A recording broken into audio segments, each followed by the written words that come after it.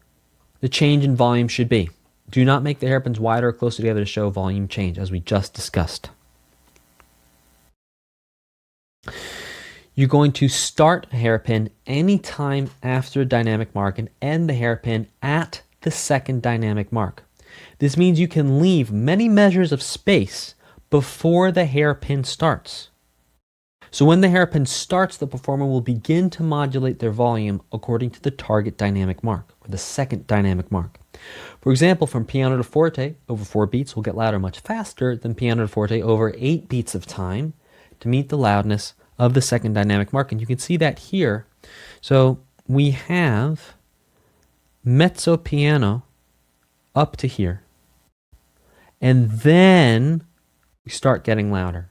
So you don't have to start getting louder right away. You can put the hairpins wherever you want, just wherever you want the music to start getting louder or more quiet.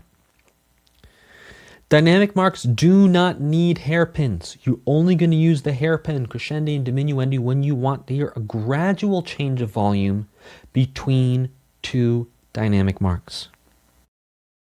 So step 1 is you write the first and second dynamic mark directly below the note heads that they apply to. And step number 2 is you're going to use a ruler or the edge of a second sheet of paper or a credit card, doesn't matter, something with a flat, straight edge, to write the crescendo or diminuendo hairpin between the dynamic marks. So here we can see we have piano, forte, mezzo piano, mezzo forte. And in step 2, we have the same exact dynamic marks, but adding in the hairpins where we want to have them. Now, one more note is how to actually write crescendi and diminuendi between staves. So you write, just like before, the first and second dynamic marks directly below the note heads they apply to, below the staff. Then you're going to use a ruler or the edge of a second sheet of paper, whatever, to draw a crescendo or diminuendo hairpin between the dynamic marks. Now, when you go between lines of staves, you're going to leave the diminuendi hairpins open on the first line and leave crescendi hairpins open on the next line. So look at this. We have this diminuendo here where we start from this forte and we're going to get quiet to meet this piano here. Now as we get quiet, we're going to leave this open. See how that's still open? The hairpins are not meeting. And then open again to closed at the target. And for this piano, and we're going to stay piano all the way up to here. Right here is where we start getting louder. And because it transitions to the next line of staff, we leave this open, and then we continue the crescendo as being open. Now, if you're using a computer, this will do it for you automatically. But if you're writing by hand, keep these rules in mind. And I will see you in the next lesson. In this lesson, you're going to learn all about an articulation mark called staccato. Now, just to back up a moment, an articulation mark is something we're going to add to a note to change the way the note is played or articulated. So if you think about it, I could say, the note is articulated. I could say, the note is articulated. Or I could say, the note is articulated.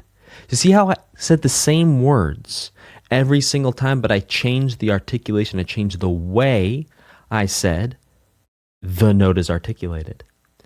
That's what articulation marks allow us to do with notes, is they actually change the feeling, the emphasis of different notes. So let's explore the first articulation mark called staccato. So staccato are small dots above note heads that tell performers to shorten the duration of a note. Just like that. So you might be wondering, why not just write a rest? You want the note to be shorter, right? You have a quarter note, you want the note to be shorter, put an eighth note. That makes sense, right? But here's the thing. Staccato does not just show that the note should be half as long in duration, even though computers will play it that way. And if you listen to example 48, that's what you're going to hear. Performers will play staccato notes differently from shorter notes with rests. Staccato has a short feeling. There's no precise math for how much shorter it should be. So just like we talked about with tempo marks a couple lessons ago, how you can ask a performer to give an emotional context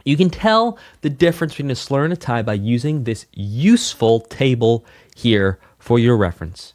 So a slur is going to connect notes of different pitch classes and octave registers, whereas a tie is only ever going to connect notes of the same pitch class in the same octave register. Slurs are used to make notes sound smooth and connected, whereas ties are actually used to increase the rhythmic duration of a note. Slurs look, and here's where it gets a little tricky, it's a larger arch, it's not always symmetrical like ties, and it's always above or below note heads. So you can see here that, yeah, this is not symmetrical. Symmetrical means it looks exactly the same if we were to hold it up halfway through to a mirror. So symmetry would be that everything on this side of this line looks exactly the same as on this side of the line. But if you look very carefully, it's not quite the same.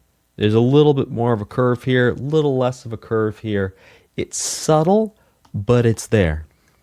Getting back to the look, larger arch, not always symmetrical, above or below note heads, whereas a tie has a slight symmetrical arch, leaves space for slurs above it, and connects note heads.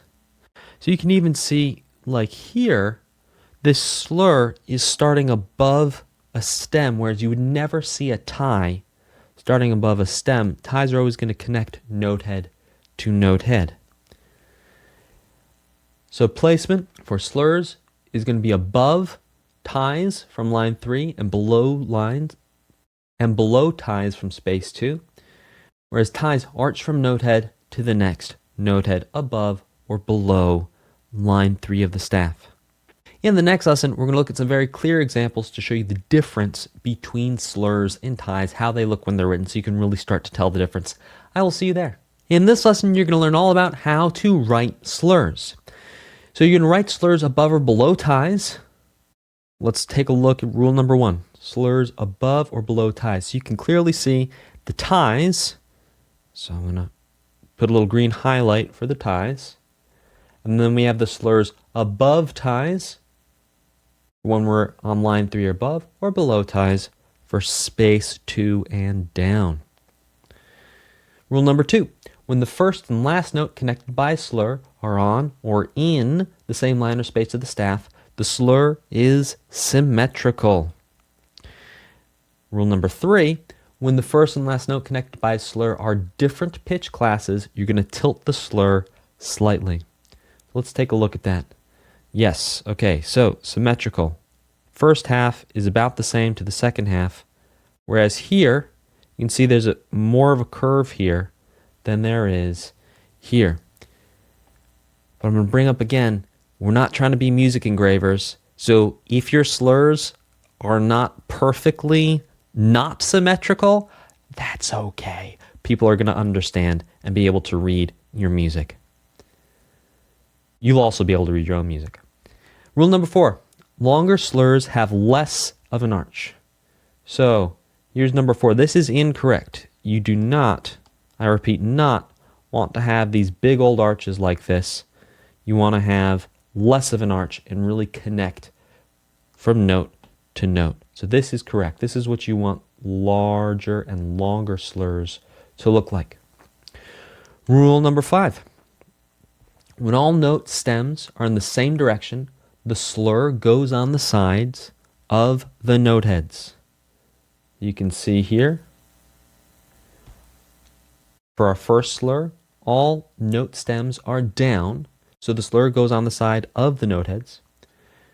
Whereas we have slurs under when we have the stems pointing up.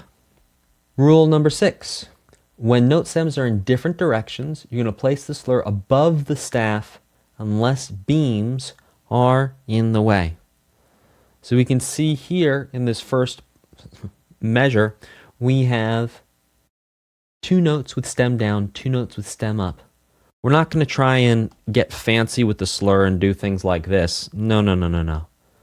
Just keep it above the staff if you have a mix of stem down and stem up. The only time you're going to go below the staff is if beams, you can see that those beams are in the way.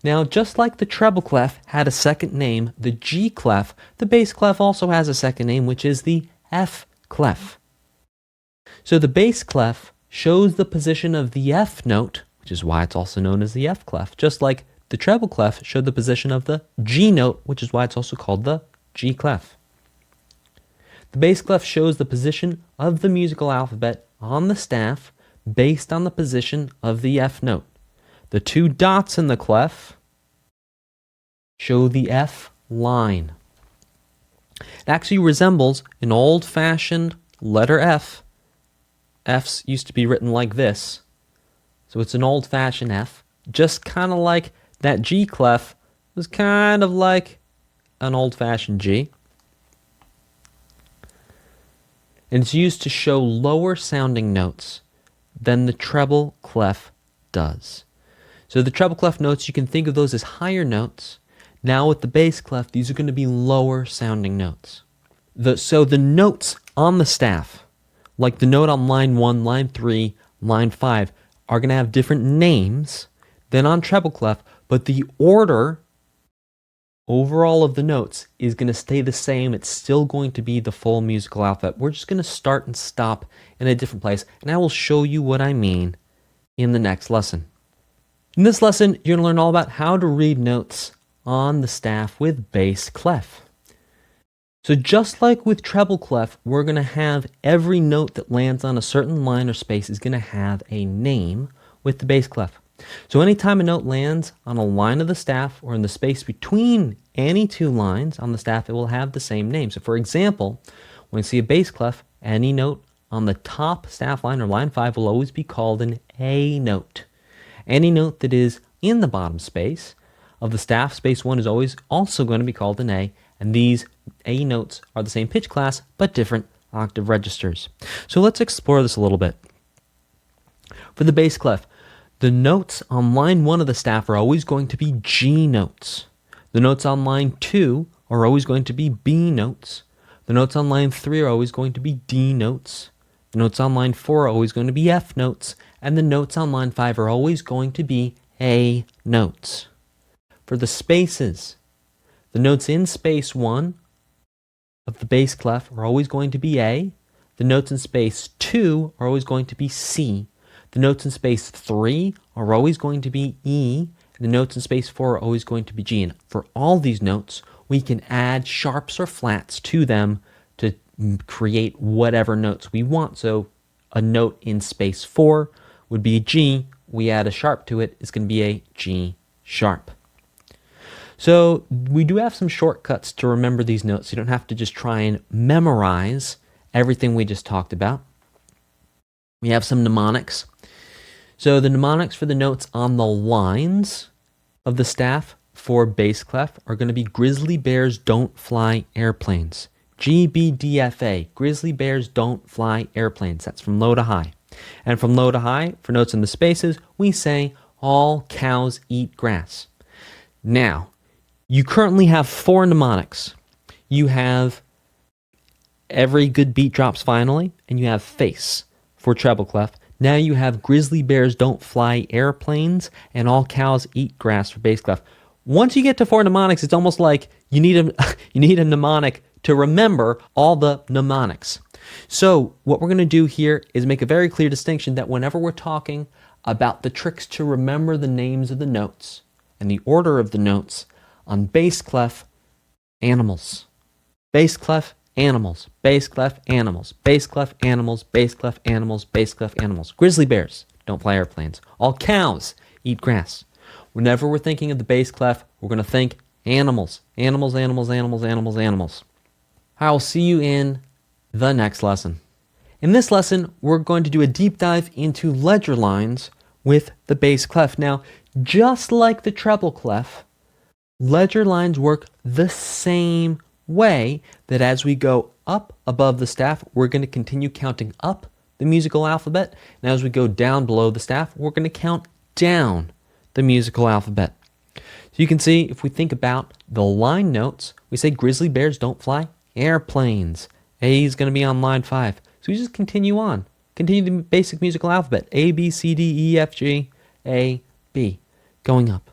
And below ledger lines, grizzly bears don't fly airplanes. G, grizzly, is line 1. We just count backwards down the musical alphabet from there. G, F, E, D, C, B, A, G, and F.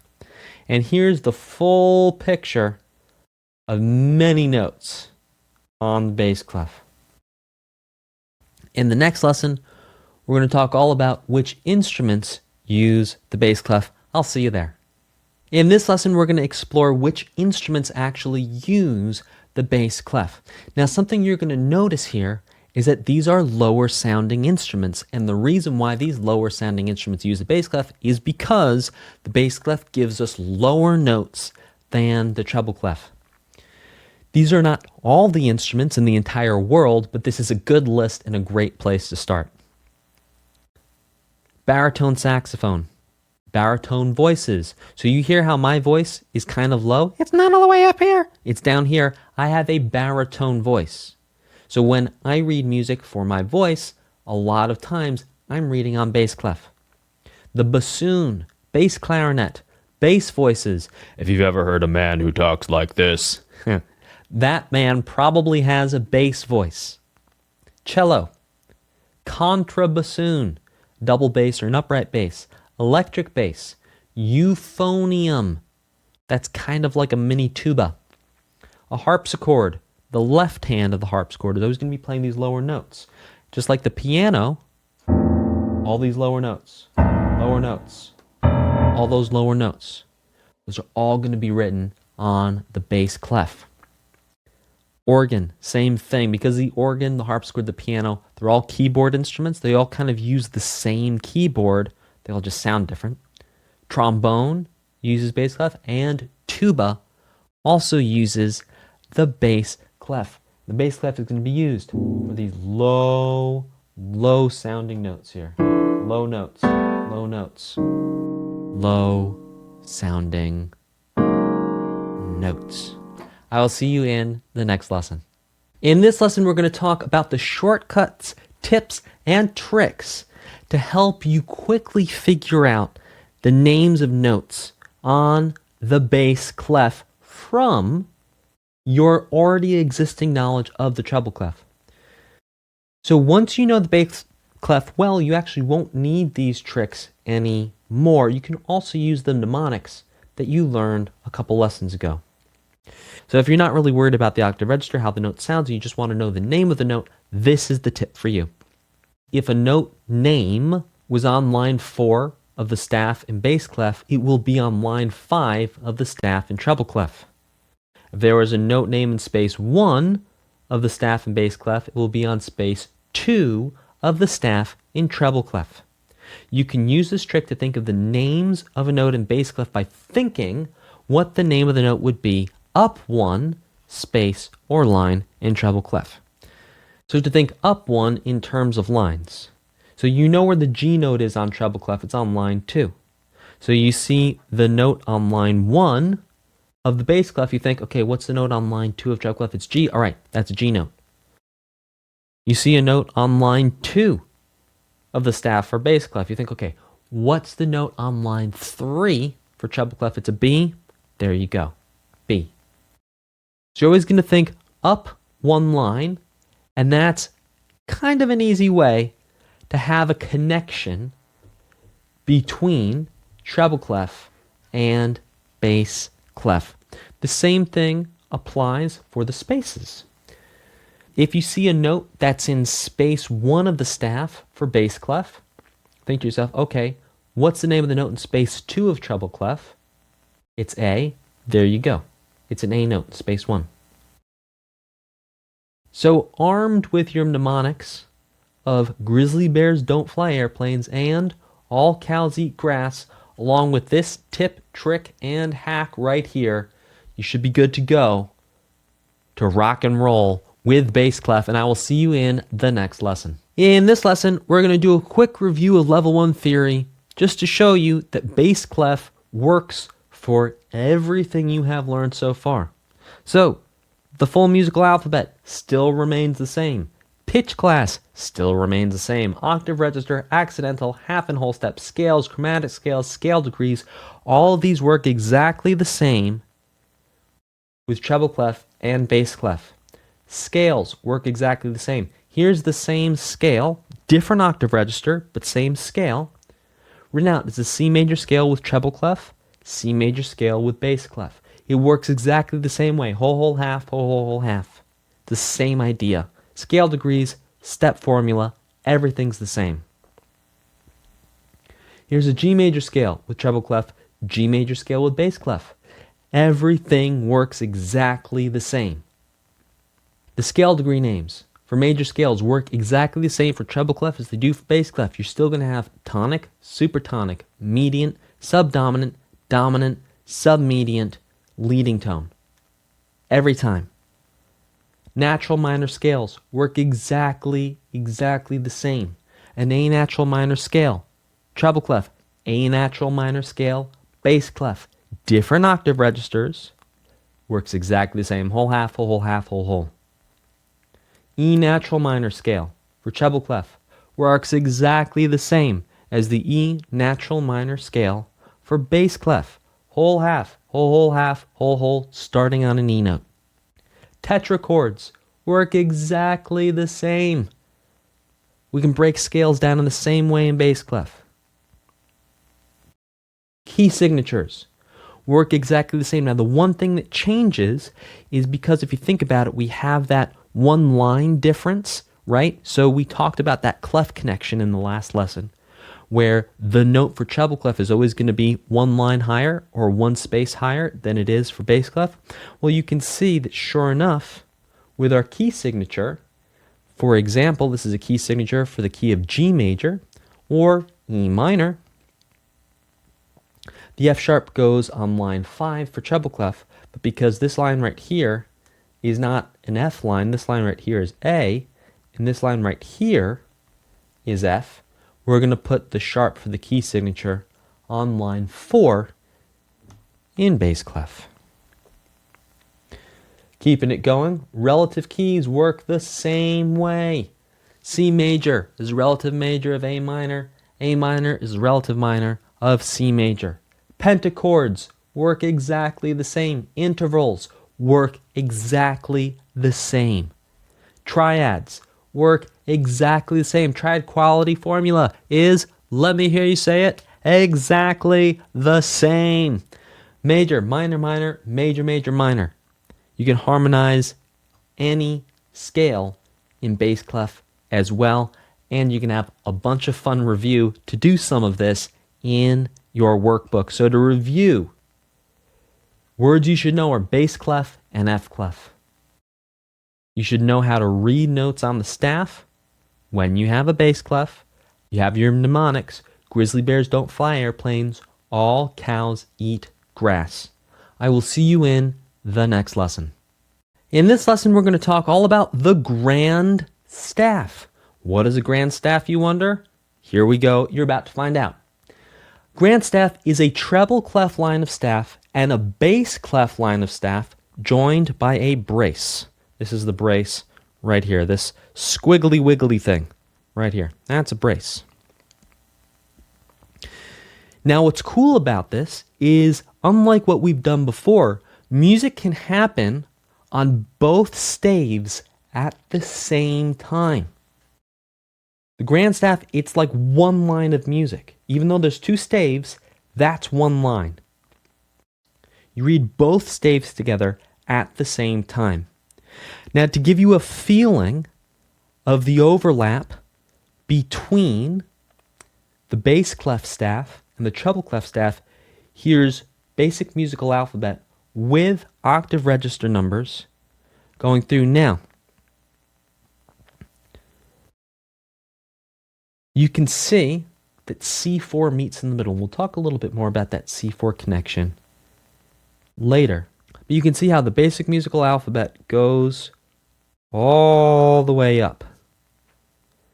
And what this allows us to do is this allows us to not only read, analyze, but also write music where you have high notes from the treble clef and you have low notes from the bass clef at the same time. So it's like you have more colors that you can paint with. It's like getting a big box of crayons instead of like a 3-pack of crayons where you just have yellow, green, and blue, maybe red. A 4-pack of crayons, right? You have that big box of crayons with like 5 different blues, 5 different purples, 5 different reds, oranges, yellows, greens, blues, magentas, everything. So you have a lot more colors that you can use. So let's talk about how to write a grand staff. Step 1 is you're going to write a line to the left of 2 staff lines, connecting them at the beginning, just like this. So 2 lines of staff on your staff paper, boom, connect them together. Step number 2 is you write a brace. Step number 3, you are also going to need a final bar line at the end of your piece of music. Obviously, you could have more measures. This is just a quick example here, but you could have, 2 measures, 3 measures with bar lines as well. And then you write a treble clef on the top and a bass clef on the bottom. To wrap up our lesson here on the grand staff, let's check out the middle C connection. Middle C is C4. And the quick way to think of the connection between treble and bass clef staves on the grand staff is because middle C is on the first ledger line below the staff for treble clef and on the first ledger line above the staff for bass clef. See that? C4, C4. These are the same notes. Same pitch class, same octave register. They sound exactly the same.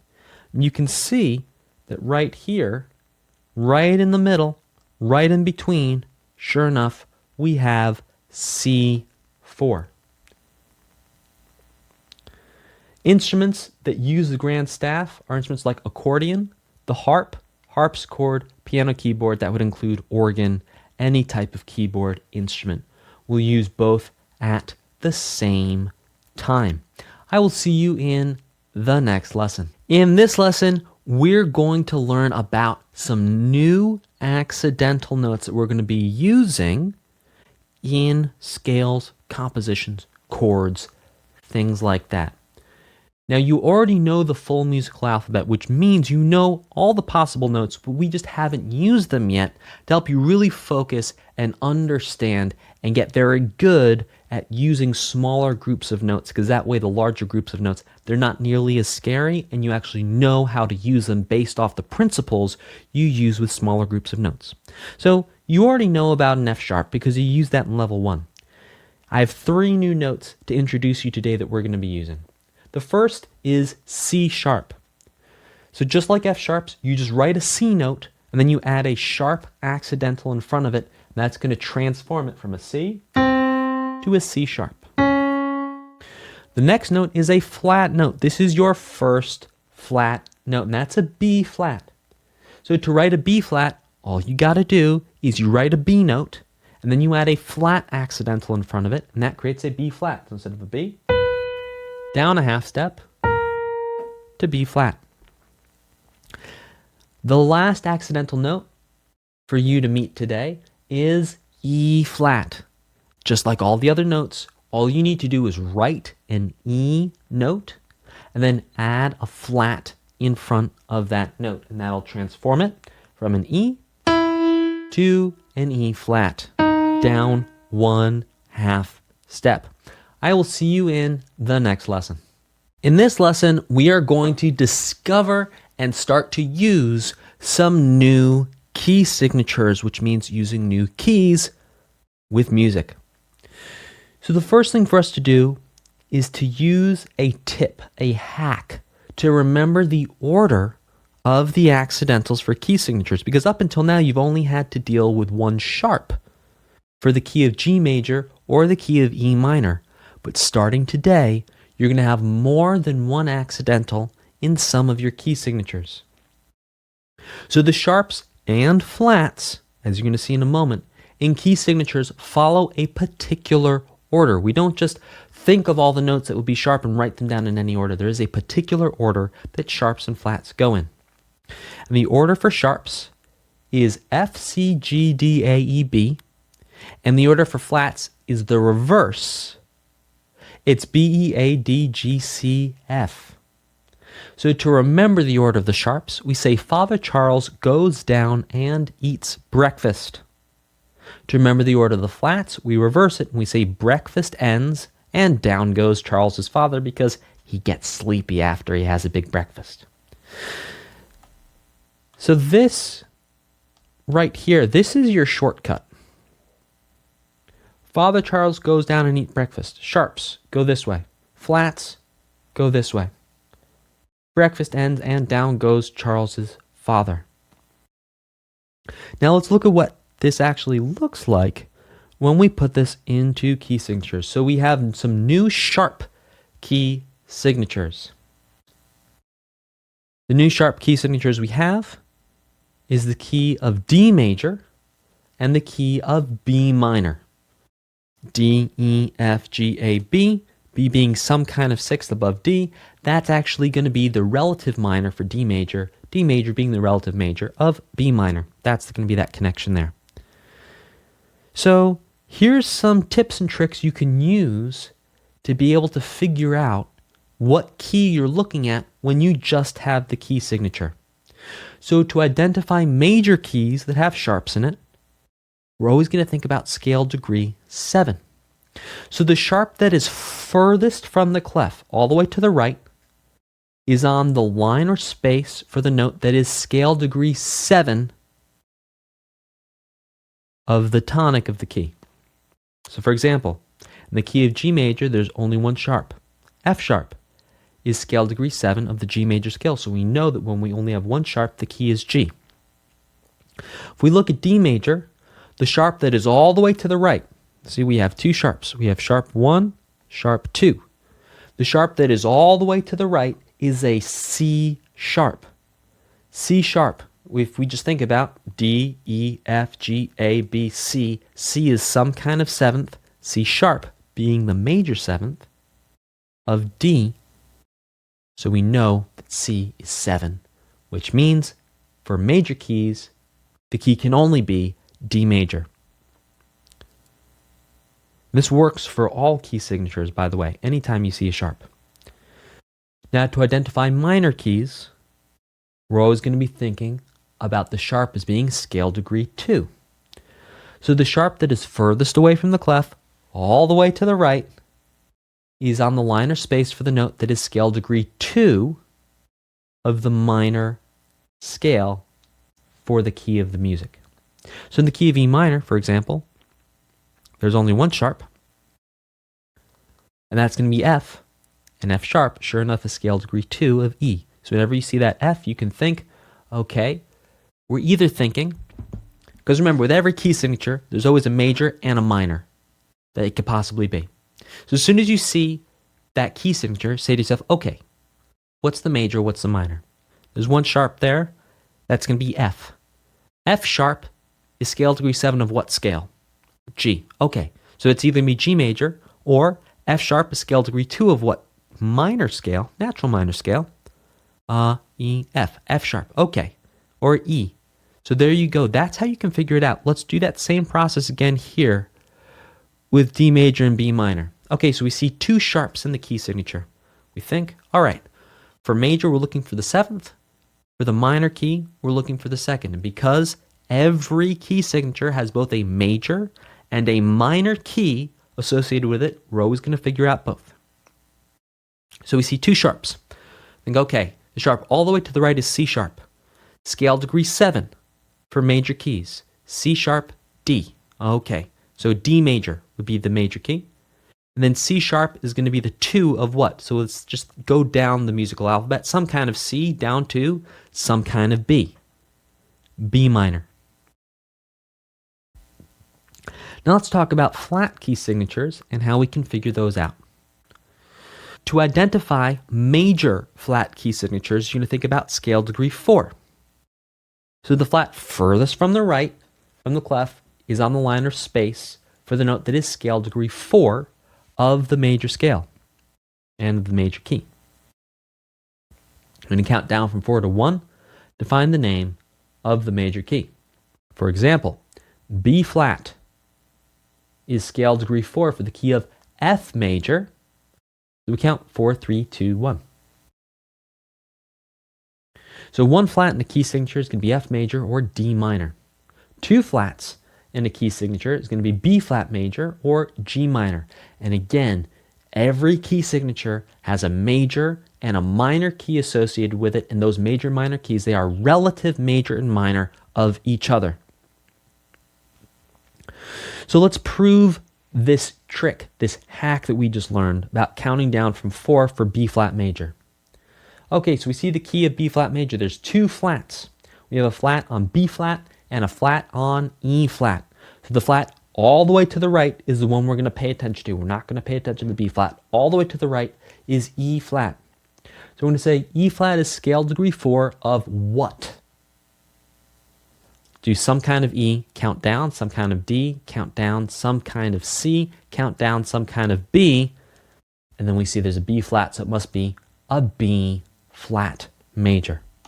For minor, the flat is going to be on scale degree flat 6 of the natural minor scale for the key. So you're going to count up from 6 to 1 to find the name of the minor scale. So B flat, for example, is flat 6 of a D natural minor scale. Let's prove this idea out. Okay, so one flat in the key signature is going to be F major or D minor. For D minor, the flat is on the B line. So say B flat, okay, some kind of B, and we're thinking 6, right? So 6 is going to be B, some kind of B. 7 is going to be some kind of C, and then 1, the tonic, 8, 1, is going to be D. So that's how we find D minor. We can repeat the same process for G minor. We can see the flat that's all the way to the right. All the way to the right. We're going to ignore the first flat, go all the way to the right, is E flat. So, okay, E flat's going to be 6. Let's count up. F is going to be some kind of 7. G is going to be our tonic. There you go. So that is how you can figure out any key using sharps and flats.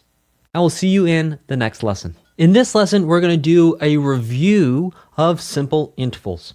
So we have 6 different interval qualities. We have major, minor, perfect, unison, augmented, and diminished. We have 3 different interval directions. We have ascending, descending, and harmonic. And we have the interval distance of a 2nd, 3rd, 4th, 5th, 6th, and 7th, and then not really counting unison because, well, there's really no distance there. It's the same note twice. As a quick review, we have perfect unisons, ascending minor 2nd, major 2nd, minor 3rd, major 3rd, perfect 4th, augmented 4th, diminished 5th, also known as the tritone, perfect 5th, minor 6th, major 6th, minor 7th, major 7th, and perfect octave. As another quick review, seconds, thirds, sixths, and sevenths are either going to be major or minor. Unisons, fourths, fifths, and octaves are going to be perfect. They can be augmented and then also diminished. With that being said, we're going to head on in to the next lesson. I'll see you there.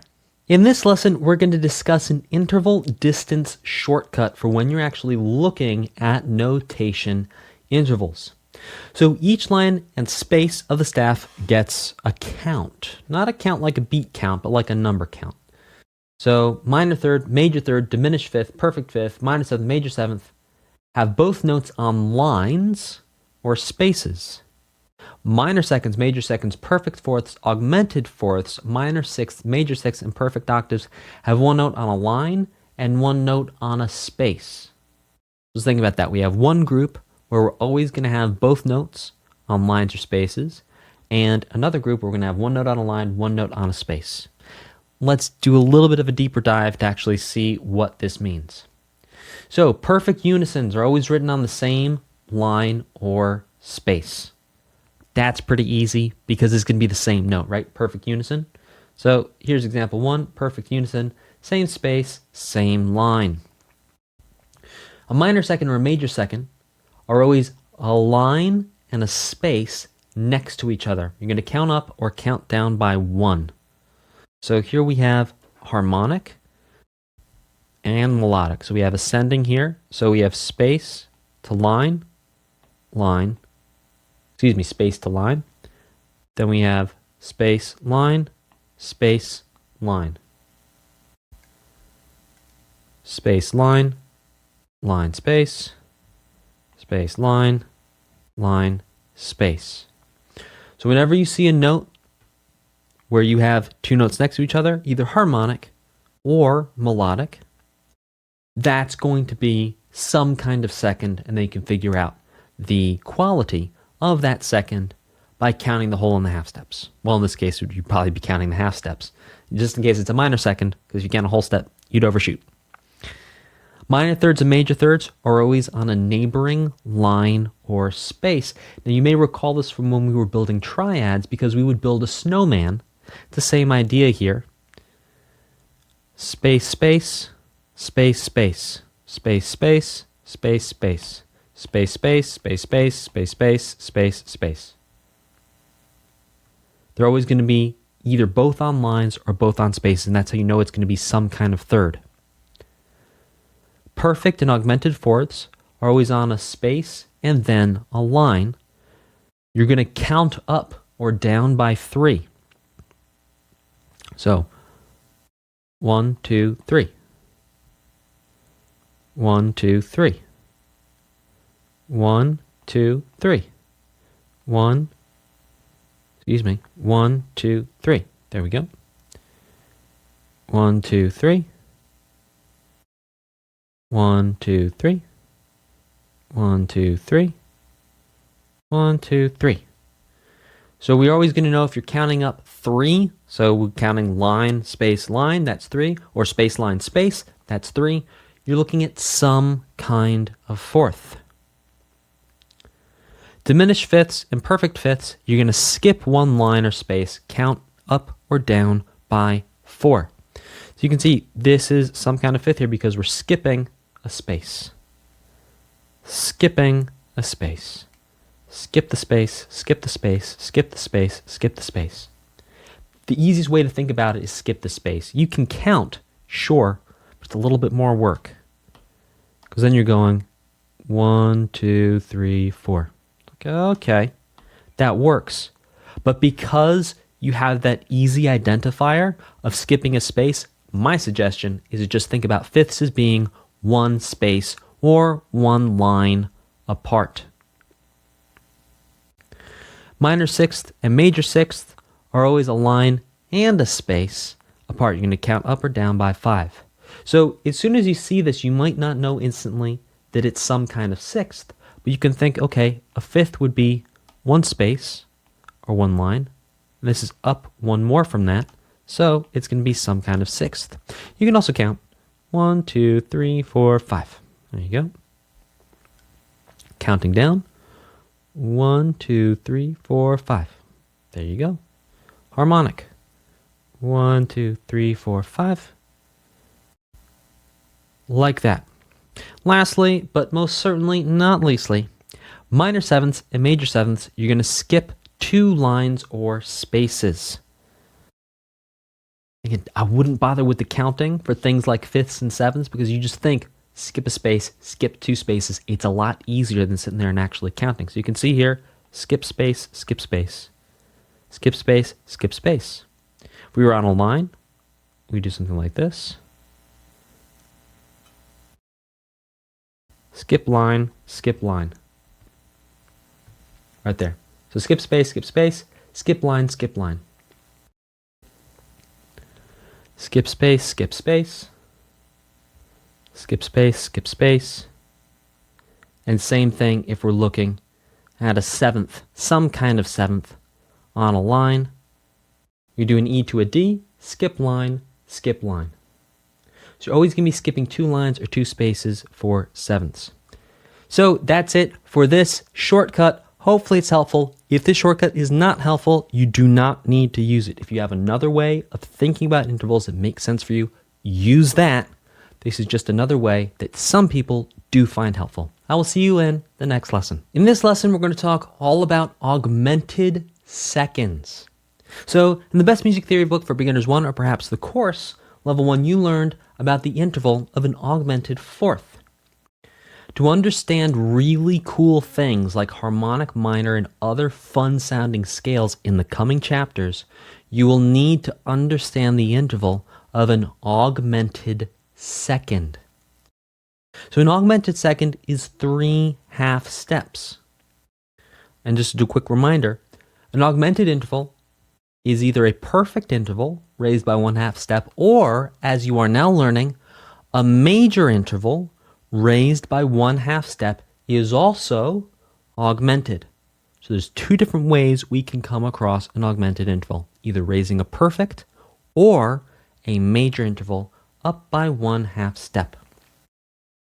So let's take a look at this. Here we have B flat to C, which would be a major second. B to C, some kind of 2, it's a whole step, major second. From B flat to C sharp, B to C, some kind of second, but there's 3 half steps in there because we go B flat, B, that's 1/2 step, to C, that's 2 half steps, to C sharp, that's 3 half steps of space. Here's one more example. E flat to F. From E to F is some kind of second. E flat to F is a whole step, it's a major second.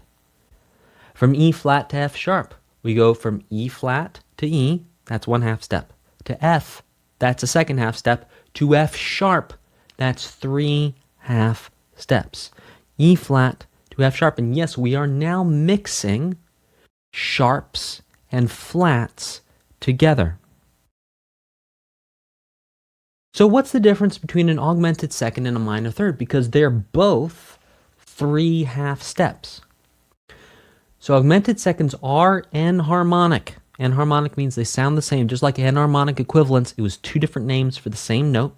Like, for example, E flat and D sharp. Sound exactly the same. Here's an E flat. Here's a D sharp. They sound the same, but it's 2 different names.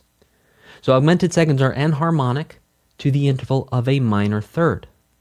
The difference comes down to how the intervals are spelled. The difference is there's some kind of second versus some kind of third. Let's jump in and take a look at that. So B flat to C sharp is an augmented second. B flat to D flat is a minor third. Why is that? That's because from B to C, BC, that's some kind of second. Which means, because we have a B and then a C, we're not going to think of it as being a third. We're only going to think of it as a third from B flat to D flat, because B, C, D, some kind of third. Let's take a look over here. E flat to F sharp is an augmented second. E flat to G flat, F sharp and G flat sound the same. They're enharmonic equivalents, but because we're calling the note, we're writing the note as F sharp, that's going to be an augmented second. Here's the E flat, here's the F sharp, here's the E flat, here's the G flat. Enharmonic equivalents.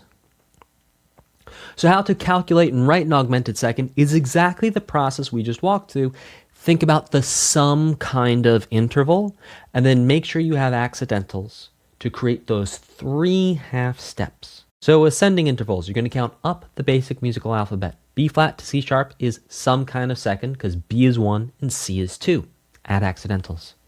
Descending intervals, count down the basic musical alphabet. F sharp to E flat descending is some kind of second. F is 1, E is 2. Add in accidentals. Harmonic intervals, B flat to C sharp is some kind of second, because B is 1 and C is 2. Add accidentals. I will see you in the next lesson. In this lesson, we're going to talk about interval inversions. An inversion can be made in 2 ways. Number 1, you take the lower note of an interval to its same pitch at a higher octave register above the original note of the interval, or you can take the higher note of the interval and move it to its same pitch class 1 octave register lower below the original lower note of the interval. Let's explore this a little further. So to invert an interval, you reverse the order of the notes in 2 ways. You either write the lower note of the interval above the higher note of the interval, and we're going to change the lower note of an interval to 1 octave register higher. You can see the same idea here. So we're moving a C here. This is a C4. And we're moving it up to a C5. Same idea here. We're taking this D4, moving it up to D5. So we're still keeping the same notes, the same note names, the same pitch classes in the interval, but we're changing the octave register of the lowest note and popping it above the higher note. The second way of creating an inverted interval is to write the higher pitch below the lower pitch and the same pitch class 1 octave register below. So you can see here we have a C5 that we're then popping down below. So this G, it's the same note. We're popping the C5 down below the G to a C4. Same thing here. G remains the same. But we're going to take this D here, the D5, and pop it down below to a D4.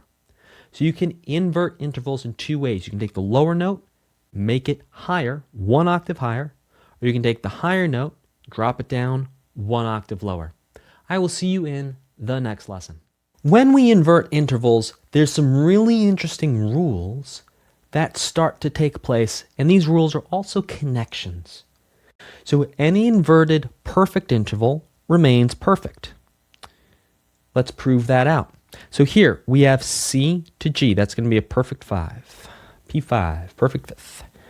Then we have G to C. Because we're taking the C, we're popping it up 1 octave register. Now all of a sudden we have a perfect fourth. So it remains perfect. Anytime we invert intervals that are perfect, they remain perfect. Rule number 2. Anytime we invert a minor interval, it's going to become a major interval. So here we have a minor third, inverted becomes a major sixth, and then if we undo that, it goes back to being a minor third. Again, that inversion, we're just taking the lowest note, popping it up above the highest note to then become the new highest note. Any major interval, whenever we invert it, it becomes a minor interval. Every time, always. Here's a major third. We're going to take this C, bump it up 1 octave register. That creates a minor sixth from the E to the C. Anytime we invert an augmented interval, it becomes diminished every single time. So here we have an augmented fourth from F to B. Then we're going to pop that F up. Now we have B to F. That creates a diminished fifth. And perhaps you're spotting a pattern. Anytime we take a diminished interval and we invert it, it becomes augmented. Here's a diminished fifth of F sharp to C. We pop that around, we get C to F sharp, which is going to be an augmented fourth. I will see you in the next lesson. As you are learning to invert intervals, there's a quick check that you can run to make sure you've done the inversion the right way. An inverted interval's distance adds up to 9. What does that mean? Let's explore. For example, if you invert a perfect fourth to a perfect fifth, let's just look at the numbers. That's 4 to 5. 4 plus 5 equals 9. Okay, so let's go back and look at this. Perfect fourth to perfect fifth. Let's just look at the numbers. 4 and 5, that equals 9. If we take a minor third, we invert it, it becomes a major sixth. What's 3 plus 6? It equals 9. Take a major third, we invert it, becomes a minor sixth. 3 plus 6 equals 9. Augmented fourth plus diminished fifth. 4 plus 5 equals 9. Diminished fifth plus augmented fourth. 5 plus 4 equals 9. So here's a table for you where you can look at all the intervals with the exception of the augmented second that we've learned so far and what happens when we invert them. So if you take a minor second, you invert it, becomes a major seventh. 2 plus 7 equals 9. Take a major second, invert it, it becomes a minor seventh. 2 plus 7 equals 9. Take a minor third, we invert it, it becomes a major sixth. 3 plus 6 equals 9. Major third to minor sixth. Perfect fourth, perfect fifth, augmented fourth, diminished fifth, augmented fourth, and so on. So the two rules to keep in mind is that whenever you invert perfect intervals, they stay perfect, and then they're going to add up to 9. Anytime you invert a minor interval, it becomes major, they're going to add up to 9. Anytime you invert a major interval, it becomes minor, they're going to add up to 9. Anytime you invert a diminished interval, it's going to become augmented, and it's going to add up to 9. Anytime you invert an augmented interval, it's going to become diminished, and it's going to add up to 9. I will see you in the next lesson. In this lesson, we're going to talk about consonance and dissonance. Another way of thinking about consonance and dissonance is resolution and tension. Dissonance is going to be tension. Consonance is going to be resolution. Now, as a quick reminder, what we're going to be talking about here is traditional consonance and dissonance. The information that follows is based on old European Western traditions that still have value and show up in modern music, just not all the time. We will call this traditional consonance and dissonance. So a perfect consonance. This is the most pleasing and stable of all the intervals. Now, the reason why I'm doing air quotes, and I actually have the words in quotes in the book, is because these terms are subjective. These were decided by European composers hundreds of years ago, and they hold some truth to them in physics. There is some correlation between physics and what we see here in terms of the actual sound waves, but just keep in mind these are subjective terms. Dissonance and tension resolve to these intervals. So a perfect unison, perfect fifth, perfect octave, and sometimes a perfect fourth are all going to be perfect consonances. So perfect unison, perfect fifth, perfect octave, and sometimes perfect fourth. Kind of have this hollow, open sound to them. An imperfect consonance is pleasing and somewhat stable, though not as much as the perfect consonances. Dissonance and tension also resolve to these intervals. Things like a minor third, a major third, a minor sixth, and a major sixth. Now you can hear there's a definite difference between the perfect and the imperfect consonants. I'll play a couple perfect consonants, and I'll play some imperfect consonants. So here's perfect, perfect, perfect, imperfect, imperfect. And the difference is not just in the notes. But sure, you could say, well, yeah, no duh, Dan, those were all different. You play different notes for every one of them, and you'd be right. But there's something past that. It's like when we talked about the feeling of staccato notes. We talked about the feeling of slurred notes. It's like there's a feeling, there's a vibe, there's an energy from the perfect consonances and the imperfect consonances that's different. There's something about this that it's like it's warmer, it's closer together than this. This is open, hollow. It sounds like a big hall with like no one in it. Or if you've ever been into a cathedral, it's like an empty cathedral. Whereas this, it's like you're inside someone's home. Like there's a difference in the feeling of the intervals. Now let's talk about dissonance. These intervals create tension and are used to push us back to resolve to both imperfect and imperfect consonances. These would be a minor second, major second, augmented second for sure, augmented fourth, diminished fifth, minor seventh, and major 7th. That's what these sound like.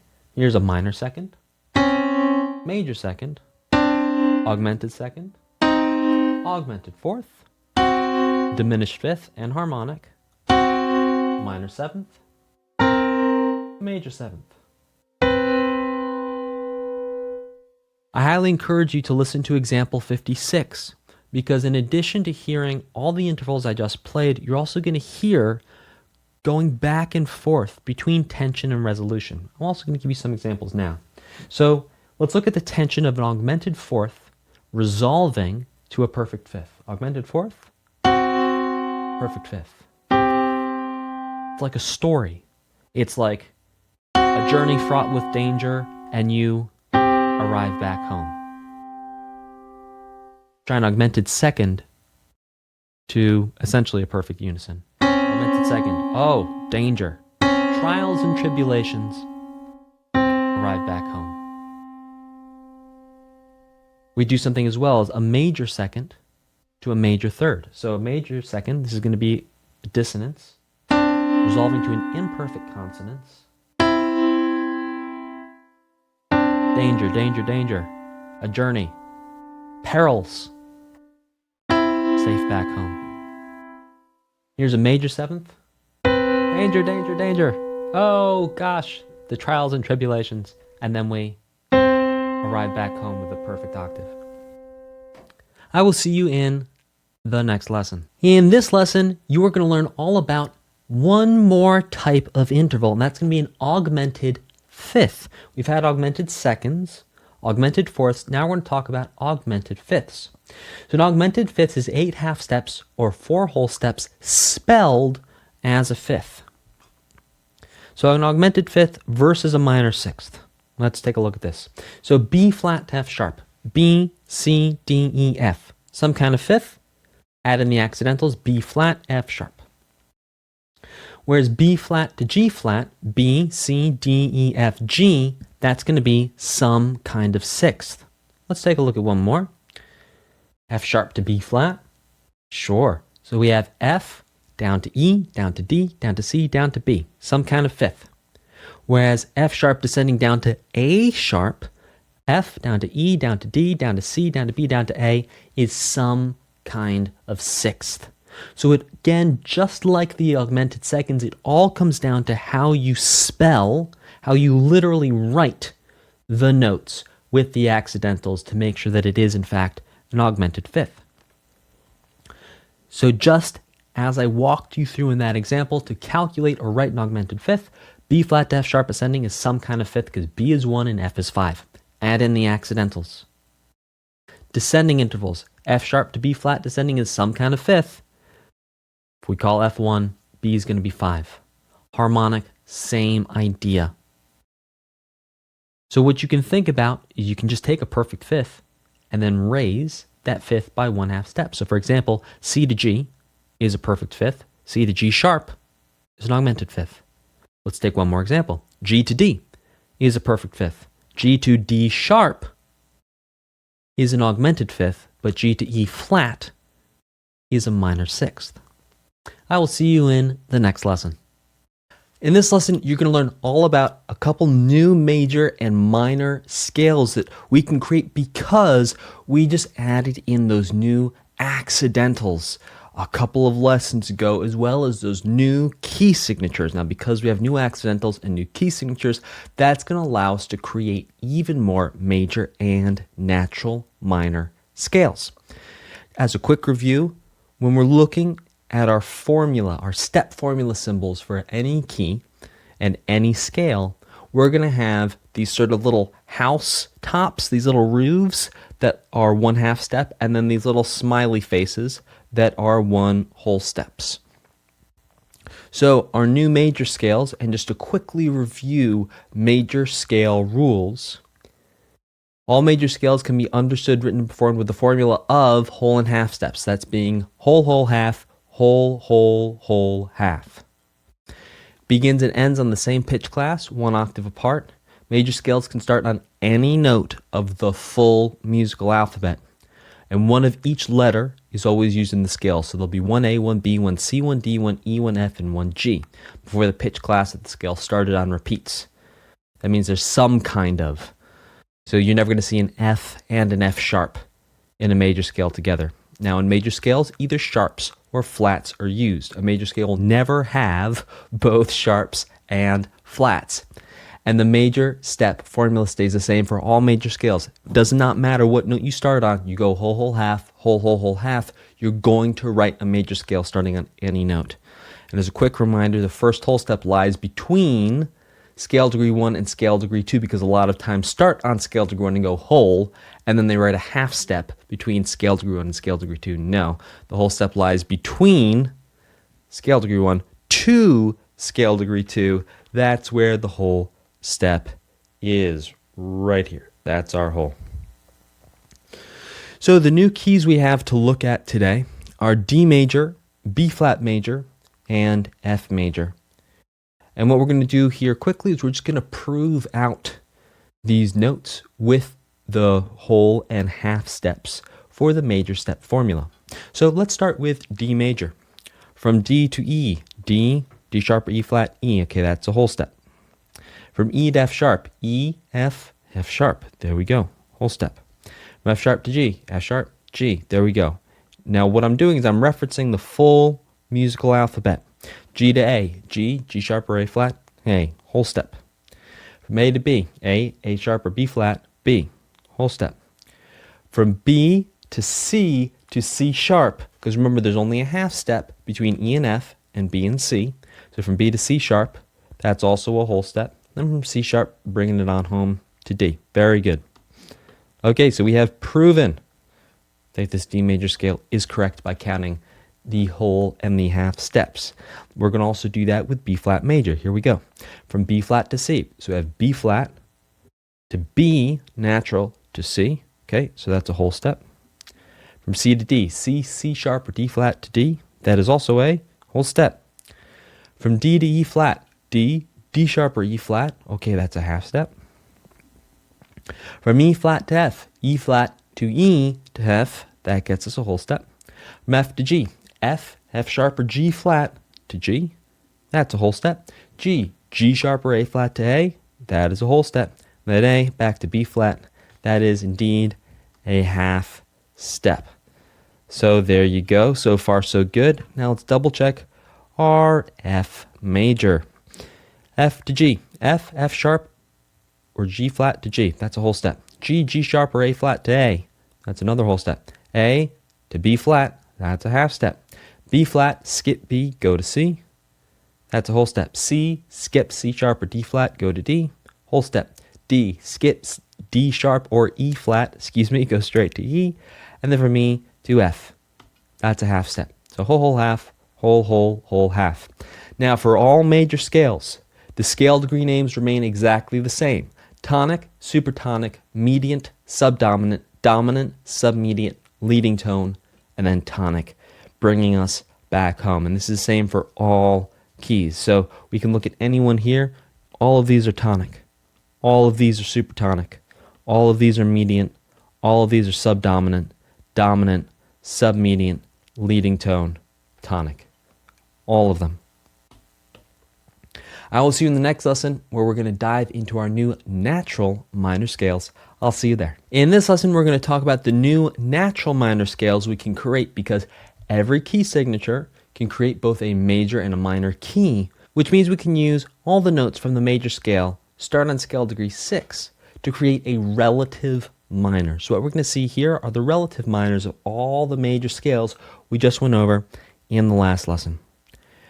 A quick review of natural minor scale rules. All natural minor scales can be understood, written, and performed with a minor step formula of whole and half steps. That goes whole, half, whole, whole, half, whole, whole.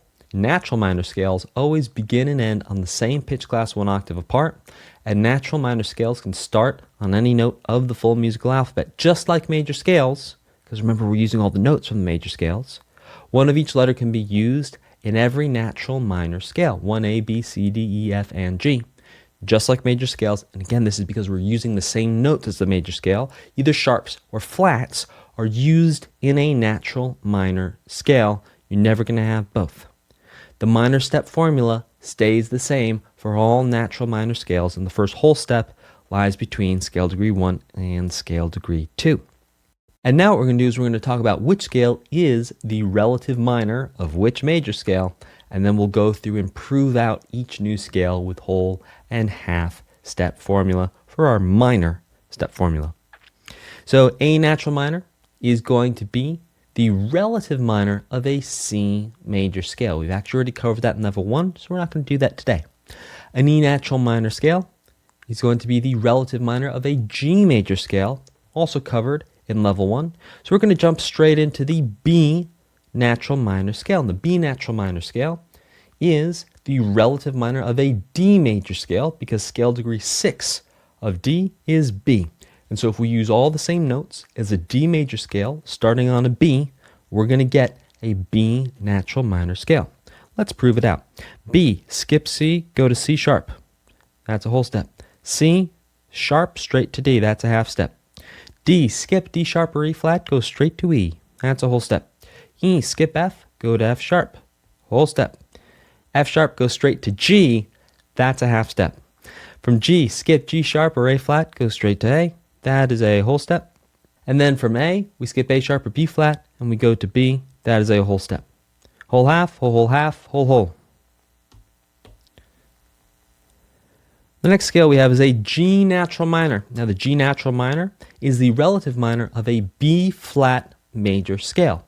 Because if we count up a B flat major scale, scale degree 6 is going to be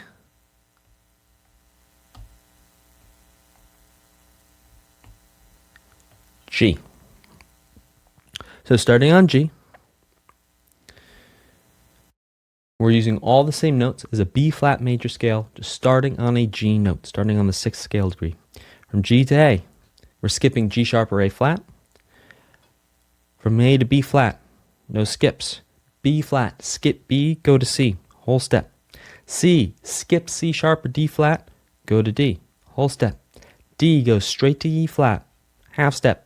E flat, skip E, go to F, that's a whole step. F, skip F sharp or G flat, go to G, that's a whole step. Whole half, whole half, whole. The last natural minor scale for us to look at today is a D natural minor scale. And in D, when we look at an F major scale, the 6th scale degree is D. Which means if we start on a D and we use all the same notes as an F major scale, we're going to get a D natural minor scale. Let's prove it out. D, we skip D sharp or E flat, we go to E, whole step. E, we go straight to F, half step, because remember there's a half step between E and F and B and C. F, we skip F sharp or G flat, we go to G. G, we skip G sharp or A flat, we go to A. A, we go straight to B flat. B flat, we skip B, we go to C. C, we skip C sharp or D flat, and we go to D. Whole half, whole. There we go. Now, all natural minor scales have the same names for the scale degrees as major scales with one change, and that's scale degree 7. So, for scale degree 1 is the tonic, scale degree 2 is the supertonic, scale degree 3 is the mediant, scale degree 4 is the subdominant, scale degree 5 is the dominant, scale degree flat 6 is the submediant. Here's where it changes. Scale degree 7 is the subtonic. And that's also going to be very important a little later on when we get into harmonic tension. Okay, this was a review, recap, and then also checking out some new natural minor scales. I will see you in the next lesson where you're going to learn a whole new kind of scale. Up until now, you've been working with 12-note scales in the case of the chromatic scale, and heptatonic, hepta meaning 7 in Greek, heptatonic scales with the major and the natural minor scales. Now what you're going to do is you're going to see your first pentatonic scale. So pentatonic scales have 5 pitch classes. Penta comes from the Greek word for 5 and can be found in other words like pentagon. The pentagon is a 5-sided building. There are many geographically and historically diverse pentatonic scales around the world from such cultures as indigenous American music, European folk music, Indian music, and from many more musical cultures of Southeast Asia and the Pacific Islands. Which is really wild if you think about it, that all these cultures that were separated from each other, ostensibly for thousands or tens of thousands of years, all figured out, or all took with them, perhaps if we all indeed came out of Africa, took with them this idea of a pentatonic scale. So there's something really deep and sort of ingrained in us as human beings for 5-note scales. So we're going to be focusing on only 2 pentatonic scales, and these are the most commonly used in modern music. The first pentatonic scale we're going to be focusing on is the major pentatonic scale. The major pentatonic scale is a 5-note scale. It has a formula of whole steps and minor thirds. Interesting. So no half steps here, only whole steps and minor thirds between the notes. Just like major and natural minor scales, it begins and ends on the same pitch class 1 octave apart, and it can begin on any note of the musical alphabet. You can think about a major pentatonic scale as being a major scale, just skipping scale degree 4 and skipping scale degree 7. You will find the major pentatonic scale in so many modern genres. So we're going to add one little new symbol into the mix here. This bracket right here is going to show that we are making a skip of a minor third between 2 notes in a scale.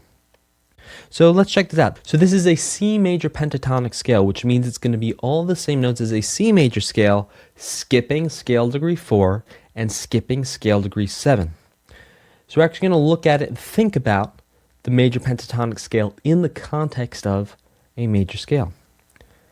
So you can see that, sure, from scale degree 1 to scale degree 2, everything's looking okay. C to D, whole. Now from D to E, whole. Now here's where it gets interesting. We skip scale degree 4, we skip that half step, and we go straight to 5, which means that's the distance of a whole plus a half step. A whole plus a half step, 3 half steps, is the distance of a minor third. So you can see we're going to show that here with this bracket. Then from 5 to 6 is a whole step. Then we skip scale degree 7 and go straight to scale degree 1, which again means we're skipping both a whole and a half steps worth of distance, which is going to equal a minor third. Something to point out to you as well here is this is the first scale you've seen written on the grand staff. So what we have here is we have, sure enough, the major pentatonic scale written here. And then we have it written the same pitch classes, different octave register down here on the bass clef. You will see exercises to write scales on the grand staff. Whenever you write scales on the grand staff, you're always going to start with the first pitch class. This one's always going to be at a higher octave register, but they're always the same. These are both C. These are both D. These are both E. These are both G. These are both A. These are both C. So when you write it, it's essentially like you're writing the scale 2 times, but you're writing it both in treble clef and in bass clef when they're joined together in the grand staff. In the next lesson, we're going to break down all the major keys we learned about 2 lessons ago and see how we can turn all of those into major pentatonic scales. I'll see you there. So what it's interesting to think about with major pentatonic scales is there's really 2 ways of looking at them. Okay? You could look at these scale degrees as 1, 2, 3, 4, and 5. Because just like with a major scale, with scale degree is all we're saying is there's 5 of them. So surely we'd have scale degree 1, 2, 3, 4, and 5. So why do we have this labeled as 5 and 6? We have these labeled as 5 and 6 so that you can think about major pentatonic scales in relation to the major scales. So we're skipping scale degree 4. As you can see right here, we're skipping scale degree 4. So instead of trying to memorize a whole new thing of, the scale degree numbers and all that, just think about major pentatonic scales directly relating to the major scale, skipping scale degree 4, skipping scale degree 7. It's going to be the easiest way to remember it and to think about it. So a C major pentatonic scale would be C to D to E, skip 4, go to 5, G to A, and then we'd skip 7, come back to C. A G major pentatonic scale, think about a G major scale. We go G, A, B, 1, 2, 3. We're going to skip 4, we're going to skip C, we're going to go straight to 5, which is D, 6 is E, we're going to skip 7, which is F sharp. So G, A, B, D, E. For a D major pentatonic scale, we're going to go D, E, F sharp. That's 1, 2, 3. We're going to skip 4, which is G, go straight to 5, which is A, 6 is B, skip 7, which is C sharp, go straight back to D. For a B flat major pentatonic, it's going to be just like a B flat major scale. We're going to B flat, C, D, 1, 2, 3, skip 4, which is E flat, go straight to 5, which is F, 6 is G, skip 7, which is A, and go straight back to B flat. For an F major pentatonic, we go 1, 2, 3, F, G, A, we skip 4, which is B flat, go to 5, which is C, 6 is D, skip 7, which is E. You're going to get to explore all these keys in your workbook, have a ton of fun there, and then I'll see you in the next lesson. In this lesson, you're going to learn all about the minor pentatonic scale, which is a 5-note or pentatonic scale, just like the major. Now, just like the major pentatonic scale, the minor pentatonic has a scale degree formula of whole steps and minor thirds. It begins and ends on the same pitch class 1 octave apart, can begin on any of the notes of the musical alphabet. It's made from a natural minor scale, that scale degree 2 and flat 6, and is used in, honestly, every modern genre. Whole step plus a half step equals an interval of a minor third. We're going to see this bracket right here. So let's take a look at an A minor pentatonic scale and relate it to the A natural minor scale. So we go A, we skip 2, which is B, go straight to C. D is 4, E is 5, we skip F, which would be flat 6. We go to G, which is 7, back to A, which is 1. In the next lesson, we're going to do a deep dive into all the possible minor pentatonic scales you can use with the new key signatures you've learned about. So in the same way we thought about the major pentatonic scales as being related directly to the major scales, we're going to think about the minor pentatonic scales as being related directly to the natural minor scales. And this is to make your life a whole lot easier so you don't have to think about a brand new type of scale. You relate it directly to the natural minor scale that you already know, and then just remove scale degree 2 and scale degree flat 6. So let's break this down. A to C, we're skipping B. Okay, that's good. C to D, D to E, E to G, we're skipping F. And we go back to A. So skipping scale degree 2, skipping scale degree flat 6. For the E minor pentatonic, E, we skip F sharp, which is 2, we go to G, then A, B, then we skip C, which would be scale degree 6, and then we go straight to D.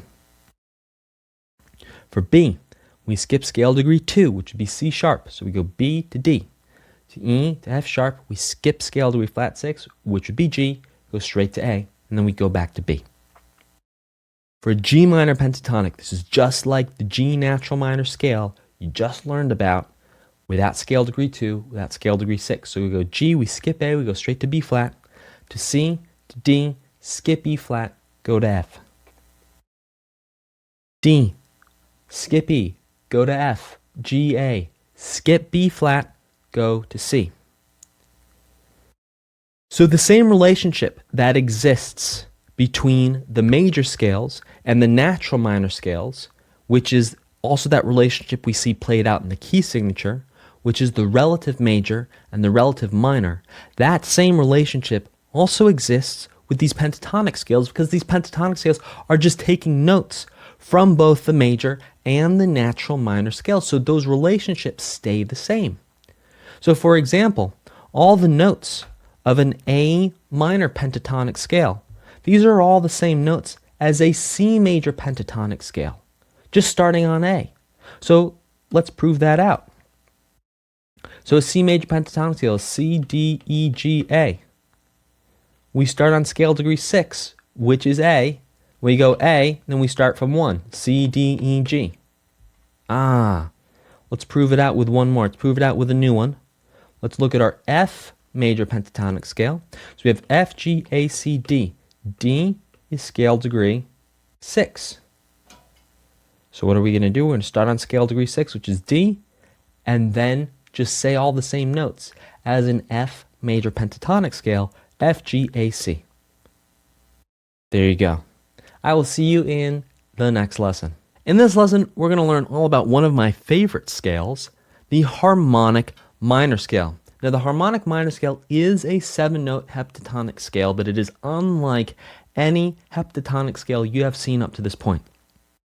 So it has all the same notes, spelled exactly the same as a natural minor scale until scale degree 7. Scale degree 7 is raised by 1/2 step to create the interval of a major 7th from the tonic of the scale. This also changes the scale degree name to leading tone, because just like we have a raised scale degree 7 where it's a 1/2 step away from the tonic in a major scale, we call that a leading tone. It's going to be the same here. What gives the scale its unique sound is the augmented second. It's 3/2 steps, but the way it's spelled is not a minor third. It's spelled as an augmented second between scale degree flat 6 and raised or natural 7. The harmonic minor is the only scale so far that can have both flats and sharps in the same scale. So definitely listen to these examples as throughout the whole book. But real quick, here's a G harmonic minor scale.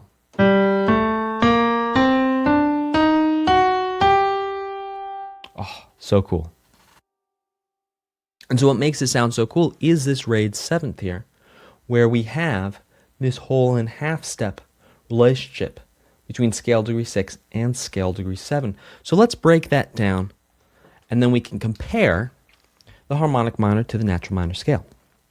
So scale degree 1 to scale degree 2. This is all acting exactly like a natural minor scale. Same to scale degree 3. We have whole, half, whole, half, just like a natural minor scale. Here's where things change. It's not whole, it's whole plus half, half. So how this plays out is we have an E flat here, which is scale degree 6. By the way, this is on bass clef here, just to be clear. And then the next note is F sharp. So if you think about it, we have E flat to E to F sharp. So that right there is 1, 2, 3 half steps, which gets us the interval of an augmented second. So we have E flat all the way up to F sharp. So when we compare a harmonic minor versus a natural minor, the one note that changes is scale degree 7, which means the scale degree names change. The leading tone creates more tension than the subtonic. This extra tension pushes us towards the tonic to resolve in this scale. What I mean by that is this. Here's the G natural minor scale, and I'm going to hang out on the subtonic before resolving. And then I'm going to play the harmonic minor scale, and again I'm going to hang out on the leading tone before resolving to the tonic. And you tell me which one you think holds more tension, the subtonic or the leading tone. So here it is with the subtonic.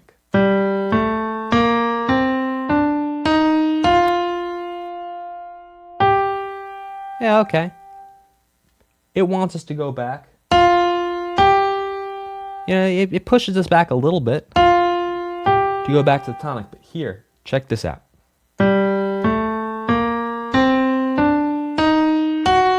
Where does that want to go? Only one place. So that half step of difference creates a lot more tension, and that tension pushes us much harder to resolve back up to the tonic of G. I will see you in the next lesson where we're going to break down the harmonic minor scale even more. So far you understand that to basically take a natural minor scale and transform it into a harmonic minor scale, all you're doing is raising scale degree 7 up by 1/2 step. Now, there is a second way of breaking the scale down to understand it a little bit further, and that is with our famous pentachords and tetrachords. So we could take a D minor pentachord, and as just a quick reminder, a pentachord is just going to be the first 5 notes, or a group, really, of 5 notes. But in music theory, when we talk about pentachords, normally it's going to be the first 5 notes of a scale. But technically, the word pentachord just means a group of 5 notes. And then a tetrachord technically means a group of 4 notes, but really when we use it in music theory, we're going to be talking about 4 consecutive notes within a scale. So all harmonic tetrachords have a formula of half, whole plus half, half. So let's look at this. This is a harmonic tetrachord. And the reason why we're calling it a harmonic tetrachord is because, well, we had the major tetrachord, and the major tetrachord was whole, whole, half. And you remember in level 1, we could break a major scale down into 2 halves, go whole, whole, half, and then whole, whole, half, and then there was a whole step connecting the half to the next tetrachord, and that's how we could break down a major scale. Well, we can do something similar here with a harmonic minor scale. We take this, which is a harmonic tetrachord, and so the harmonic tetrachord, no matter where it starts, is always going to be a half step, a whole plus a half step, so really an augmented second, because that's how we're spelling it. We're not spelling it as a minor third, we're spelling it as an augmented second, and then a half step bringing us home. So here we have the D minor pentachord, and then we can slice the top 4 notes up and just think about them as being a harmonic tetrachord, and then we add the minor pentachord plus the harmonic tetrachord together to create a harmonic minor scale. I want to break this down one more time, this time using note names to be a little bit more specific. So we have the D minor pentachord. That's going to be scale degree 1, 2, 3, 4, 5 from a D natural minor scale. So here we have D, E, F, G, and A. And then what we have is an A harmonic tetrachord. And the reason why we're calling it an A harmonic tetrachord is only because we're starting on an A. So if we started a harmonic tetrachord on C, we go C to D flat, then we'd jump an augmented second to E sharp, essentially, which is a weird note to say, a very uncommon anharmonic equivalent there, and then we'd bring it back home to F. So here we have an A harmonic tetrachord, so we're going to go A to B flat, half step, spell it as an augmented second to C sharp, and then we have a half step bringing us back home to D, and that creates a D harmonic minor scale, a D minor pentachord combined with an A harmonic tetrachord. This is not a way you have to think about harmonic minor scales, but for many people this is a helpful way of breaking it down. It's also very helpful to just think about harmonic minor scales as a natural minor scale with a raised scale degree 7. So use either that way of thinking about it as being the same exact thing as a natural minor scale, but you're raising scale degree 7, or you can slice it and dice it and think about it this way. Whatever works best for you, whatever is easiest, there's no right way or wrong way between those two. It's just 2 different ways of thinking about it and coming to the same answer. I'll see you in the next lesson.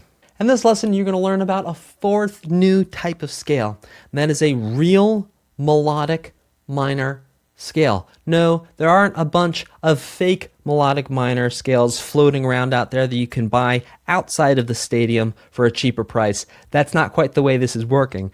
But the reason it's called a real melodic minor scale is you will see in a minute, because we're going to compare it to a classical melodic minor scale. But first, we're here with a real melodic minor scale, which is another 7-note or heptatonic scale.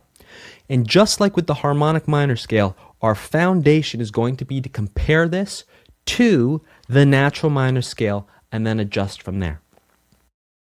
So this scale does have 2 names. It's called both the real melodic minor scale. It's also sometimes called the jazz melodic minor scale. We're going to use the name real melodic minor. The reason why it has the name of jazz melodic minor scale is this scale is used a lot in jazz. A natural minor scale with both raised scale degree 6 and scale degree 7 by 1/2 is going to give us a real melodic minor scale. So if you think about it, we took a natural minor scale, we raised scale degree 7. That gave us a harmonic minor scale. Now we raise scale degree 6 and we raise scale degree 7. That's going to get us a melodic minor scale.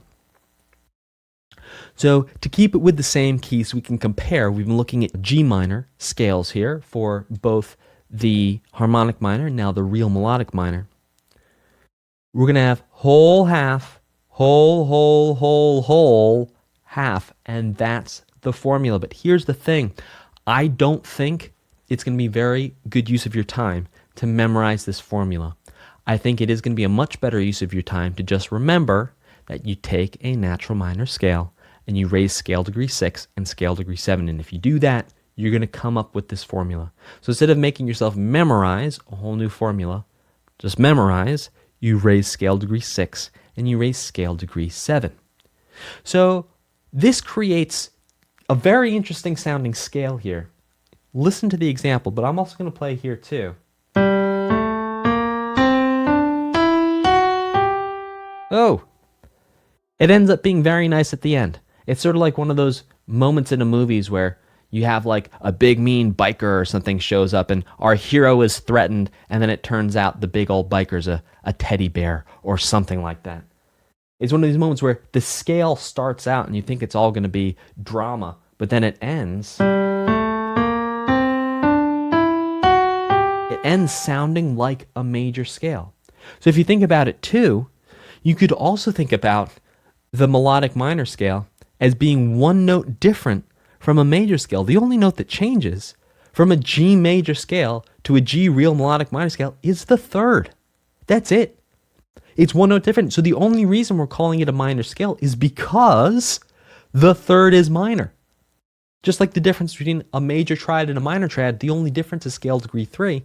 We're seeing here that the only difference between a major scale and a real melodic minor scale is indeed scale degree 3. Now that being said, I think the best way to think about this is to compare it to a natural minor scale. That way you're still thinking about minor scales in minor scale land, and you're not trying to jump back and forth between thinking about a major scale, comparing to a minor scale. I will see you in the next lesson. In this lesson, we're going to break down the difference between a natural harmonic and real melodic minor scales, looking at both scale degree numbers and scale degree names. So the difference between all three types of scales really comes down to scale degree 6 and scale degree 7. We can see that in a natural minor scale, natural's on the top, natural minor scale, we have lowered or flat scale degree 6 and scale degree 7. In a harmonic minor scale, we have flat or lowered scale degree 6, but raised, like from the major scale, scale degree 7. And then we can see in melodic minor that scale degree 6 and scale degree 7 are raised just like the major scale, and the only difference is going to be scale degree 3. Here's an interesting point that you should know. Some music theorists call scale degree 6 in the melodic minor scale a raised submediant instead of just a submediant. But here's the thing. When we're in a major scale, we don't call scale degree 6 a raised submediant, we just call it a submediant. Also, when we're in a natural minor scale, we don't call scale degree flat 6 a lowered submediant. So it doesn't really make sense logically. I understand why some music theorists would want to call it a raised submediant, because it's significant. It's a big change. Just like the change from a natural minor scale to a harmonic minor scale, where scale degree 7, we're going to call it the leading tone instead of the subtonic, right? But here's the thing. As you're going to learn later on in this course, that scale degree 7 has much more of an impact on music theory in general than that scale degree 6. So, for that reason, among many others, we're just going to call scale degree 6, whether it is raised or lowered, we're always going to call it the submedian. The only scale degree name that we're going to change when we're in minor keys is going to be to call scale degree 7 the leading tone, both in melodic and in harmonic minor scales. I will see you in the next lesson. Just like with major scales, natural minor scales, and harmonic minor scales, we can chop up real melodic minor scales into pentachords and tetrachords to really understand what's going on in the inner workings of these real melodic minor scales. So we could think about it as starting with a minor pentachord, just like the natural minor scale, and just like the harmonic minor scale. All three of these scales start with a minor pentachord. So sure, we can start with a G minor pentachord. We're going to do a G real melodic minor here. So we start with a G minor pentachord, which is going to be G, A, B flat, C, D, and then starting on D, or a D major tetrachord. It's like the first four notes of a D major scale, D, E, F sharp, G. So we can put that together, G, A, B flat, C, D, E, F sharp, G. So this is another way of breaking down and understanding a real melodic minor scale. I'll see you in the next lesson. In this lesson, you're going to learn about our last new type of scale here in level 2, and that's a classical melodic minor scale. Now, this is a very unique scale, unlike anything you have ever seen before, because it sounds different on the way up than it does on the way down. So the ascending and descending classical melodic minor scale are two different scales. Let's check it out. So this is used in classical music. You really will not find this anywhere else. The classical melodic minor scale is different, ascending and descending, as we talked about. When it ascends, it's like a real melodic minor scale with raised scale degree 6 and raised scale degree 7. When it descends, it's like a natural minor scale with lowered scale degree 7 and scale degree 6. Now, there are times in classical music when the real melodic minor scale is used for descending, and this is a case of learn the rules and then smash them on the ground like a cheap guitar, which is what we always want to do with music theory. We want to learn the rules, we want to learn how to build the house, we want to learn geometry and physics so we can build a strong foundation, and then have some fun with it. Like, have you ever seen houses that are like all glass or like built in the shape of a guitar? Like, there's really cool things you can do with houses once you understand how to build a frame and how to build a foundation. So it's the same thing here. You learn all these rules in music theory for the foundation, and then you can figure out how to break the rules off of that foundation. Now, the reason why the scale is different ascending and descending is that many hundreds of years ago, people felt that raising scale degree 6 and 7 was a more pleasing, air quotes, way to get back to the tonic of the scale, and that scale degree flat 6 and flat 7 on the way down of the scale really brought home the minor feeling or sound. So, that being said, let's check out this G classical melodic minor. So we can see, sure enough, on the way up, we have scale degree 1, 2, 3, 4, 5, 6, 7, raised 6 and 7, but then on the way down, we go 8, 7, 6, 5, 4, 3, 2, 1, but scale degree 7 and scale degree 6 have been lowered. So you can see, here's scale degree 6, E natural. The next time we see it, it's going to be an E flat. Here's scale degree 7, F sharp. Next time we see it, F natural. And keep in mind that just like with the harmonic minor and the real melodic minor, we're going to be using the natural minor key signature and then using accidentals to change the sound of the notes and the scales within the context of that key signature. I will see you in the next lesson. We are going to unpack the difference between natural, harmonic, real melodic, and classical melodic minor. It's all going to come down to scale degree 6 and scale degree 7. So we're going to keep this all in the same key so we can do a one-to-one comparison here. So G natural minor scale. We have G, A, B flat, C, D, E flat, F natural, G. That's the same ascending and descending. And yes, now we need to specify if scales are the same, ascending and descending, with our new scale, the classical melodic minor. G harmonic minor. We have G, A, B flat, C, D, E flat, F sharp, raised scale degree 7, G, and then it's the same on the way down. With a G real melodic minor scale, we have G, A, B flat, C, D, E natural raised, F sharp raised, and then it's the same on the way down. The G classical melodic minor scale has all the same notes as an ascending real melodic minor scale. So we go G, A, B flat, C, D, E natural, F sharp, G, but then on the way down, it's all the same notes as a G natural minor scale, F, E flat, D, C, B flat, A, G. So what you can see here is we have the same notes here as we do here. Same. Then we have the same notes here as we do here. And that's how the G classical melodic minor scale works. It's the first half of a real melodic minor, and then the second half, the descending scale, using all the notes of a natural minor scale. I will see you in the next lesson. Using the new accidentals and new key signatures that you've learned so far in level 2, we can now create a bunch of natural minor, harmonic minor, and real melodic minor scales. You'll notice that I'm not including classical melodic minor here, and that's because there's going to be a time and a place to use classical melodic minor, and it's not yet. You understand it, you'll recognize it if you see it out in the wild. You can use it 100% if you want to for your compositions. It's very rare to see that outside of writing for classical music, and we're not really going to get into actually writing classical music until level 3 and then level 4.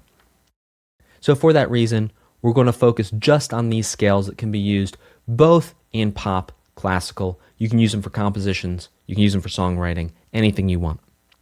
So natural minor scales, we have A natural minor, E natural minor, B natural minor, G natural minor, D natural minor. Now for harmonic minor scales, we're going to focus on 2 keys only. That's going to be G harmonic and D harmonic minor. For real melodic minor scales, we're going to focus on the same 2 keys. We're only going to focus on the G real melodic minor and the D real melodic minor, and that's because we're only focusing on the accidentals of F sharp, C sharp, B flat, and E flat for level 2. Take a look at this page, review it, you can always come back to it.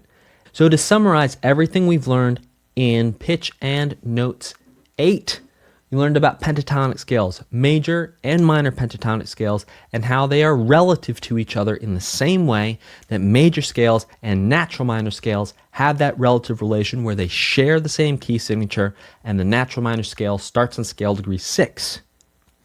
In harmonic minor scales, you learned all about the augmented second. You also learned about the augmented second that sits between scale degree 6 and then the raised scale degree 7. And the fact that when we raise that scale degree 7, it becomes a leading tone and it's no longer a subtonic. You learn about the difference between harmonic minor and natural minor, and that really comes down to scale degree 7. We also looked at breaking down the harmonic minor into a minor pentachord and then adding in a harmonic tetrachord on top of that minor pentachord. We looked at the real melodic minor scale and how to compare that to the harmonic and the natural minor scale. Essentially, the real melodic minor scale is you raise scale degree 6 and you raise scale degree 7, so it's basically like a major scale, just with a flat 3. The way I recommend thinking about that is like it's a natural minor scale, but you're raising scale degree 6 and scale degree 7. We also looked at the classical melodic minor scale, which is like a real melodic minor scale on the way up, but a natural minor scale on the way down. So some new words you should know: pentatonic, harmonic minor, real melodic minor, and classical melodic minor. I will see you in the next lesson. We're going to talk a little bit about chords versus intervals. Now, we went over this in level 1, but just to remind you, sometimes some people say that anytime you have 2 notes together at the same time, that this is not technically a chord, that this is an interval. So for example, this. Say, okay, that's an interval A to E, perfect fifth. But here's the thing. In modern music, there are chords that are only 2 notes. Now, just like we called 3-note chords triads, we could kind of call 2 notes dyads, but we're going to have a different name for a particular kind of 2-note chord. And this new type of chord is going to be called a power chord. So power chords are the backbone of rock, punk, metal. They're also used in pop, blues, gospel, hip hop, country, CCM, classic rock, and so many other modern genres. Now there are 2 different types of power chords. There's 2-note power chords and there's 3-note power chords. We're going to explore all that in a little bit. Power chords are written as the pitch class of the root note followed by the number 5. I'll show you an example right here. E5. How about an A5? How about a D5? All right, so those are power chords. Power chords are not major, and they're also not minor. The quality of a power chord is not major, and the quality of the power chord is not minor. 2-note power chords are dyads. 3-note power chords are not triads. Remember, triads must have a root, a third, and a fifth all together at the same time to be a triad. And as you will see, 3-note power chords do not have a third, which is one of the reasons why they're not major and they're not minor. Power chords can have a root note on any note of the full musical alphabet. I recommend going through and listening to this example, but I'll just play a couple examples for you here, just so we're on the same page before you actually have to jump out of this video and into another video. That's a power chord, power chord, power chord, power chord, like this.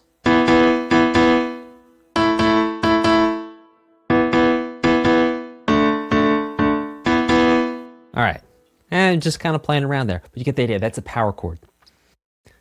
So to write 2-note power chords is pretty easy. You just write a harmonic perfect fifth. That's it. That's it. So you know how to write a harmonic perfect fifth from all the work you did in level 1, some of the work you did here in level 2. All you need to do is write a harmonic perfect fifth, and you're going to have written a power chord. Now, every once in a while, when you have a key signature, there's going to be certain notes you don't need to adjust, and sometimes when you don't have a key signature, there's going to be notes you need to adjust. For example, so you hear this B to this F sharp, we're in bass clef here. So this B to this F sharp right here, we need that F sharp to make that a perfect fifth, because otherwise B to F, that's a tritone or diminished fifth. What we need is that power chord. So like that, and then for example here, B flat to F again would be that perfect fifth. So essentially all you need to do is make sure you write a perfect fifth and you will have a power chord. In the next lesson, we're going to talk about 3-note power chords. I'll see you there. So I actually put example 64 before this lesson to make sure you listen through and understand 3-note power chords. See if you can hear the difference between 3-note and 2-note power chords. It's a subtle thing, but really the only difference is adding in the octave of the root. So we have the perfect fifth, and then we add the perfect octave of the root above the fifth. 3-note power chords can only be written with the interval of a harmonic perfect fifth and a harmonic perfect eighth. That's the only way to write 3-note power chords. And just remember, 3-note power chords are not triads because triads have a root, third, and fifth, whereas 3-note power chords have a root, a fifth, and then another root. So think about it. Let's go for a C power chord. So we have C, G, and then C again. So we have 1, 5, 1, or 8. And that's the power chord. And that's why they're not triads. And that's also why they're not major or minor. Because if you think about it, a C major chord, well, a C minor chord, all those have root, third, fifth. Now if we go to power chord, 3-note power chord, it's only roots, fifths together. So to write a 3-note power chord, you're going to write the interval of a harmonic fifth and then also add the octave on top. And then add accidentals as needed. And then if you're using key signature, use accidentals or not. to make your perfect fifths with your perfect octave. So let's break this down. No key signature. All right. We're in bass clef. So we have an A, an E, and an A. A, E, A. And that's our 3-note power chord. So A is the root, E is the fifth, and then we have A again up here. A, E, A. Let's check this out. Ooh, this one's going pretty high. We have quite a few ledger lines here. So this is actually going to be a G power chord. We have G, D, G. Here we have B, F sharp, B. So in every case, you can think of it just as a perfect fifth and then writing this note again 1 octave higher. Let's look at a B flat power chord. We have B flat, F natural, and then B flat again up top.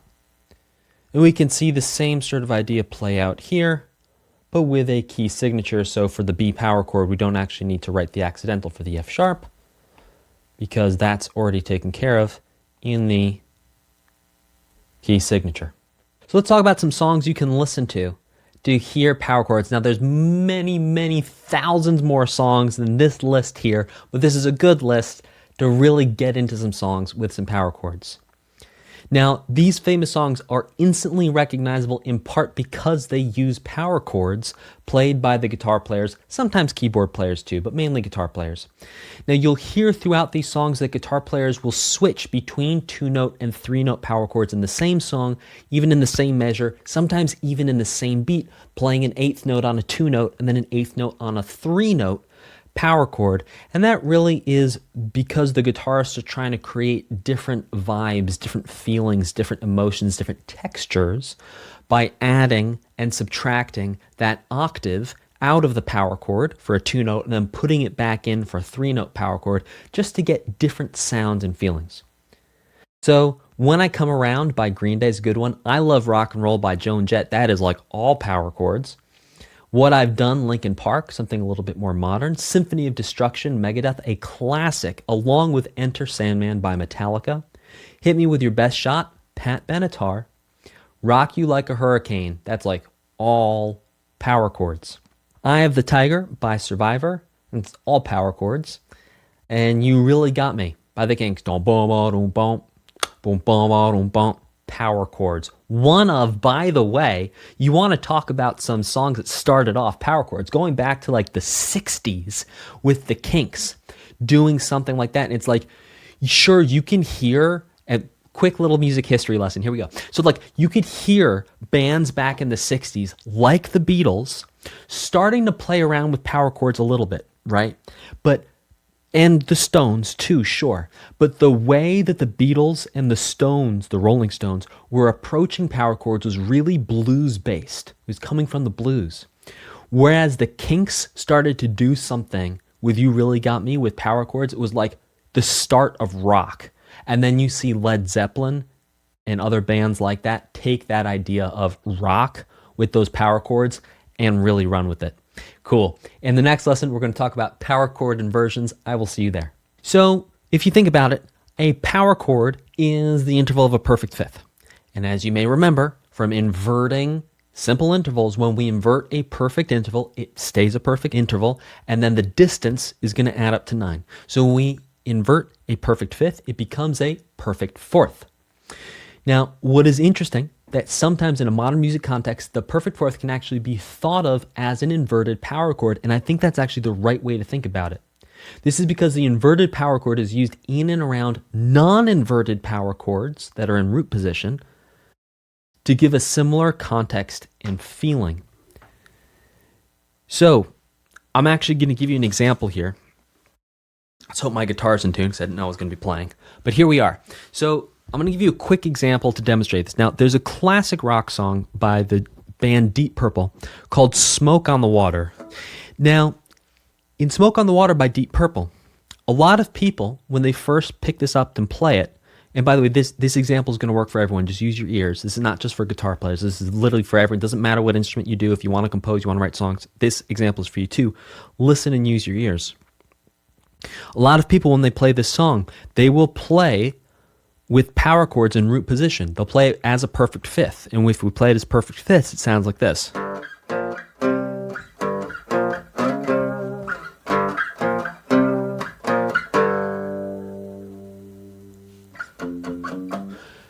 Okay, but here's the thing. And the way it's actually played on the recording is with an inverted power chord. Here we go. 2, 3, 4.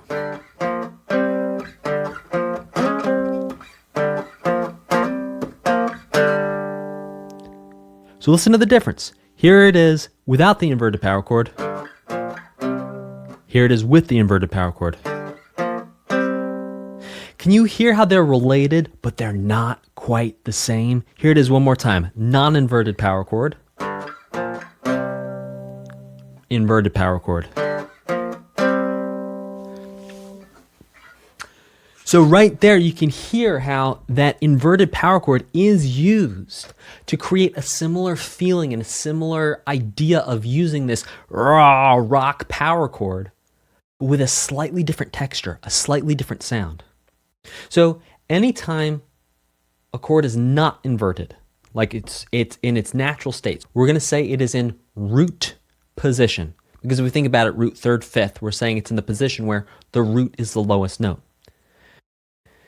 Now, you always need to know the root of a chord to determine whether or not the chord is inverted. Now, it's easy to spot the root position in 3-note power chords. It's actually more common to see a 2-note power chord inverted than a 3-note power chord inverted. They're out there. I've heard them plenty of times in songs. And this is because if you invert a 3-note power chord, there are going to be 2 fifths and only 1 root, which leaves us with very little context, both visually and harmonically, for where the root is. Let me show you what I mean. So this is the root. That's the root. Now, remember that sound. I'll play it one more time. Remember the sound.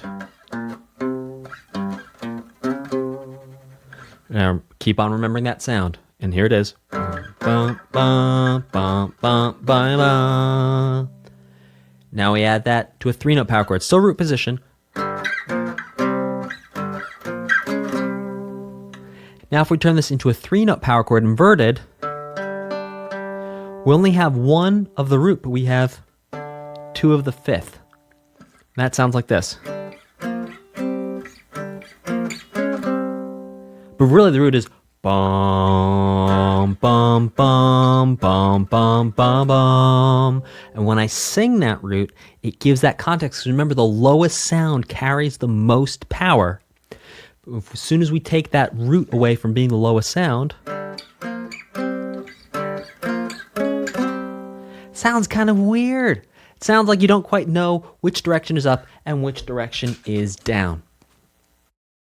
So we're going to come back in the next lesson and look even more in depth at these inverted power chords. I'll see you there. So here's an example of a 2-note power chord that's in root position.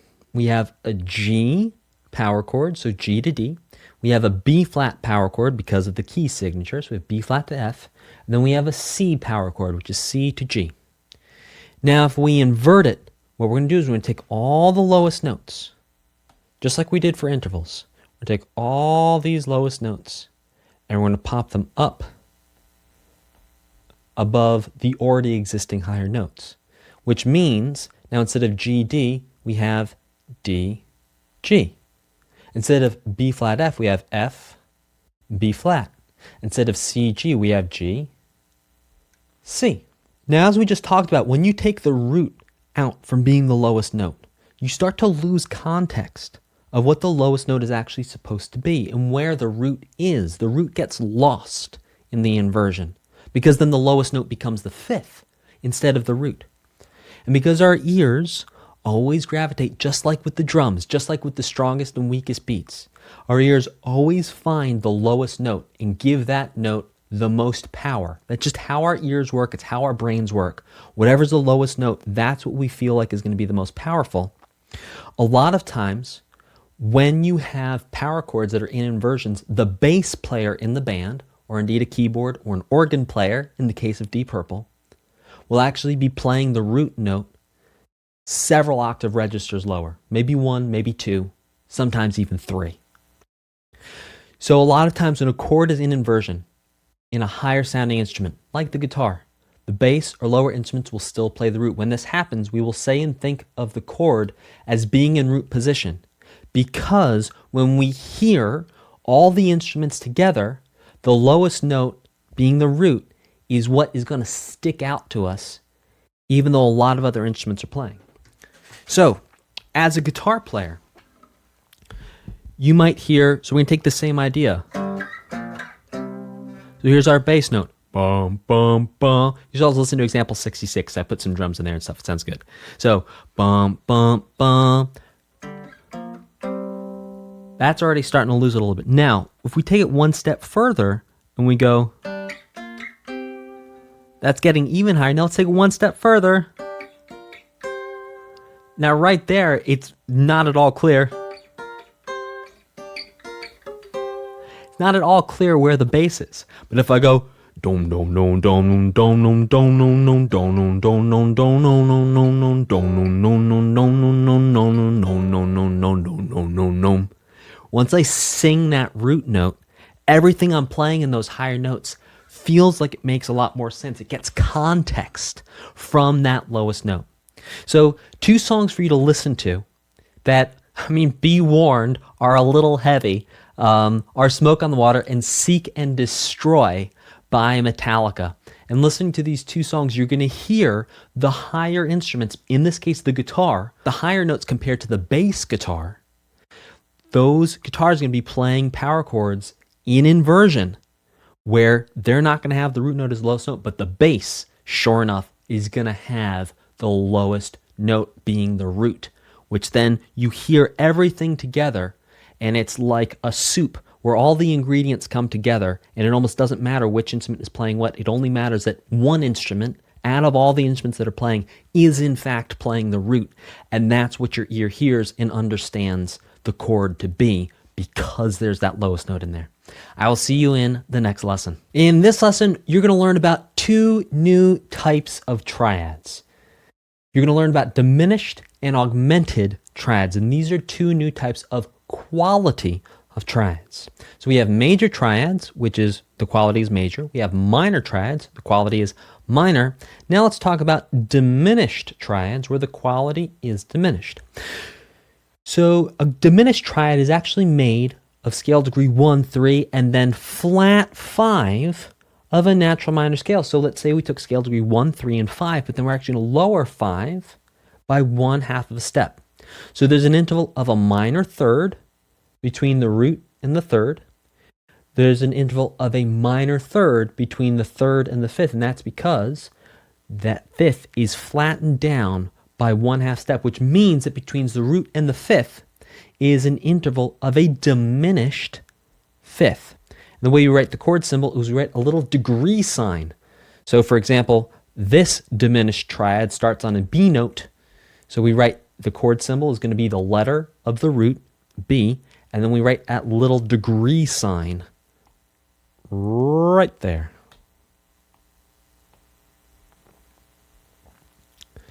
Now for an augmented triad is if you take 1, 3, and 5 from a major scale, but you raise 5 up by 1/2 step to create an augmented fifth. You remember that interval we learned about right at the end of our level 2 of intervals? Well, here's where we're going to start using it, and that's in this type of triad, this quality of triad. So there's a major third from the root to the third. There's a major third from the third to the fifth, and because there's 2 major thirds stacked on top of each other, that creates the interval of an augmented fourth between the root and the fifth. So I think what's interesting to look at is for diminished triads, you can see we have 2 minor thirds stacked on top of each other, and for augmented triads, we have 2 major thirds stacked on top of each other. And because for diminished triads, we have 2 minor thirds stacked on top of each other, it creates a diminished fifth from the root to the fifth. And because there's 2 major thirds and augmented, it creates an augmented fifth between the root and the fifth. Now to write an augmented triad chord symbol, you're just going to write a plus. Just a plus sign. So let's say we have a C augmented triad, C plus. You have an A augmented triad, A plus. There you go. So that plus means we're raising the fifth up by 1/2 step. Make sure you check out example 67, and I will see you in the next lesson. To write diminished and augmented triads, you're going to start the same as writing major and minor triads. You're going to write your first note on your root, and then you're going to build a snowman from there. So the first thing to do is set yourself up with a staff, treble clef, bass clef, perhaps a grand staff. Write your chord symbol above the staff so you know where you're going. That's like your North Star. It's your guide of where you're going to head to. And then you create your snowman and add any accidentals that are needed. So you can see here, you have an A diminished. So we start off, again, we're in bass clef. We start off by writing an A note. And then we write A, C, E. We create a snowman, just stacking those note heads on top of each other, adding a stem. And then because for a diminished triad, the fifth needs to be lowered down by 1/2 step, writing that accidental right there to bring the fifth down by 1/2 step. Here's an example on lines. So an F sharp diminished. So we have F sharp. We're going to write that on line number 4. Again, because we're in bass clef here. And then build a snowman. We're just going to stack note heads on each line. Line, line, line. Stacking note heads. And that's going to get us thirds between each one. And then we just need to figure out and define to make sure we have a minor third between each note head here, and that there's also a diminished fifth between the root and the fifth. So sure enough, from F sharp to A is a minor third, from A to C is a minor third, and from F sharp to C is a diminished fifth. To write diminished triads with the key signature, you're always going to start on scale degree 7 of the major scale, or scale degree 2 of the natural minor scale, but there's an easy one way to think about it. In every key signature, there's going to be one diminished triad. So for example, in the key of D major, C sharp is going to be the diminished triad. So you go ahead on scale degree 7 of D, or in the case of the relative minor, B minor, this would be scale degree 2. You remember that trick we used to figure out the key signatures? Well, here we're going to use this same trick for which scale degrees and which notes we can actually write diminished triads on. So sure enough, in the key of D major, we can write a C sharp diminished. In the key of F major, well, what's scale degree 7 of an F major scale? It's an E. We can write a diminished triad on an E with the F major key signature. And because, you see here, normally we'd need to write a flat because we need there to be a diminished fifth between the root and the fifth. We don't need to write this flat because the flat's already in the key signature. In the next lesson, we're going to break down how to write augmented triads. I'll see you there. All right, let's talk about augmented triads. Now, we're only going to work on writing 2 augmented triads here in level 2. And that's going to be a B flat augmented and an F augmented. And you will see why in a little bit, because there is no key signature that we're ever going to use that's going to give us all the notes of an augmented triad.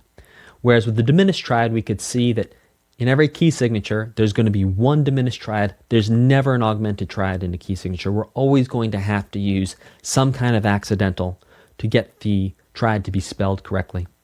So just like with other triads, we start with our root note, we start with our chord symbol, and then we build a snowman, and then we add accidentals from there. So you can see here that we have a B flat augmented. So we start with a B flat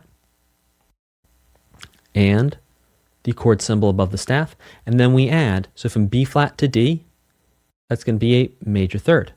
And then from D to F sharp, that's also a major third.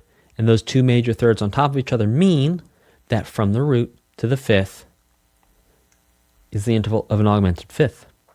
Let's look at an F augmented. So we have an F, we write our chord symbol, and we have our starting note of an F. We build a snowman, and then we add our accidentals. So from F to A, that's a major third. Very good. From A to C sharp, that's a major third. And then we can double check that by saying, okay, from F to C sharp is what? It's an augmented fifth. Now, when you're writing with a key signature, you still need to do the same thing because you're still going to need to add some kind of accidental, at least for the fifth. So you can see here that we're in the key of F major, right? 1 flat. The key is F major. But we're going to write an F augmented in the key of F major. So we start on an F, we build a snowman, but because there's no accidental in the key signature that is going to change the fifth, we need to write an accidental on the fifth to make it an augmented fifth between root and the fifth. Here we have the key signature for B flat major. Wouldn't you know? Chord symbol, B flat plus. There is no F sharp in this key signature, which means we're going to need to add the F sharp here with an accidental to correctly spell an augmented triad. So in summary, to write diminished and augmented triads, you're going to follow the same process as writing major and minor triads. You start on the root note, you build a snowman, whether you're on lines, spaces, whether you're on ledger lines below or above the staff, it's the same thing. You start on the root note, you build a snowman, all the notes are a third apart. If there's no key signature, you're going to need to add in accidentals for diminished triads.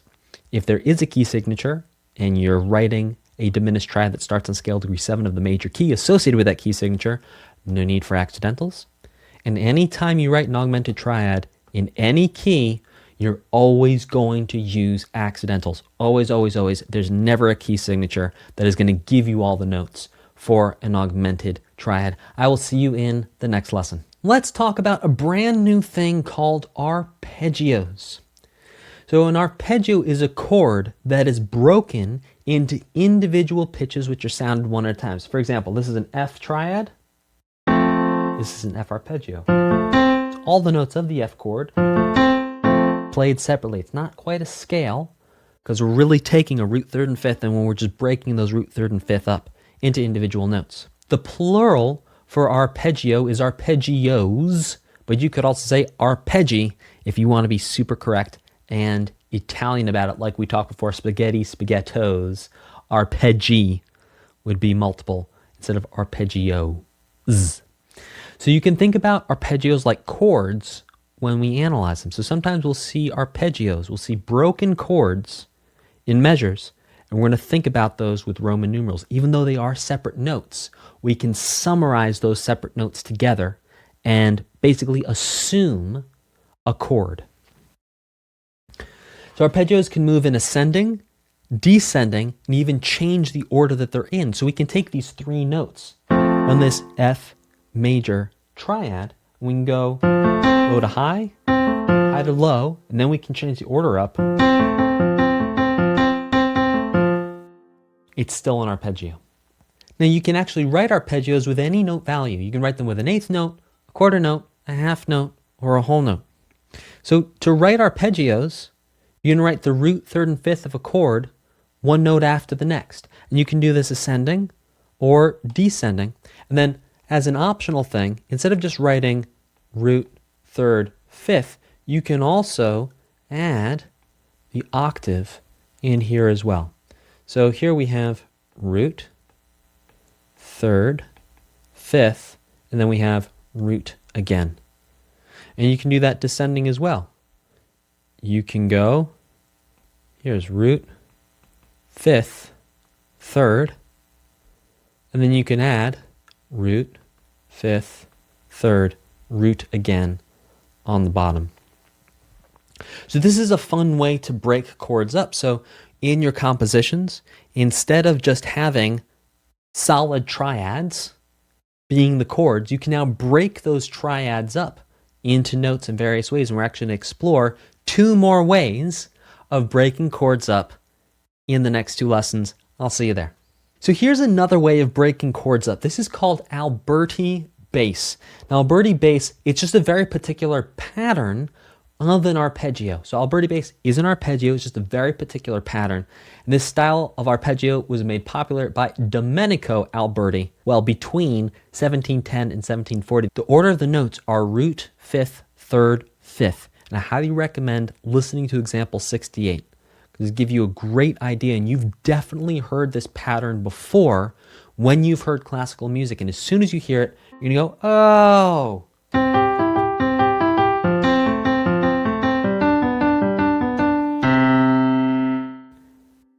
There you go. You've heard that before if you've heard classical music, and that's called Alberti bass, and it's a style, it's a type of arpeggio, an arpeggiation, if you will, of a chord. So you can see here that sure enough, we're saying that this is a C chord here. Even though there's no triad written here, but because we have root, fifth, third, fifth, root, fifth, third, fifth, what we're doing is we're taking all this and we're summarizing it. We're saying, okay, what happens if we take all these notes and stack them on top of each other? What do we get? We get a C major triad. Same thing here. We're saying, okay, what happens if we take all these notes, we stack them on top of each other? Oh, we get a D minor triad. Okay, what happens if we take all these notes, or we take this note and this note, because this note's repeated here, and then they're all repeated again. So really we have three notes, 1, 2, 3. What happens when we stack all these on top of each other is we get a G major triad. So that's really what I mean by we can take these arpeggios and think of them as being triads. It's because we have all the notes of the triad. They're just spaced out. They're just broken up. But really, we summarize all of those notes together and think of them as a triad. In the next lesson, we're going to break chords even further.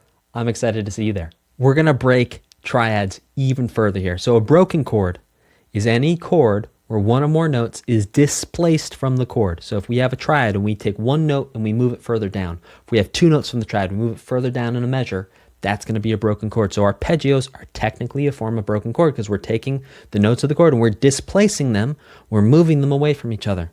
Alberti bass is another type of broken chord. So to identify broken chords, you're going to look over several beats or measures of music. And if you see a group of notes that look like, if we were to summarize them together, would be a root, third, and fifth, you can ask yourself this question.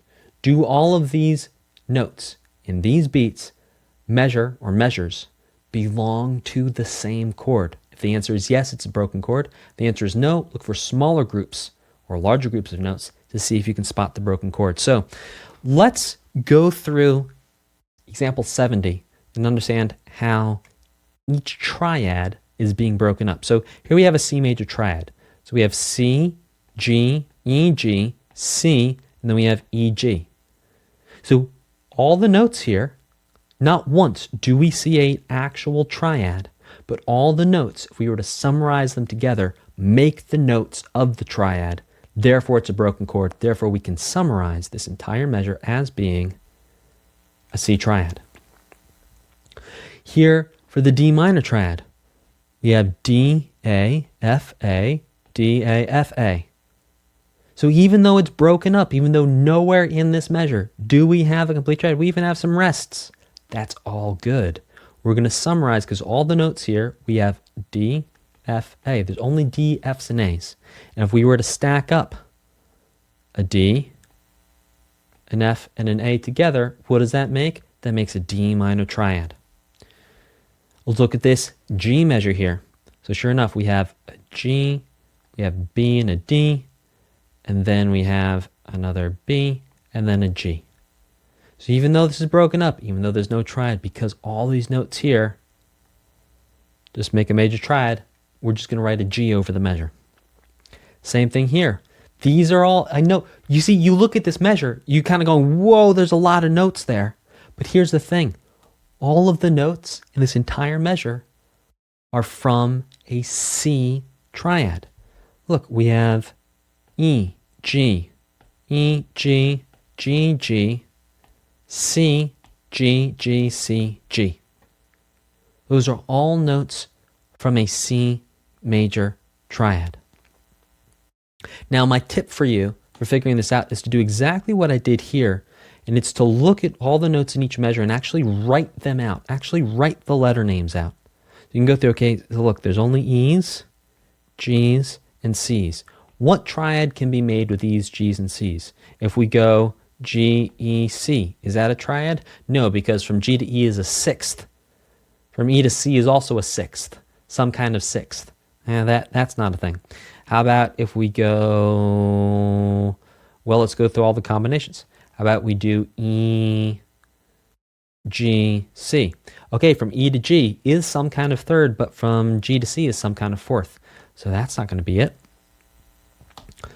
Now if we do C, E, G, sure enough we can see from C to E is some kind of third, from E to G is some kind of third. This is a broken C triad. So that's my tip for you, is that whenever you see a measure and you think there may be a broken chord in there, actually write the letter names out so you can rearrange them and then figure out what chord is actually being played or implied within the measure. So when it comes time to write broken chords, there's no right or wrong way to break a chord. All you have to do is break it. And that's where your creativity can come in. You can break a chord however you want. You can write an arpeggio or Birdie brace, or break the chord up like you see here, where there's groups. Like you see, each one of there's groups of two. But all together, when we summarize this measure, it creates a C major triad. So that's another thing you can do in your compositions. If you have a line that's your melody line, maybe with lyrics on it, underneath, you can break chords up. I mean, like really break them up. Go to town on breaking your chords up and have tons of fun. I will see you in the next lesson. In this lesson, we're going to talk about inverting triads. So you've already learned about how to invert intervals. You take the lowest note and you pop it up, same pitch class, different octave register, higher than the previous note. Now, you're going to see that chord inversions work the same exact way as interval inversion. The lowest note of the chord becomes the highest note of the chord. So in triad inversions, a lower note of the triad is moved up one octave register higher at the same pitch class. This means that the middle note of the chord now becomes the lowest note of the chord, and the lowest note of the chord now becomes the highest note of the chord. Now, because there's 3 notes in every triad, we're going to have different names for the different inversions. So when we have the root note on the bottom, it's called root position, just like with power chords. When we take the root note and we put it above the 5th, this is called first inversion. So first inversion, we have the 3rd as the lowest note. We have the 5th as the middle note, and then we have the root as the highest note. Second inversion is when we take the 3rd and we put it above the root. So the lowest note is the 5th. The next note is the root, and the highest note is the 3rd. And you can see we have some color coding going on here. The roots are always going to be orange, and the thirds are always going to be green. So you can track the orange note here. The C becomes a C up here. So we go from C4 up here to C5. We take this E here. This is E4. We move it all the way up here, and it becomes E5. Same pitch class, 1 octave register higher. Now that's for major triads. We can see minor triads work exactly the same way. Here's a D minor triad. We take the D, D4. We pop it up above the A to D5. This is now a first inversion D minor triad. If we take what is now the lowest note in first inversion, which is going to be an F4, and we pop it up above that D5 for an F5, now we have 5th, root, 3rd. And 5th, root, 3rd is going to be second inversion. Diminished triads work exactly the same way. You have root position. You take what is right here. This is a B3. We pop it up here. It becomes a B4. You take this D4. You pop it up here. It becomes a D5. You can see there's still the same pitch class notes. We still have some kind of B, some kind of D, some kind of F. We're just in a different order here. We have an F, a B, and a D, and some different octave registers for the B and the D. Augmented triads work exactly the same way. You take the root, pop it up an octave register. Take the third, pop it up an octave register. Root, third, it all works exactly the same. So in summary, with triads, we have three different ways a triad can be.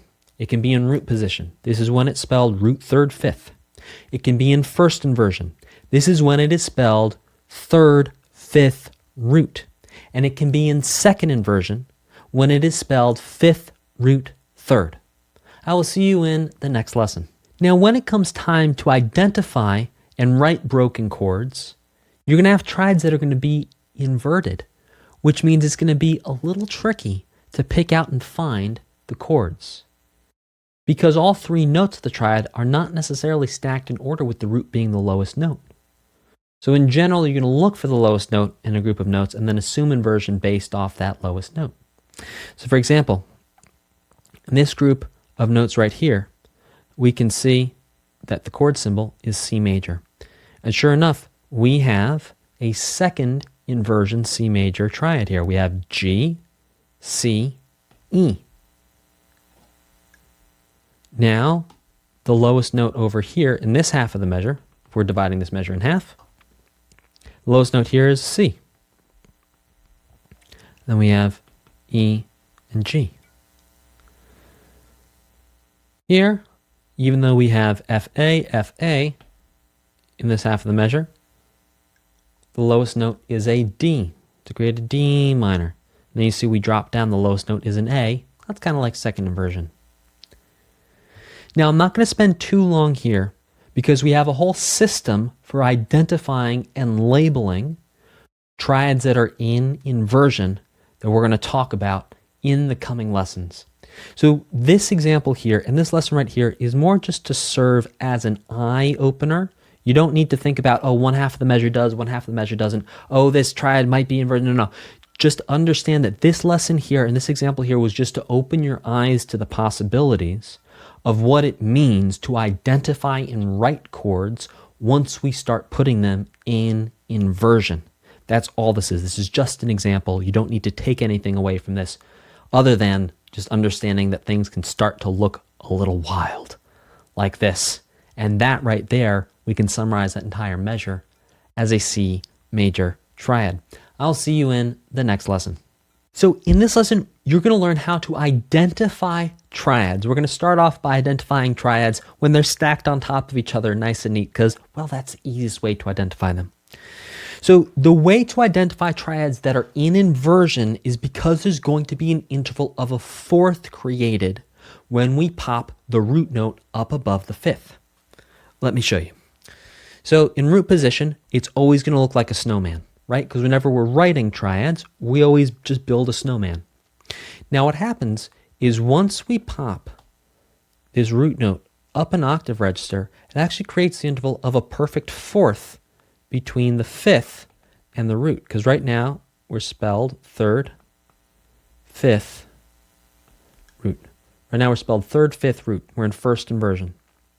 So between fifth and root, between G and C, is an interval of a perfect fourth. And sure enough, you can see that right here, there's some kind of third because these are on lines, but then we don't have this note on a line anymore. It's not a snowman anymore. It's a headless snowman. You know, that the head's like floating around up here. So because we have this space in here, see this space right here? Whenever we see that space, we know the triad is inverted. And when we have two notes on the bottom, we know we're in first inversion. And when we have two notes on the top of the separation, we know we're in second inversion because that third comes up above the root. And then we still have this space of a perfect fourth between the fifth and the root. Now, this plays out for all qualities of triads. So for major, minor, augmented, and diminished triad, this rule remains the same. Root position, snowman. First inversion, the snowman's head is floating up above the fifth. Second inversion, the snowman's having a bad day. Not quite sure what's happening to the snowman, but we have that gap here. So first inversion, there's two notes on the bottom. Second inversion, there's two notes on the top, and then there's this gap. Now looking at diminished triads, it no longer is a perfect fourth, but it is still some kind of fourth, so the rule still applies that in first inversion, there's the two notes on the bottom. Second inversion, there's the two notes on the top. The difference being that in the spelling of the fourth in a diminished triad, it becomes an augmented fourth.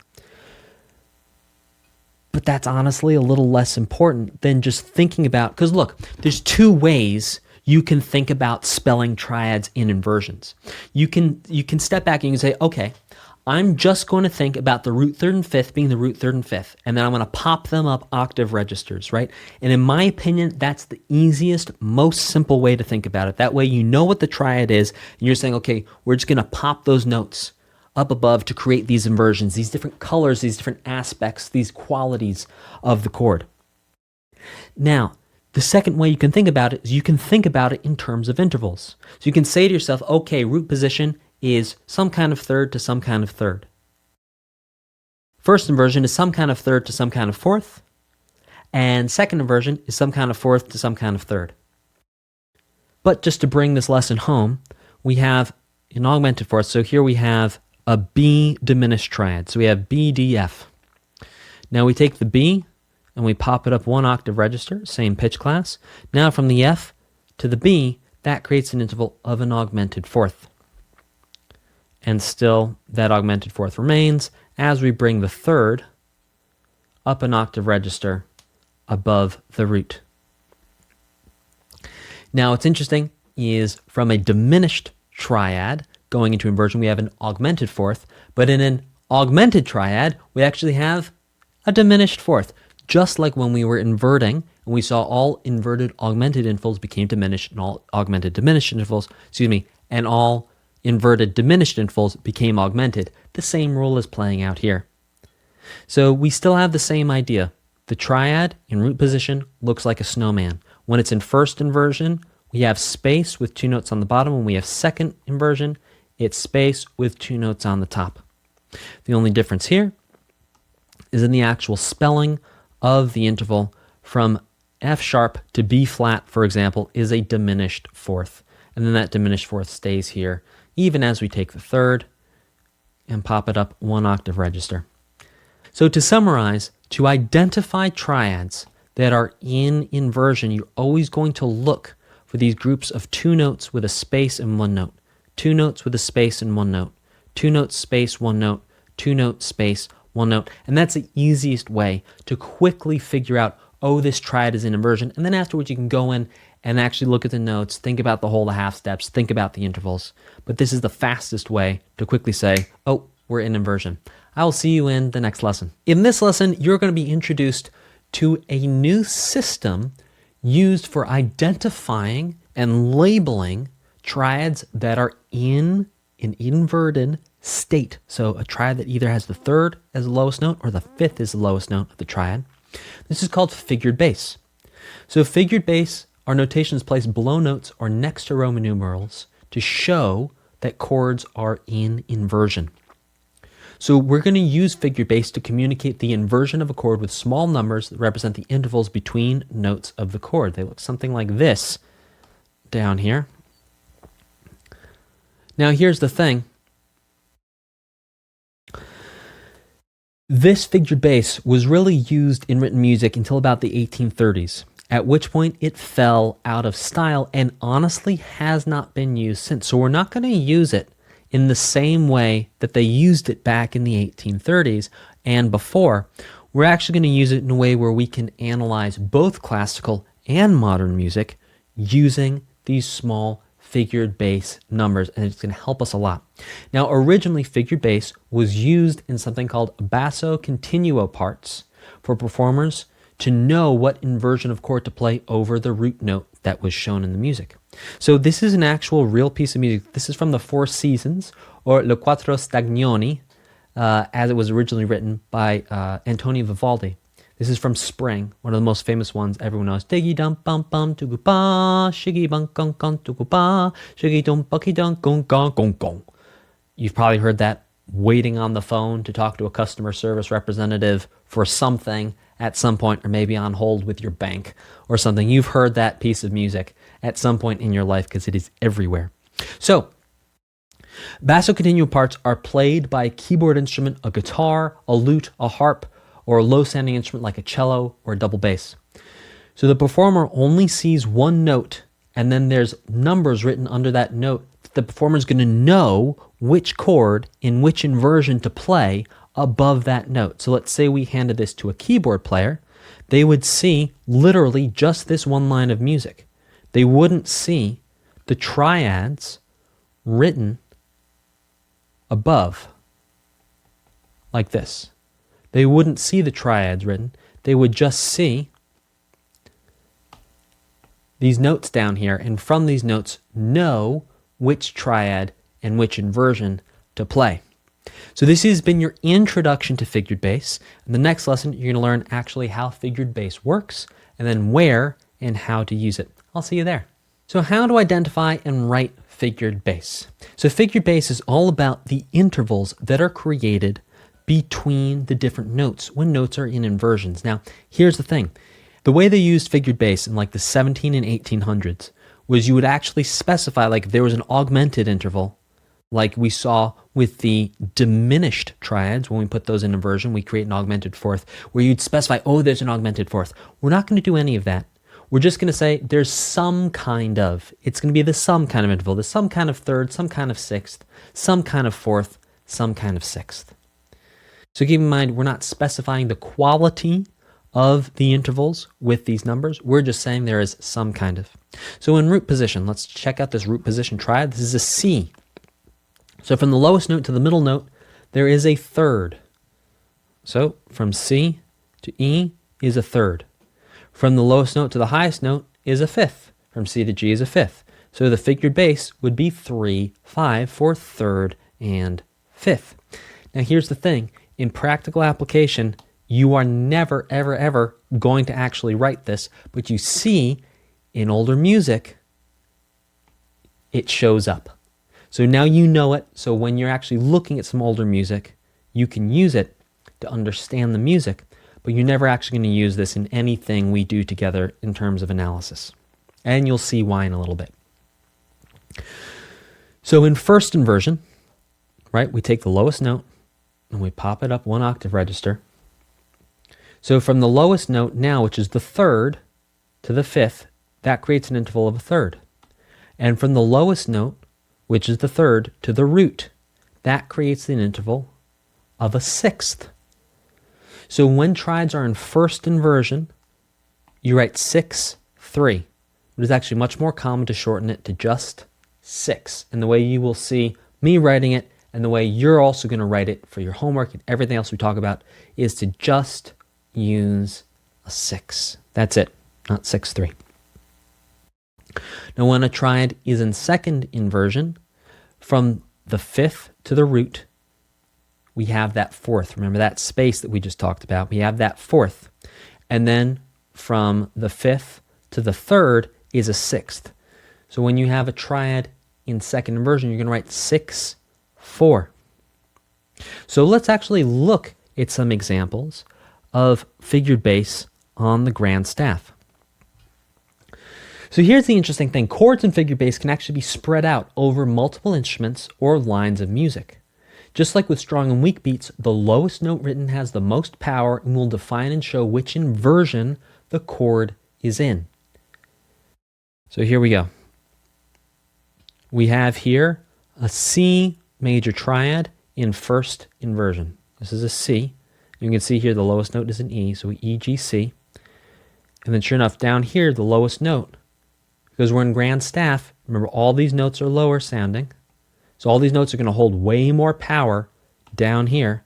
The lowest note down here is also an E, which means the figured bass is going to be 6, because we're in first inversion.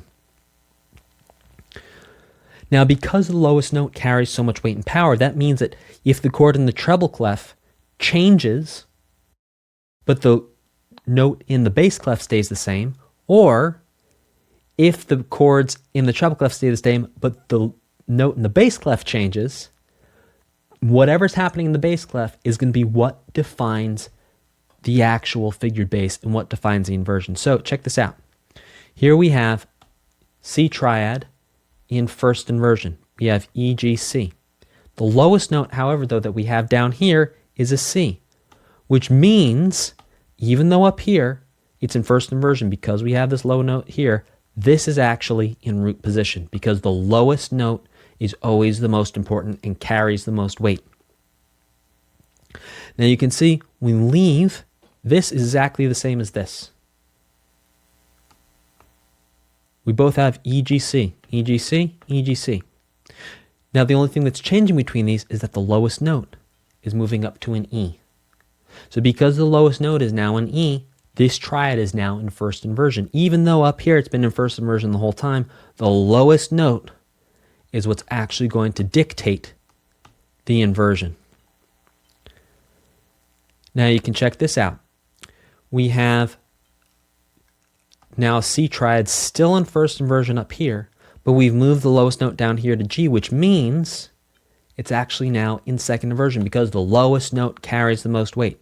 So even though up here it's in first inversion, because we have this G down here and G is the fifth of C, that means we're going to think of this chord as being in second inversion.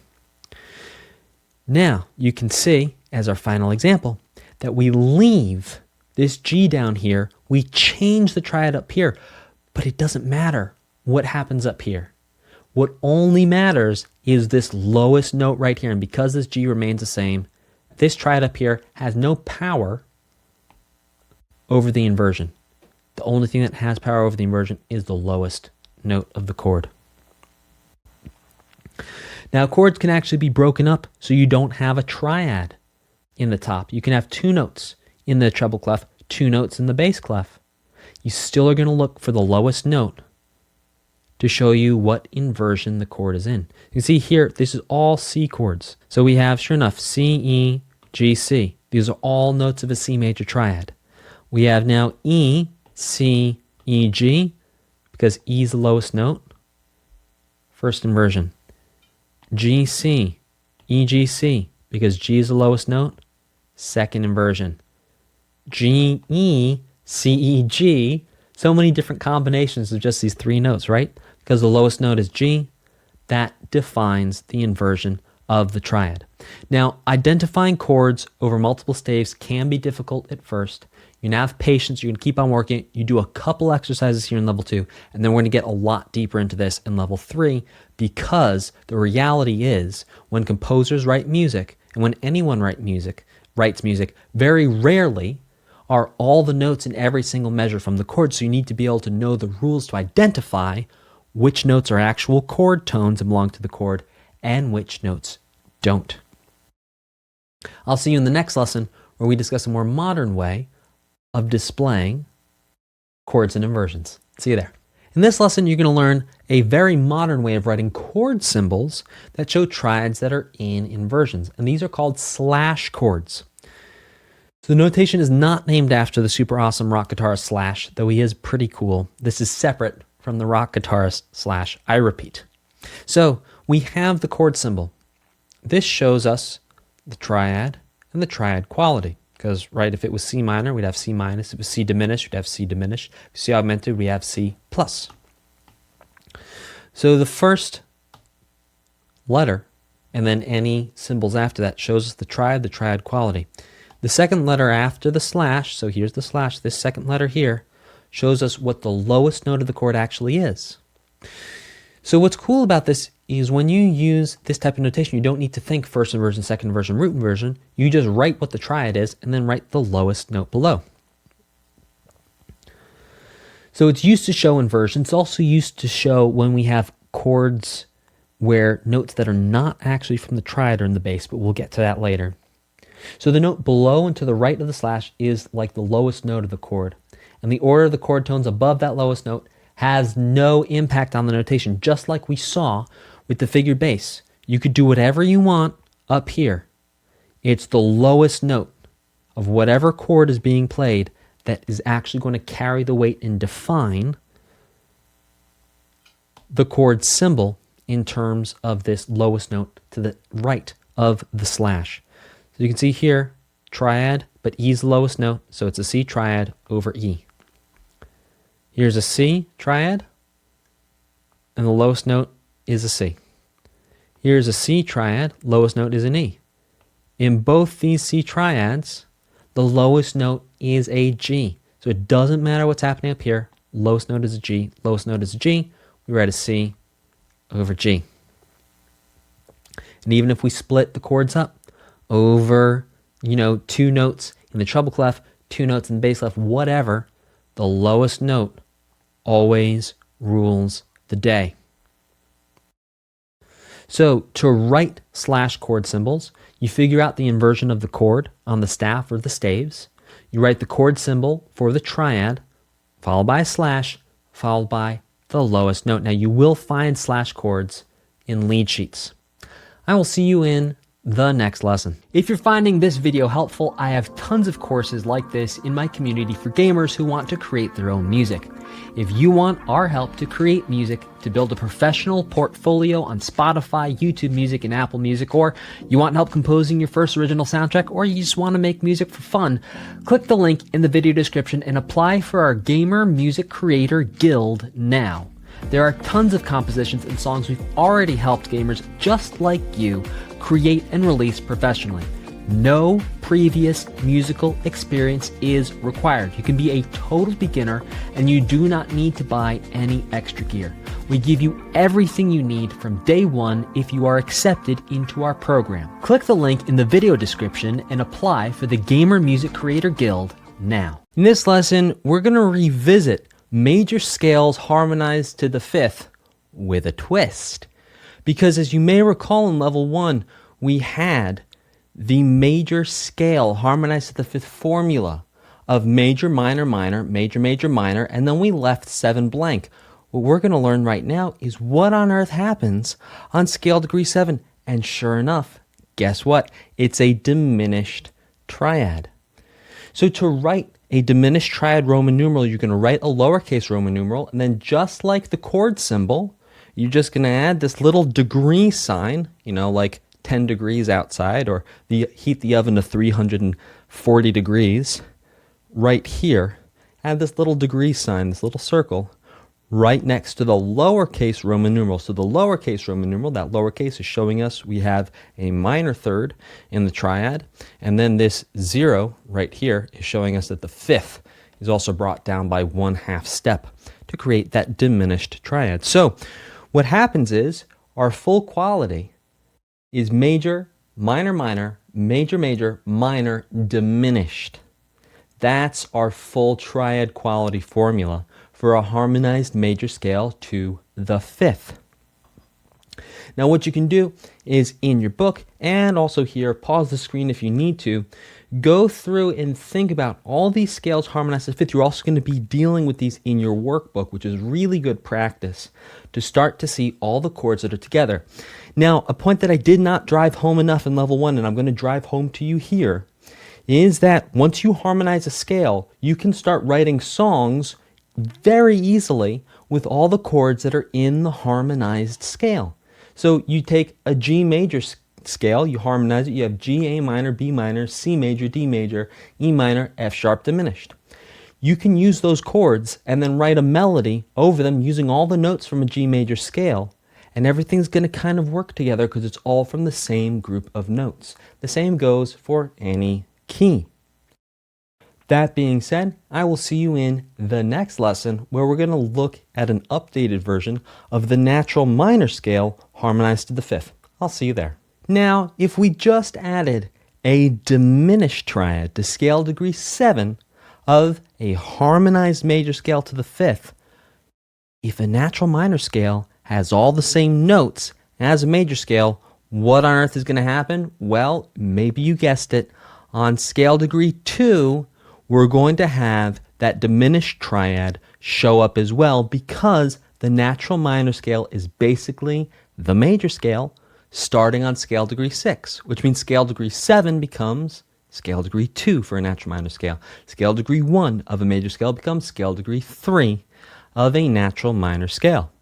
And so the natural minor triad quality formula becomes minor, diminished, major, minor, minor, major, major. And just like with the major scales, we can take any of these natural minor scales that we know now, harmonize them to the fifth, all the way from scale degree 1 through scale degree flat 7, and this is how you understand all the chords that can be generated from the major scale when we harmonize it to the fifth. And just like with the major scale, if you want to write music, you can pick a line. Just pick, for example, the B minor line. You say, okay, we're going to use all the chords in the B minor harmonized scale, and we're going to use all the notes from the B natural minor scale for the melody, and you stick those two together, and that's how you can start to make compositions that actually make sense and sound like they make sense. Now, there's obviously many hundreds of ways of making compositions that, and I quote, make sense.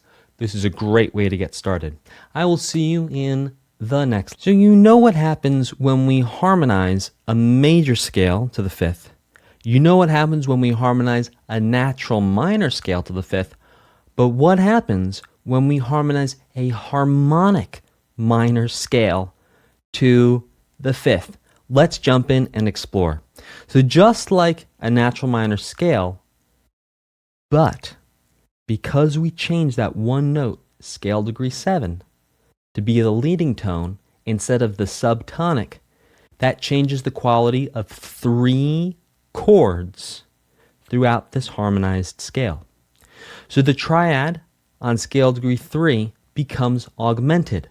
This is because scale degree 7, so let's think about we're in the key of G, so scale degree 7 is going to be F sharp. F sharp is the fifth of B flat.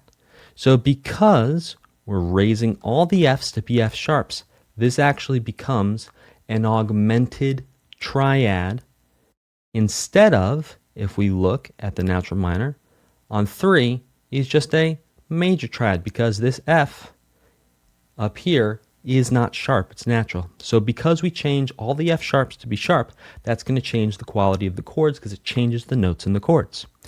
The next chord that is changed is the triad on scale degree 5. This triad now becomes major, and this is because the F sharp, or the 7th of a G harmonic minor scale, is going to be the 3rd of the scale. So it actually raises it from being an F natural to an F sharp, which means it turns it from being a minor third to a major third, which changes the chord quality to major. As you can see in the natural minor scale, scale degree 5 is minor, but because we're changing this one note in here, we're changing the 3rd, the chord quality becomes major. The last chord that is changed is the triad that is built on scale degree 7. Scale degree 7 becomes diminished just like a major scale, and this is because we are raising the 7th in a harmonic minor scale up from a subtonic to be a leading tone. So we're bringing it up from being an F natural to an F sharp. And as you can see in a G natural minor scale, when we harmonize scale degree 7, it becomes a major triad, but because we're raising up that F note to be an F sharp, that actually means that instead of there being a major third between F natural and A, there is now a minor third between F sharp and A because we're actually closing that distance between F and A. So what we end up with a harmonized harmonic minor scale is the triad quality formula of minor, diminished, augmented, minor, major, major, diminished. Make sure you listen to 76 again after this because wow, what a wild triad quality formula. And if you want to talk about taking your compositions to a new level in terms of the sound and making sounds you don't hear a lot, not a lot of people know how to harmonize a harmonic minor scale. So if you create compositions using a harmonized harmonic minor scale, you are sure to stand out from the crowd. That being said, it's not any better or worse than finding new and interesting ways of using a harmonized major or natural minor scale. I will see you in the next lesson. The next scale for us to harmonize to the 5th is the real melodic minor scale. Now, we change two notes from the natural minor scale. In the melodic minor scale, we raise scale degree 6 and we raise scale degree 7. And that's going to change quite a few of the triad qualities throughout this entire harmonized scale. So, scale degree 2, the triad on scale degree 2 becomes minor, and this is because the raised scale degree 6th is actually the 5th of the chord. So normally, in a harmonized G, because we're still just in the key of G, so we can compare and contrast the natural minor to the harmonic minor to the melodic minor. If we harmonize a G natural minor scale, we're going to have an E flat on scale degree 6. But because we do not have an E flat, the real melodic minor, that raises this E flat up to an E natural, which means this triad quality is no longer diminished, it becomes minor. The triad on scale degree flat 3 is augmented. This is because the 7th is the 5th of the chord. This is the same reason the triad on scale degree 3 in the harmonic minor was also augmented. The triad on scale degree 4 is minor because 6 is the 3rd of the chord. Now the triad on scale degree 4 is actually going to be major, not minor, and this is because the 3rd of the triad is scale degree 6, E. So we think about it, we're in the key of G, so G, A, B, C, D, E, some kind of E. Scale degree 6 is an E, and because it's not an E flat, we're raising scale degree 6 up. That means instead of there being a minor third and then a major third, we're actually reversing that, and the intervals are a major third, then a minor third, which means this is going to be a major triad. So that's different from all the other harmonized minor scales we've seen so far. That's actually related to the major scale, because if you think about it, scale degree 4 in a major scale is also major when we harmonize it to the 5th, as is scale degree 5, which we see here as well. And the reason scale degree 5 is major is because 7 is the 3rd of the chord. Scale degree 7 is the 3rd of the chord, and because we're raising scale degree 7 up, that takes it out from being a minor to a major triad. The triad on scale degree 6 is diminished because 6 is the root of the chord. Let's understand why. So normally, in a G natural minor scale, E would be flat. When E is flat, we have E flat to G, G to B flat. From E flat to G is a major third. From G to B flat is a minor third. That would give us, normally, a major triad. Now, because we're bringing E up by 1/2 step, that means we have a minor third here on the bottom, and we also have a minor third on the top. That also creates a diminished 5th between the root and 5th of the chord, which means we get a diminished triad. Lastly but not leastly, just like with the harmonic minor, on scale degree 7 we have a diminished triad because scale degree 7 is the root of the chord, and instead of being, well, major of an F, A, and C, because normally F, A, C, we wouldn't have this F sharp, so F, A, C, that's going to be major third, minor third, which would give us a major triad. Because we're raising F up by 1/2 step, that changes the major third to be a minor third, and then there's still a minor third between A and C, and then between F sharp and C is a diminished 5th, so that gets us a diminished triad. So all told, the triad quality formula for the G real melodic minor scale harmonized to the 5th is going to be minor, minor, augmented, major, major, diminished, diminished. Wild and wacky, but it creates some wonderful sounds, which I hope you enjoyed before this lesson in example 77, and I also hope you enjoy after this lesson. Go back and listen to 77 again. This is one of the most incredible scales harmonized to the 5th in terms of how different it sounds from most of the things you've probably heard your entire life. Now, one quick note is we're going to focus primarily on the real melodic minor, not the classical melodic minor. As long as you know how the classical melodic minor works, that it's like a real harmonic minor on the way up, and it's like a natural minor scale on the way down, you are good to go. I'll see you in the next lesson. In this lesson, you're going to learn all about what happens when we harmonize scales to the 5th, but we do it in inversion. We use inverted triads to harmonize the scales. Now, the reason why this is important is because, number one, you are not always going to see triads in root position. A lot of the time you will see triads in inversion. Number two, when you write music, you will not always want to use triads in root position. You're going to want to use triads in inversion. So just like inverting a static chord, all scales can be harmonized with the chords in first and second inversions. You add the figured bass next to the Roman numerals to show the inversions. That looks like this. Now I did put the full figured bass here of 6 and 3, but remember you can just have 6, and that is fine. So here we have a C major scale harmonized to the 5th, but in first inversion. How can we tell it's in first inversion? Because that gap between the bottom two notes and the top note, this shows us we have some kind of fourth here. And as we know, when we put our triads in first inversion, there's always going to be that gap of the fourth between the 5th and the root. Sort of like the snowman whose head is floating up and away. And so what happens is the triad quality formula stays exactly the same.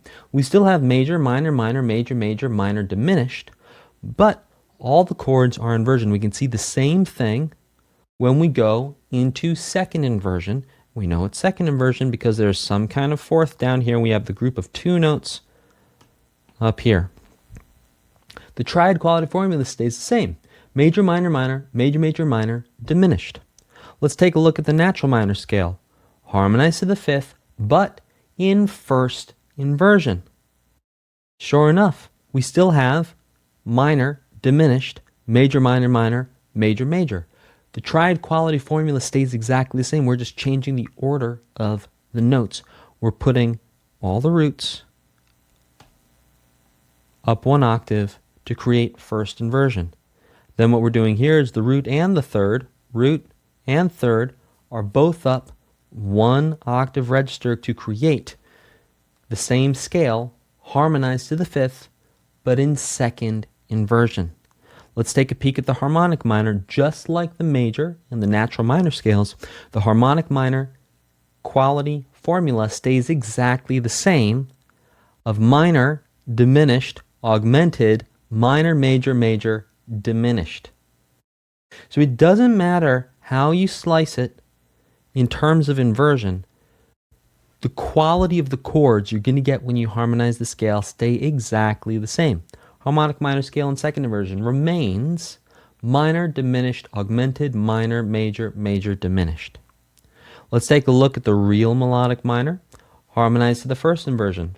Sure enough, the triad quality formula stays the same. Minor, minor, augmented, major, major, diminished, diminished. See the same thing over here. When we harmonize the real melodic minor to the 5th and put it in second inversion, we have minor, minor, augmented, major, major, diminished, diminished. I will see you in the next lesson. In this lesson, you're going to learn all about a thing called seventh chords. Seventh chords are 4-note chords created with particular intervals. Not all 4-note chords are seventh chords, just like not all 3-note chords are triads. For example, we saw that the 3-note power chord was not a triad, but it still had 3 notes. There's a quick reminder, chord tones are the notes that are in a chord. Chord tones have names just like scale degrees, but chord tones are not scale degrees, but we can understand them with scale degrees. So we have the root, just like in triads, we have the root of the chord. All other notes are related to the root. We have the third. This is related to scale degree 3 or flat 3. We have the 5th, which is related to scale degree 5, but as we learned in the last chapter, you can have diminished 5ths and augmented 5ths. In your 5ths, you can put a flat or a sharp in front of that 5. And then we have a new chord tone, which is the 7th, which is related to both the subtonic and leading tone. So a scale degree flat 7 or a scale degree natural 7. So let's take a look at the chord tones for a C major 7 chord.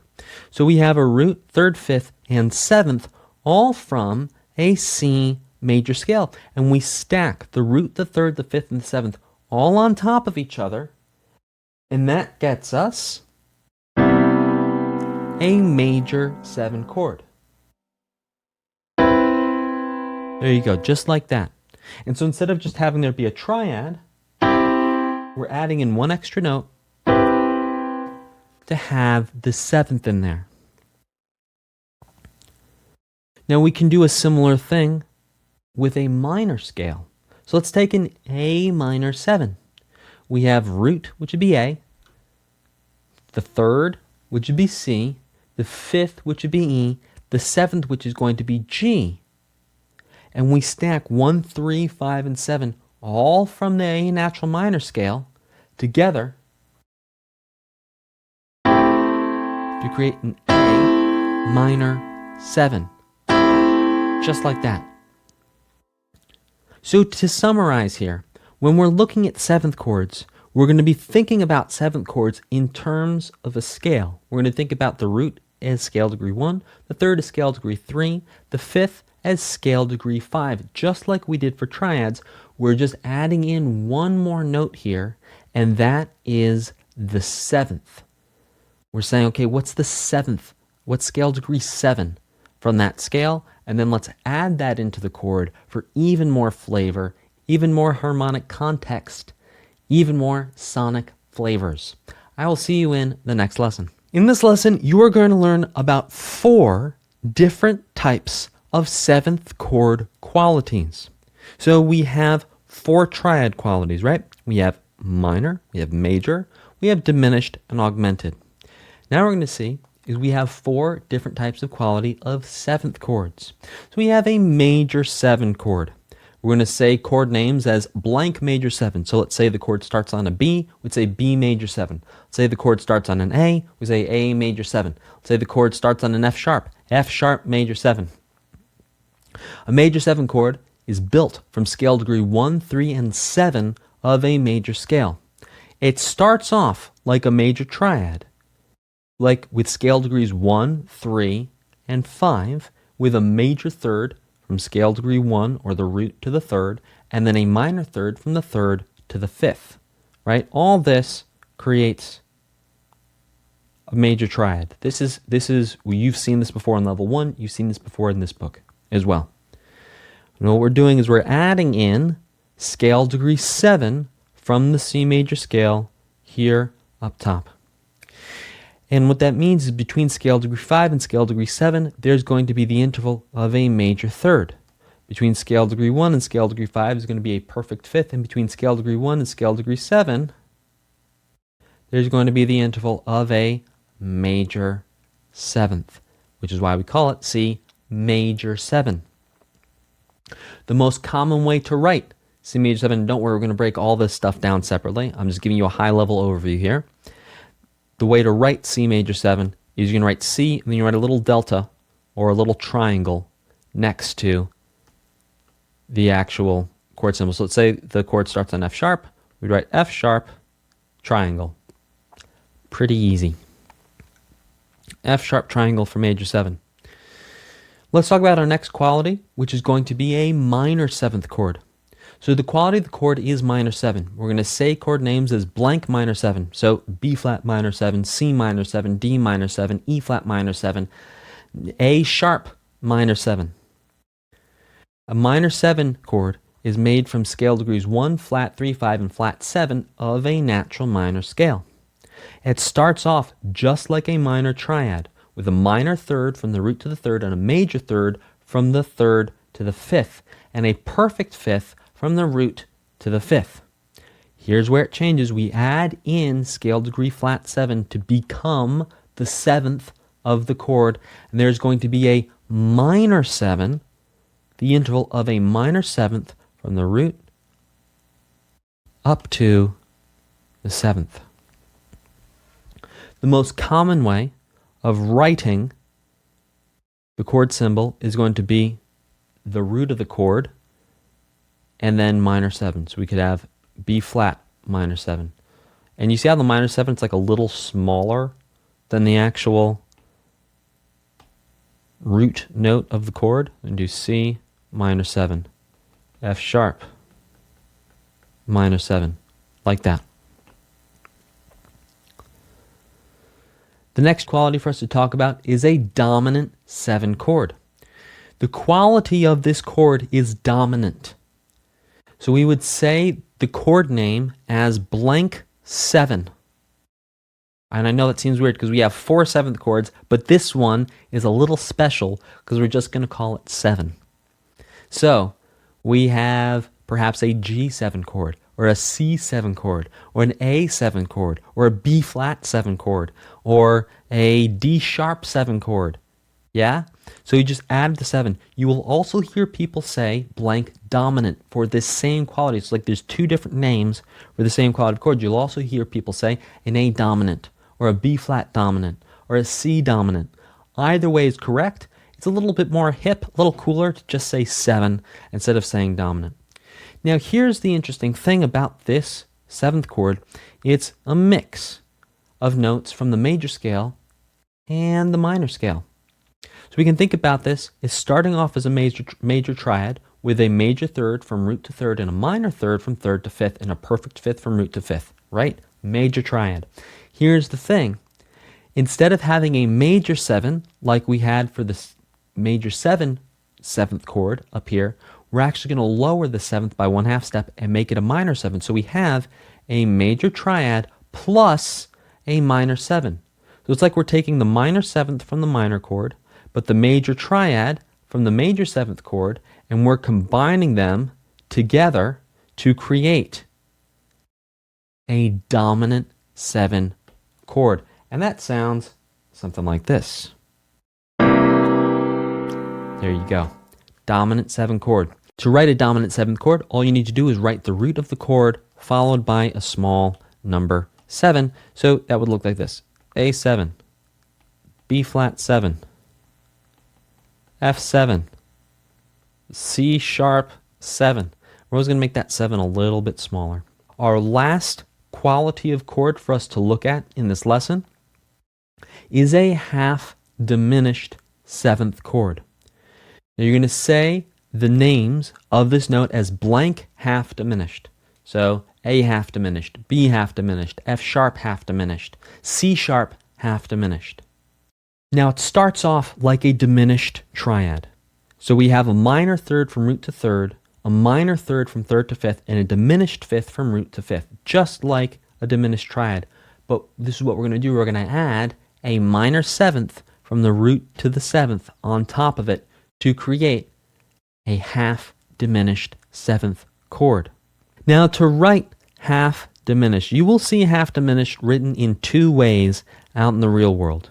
We're going to make it easy on ourselves here. We're only ever going to write half diminished one way, which is going to be this right here. So we write B diminished, and then we say, yeah, you know what, it's only half.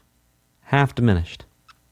We can say, okay, we have an A diminished, nah, it's only half diminished. So we write a little line through that diminished symbol to show that it's only half diminished.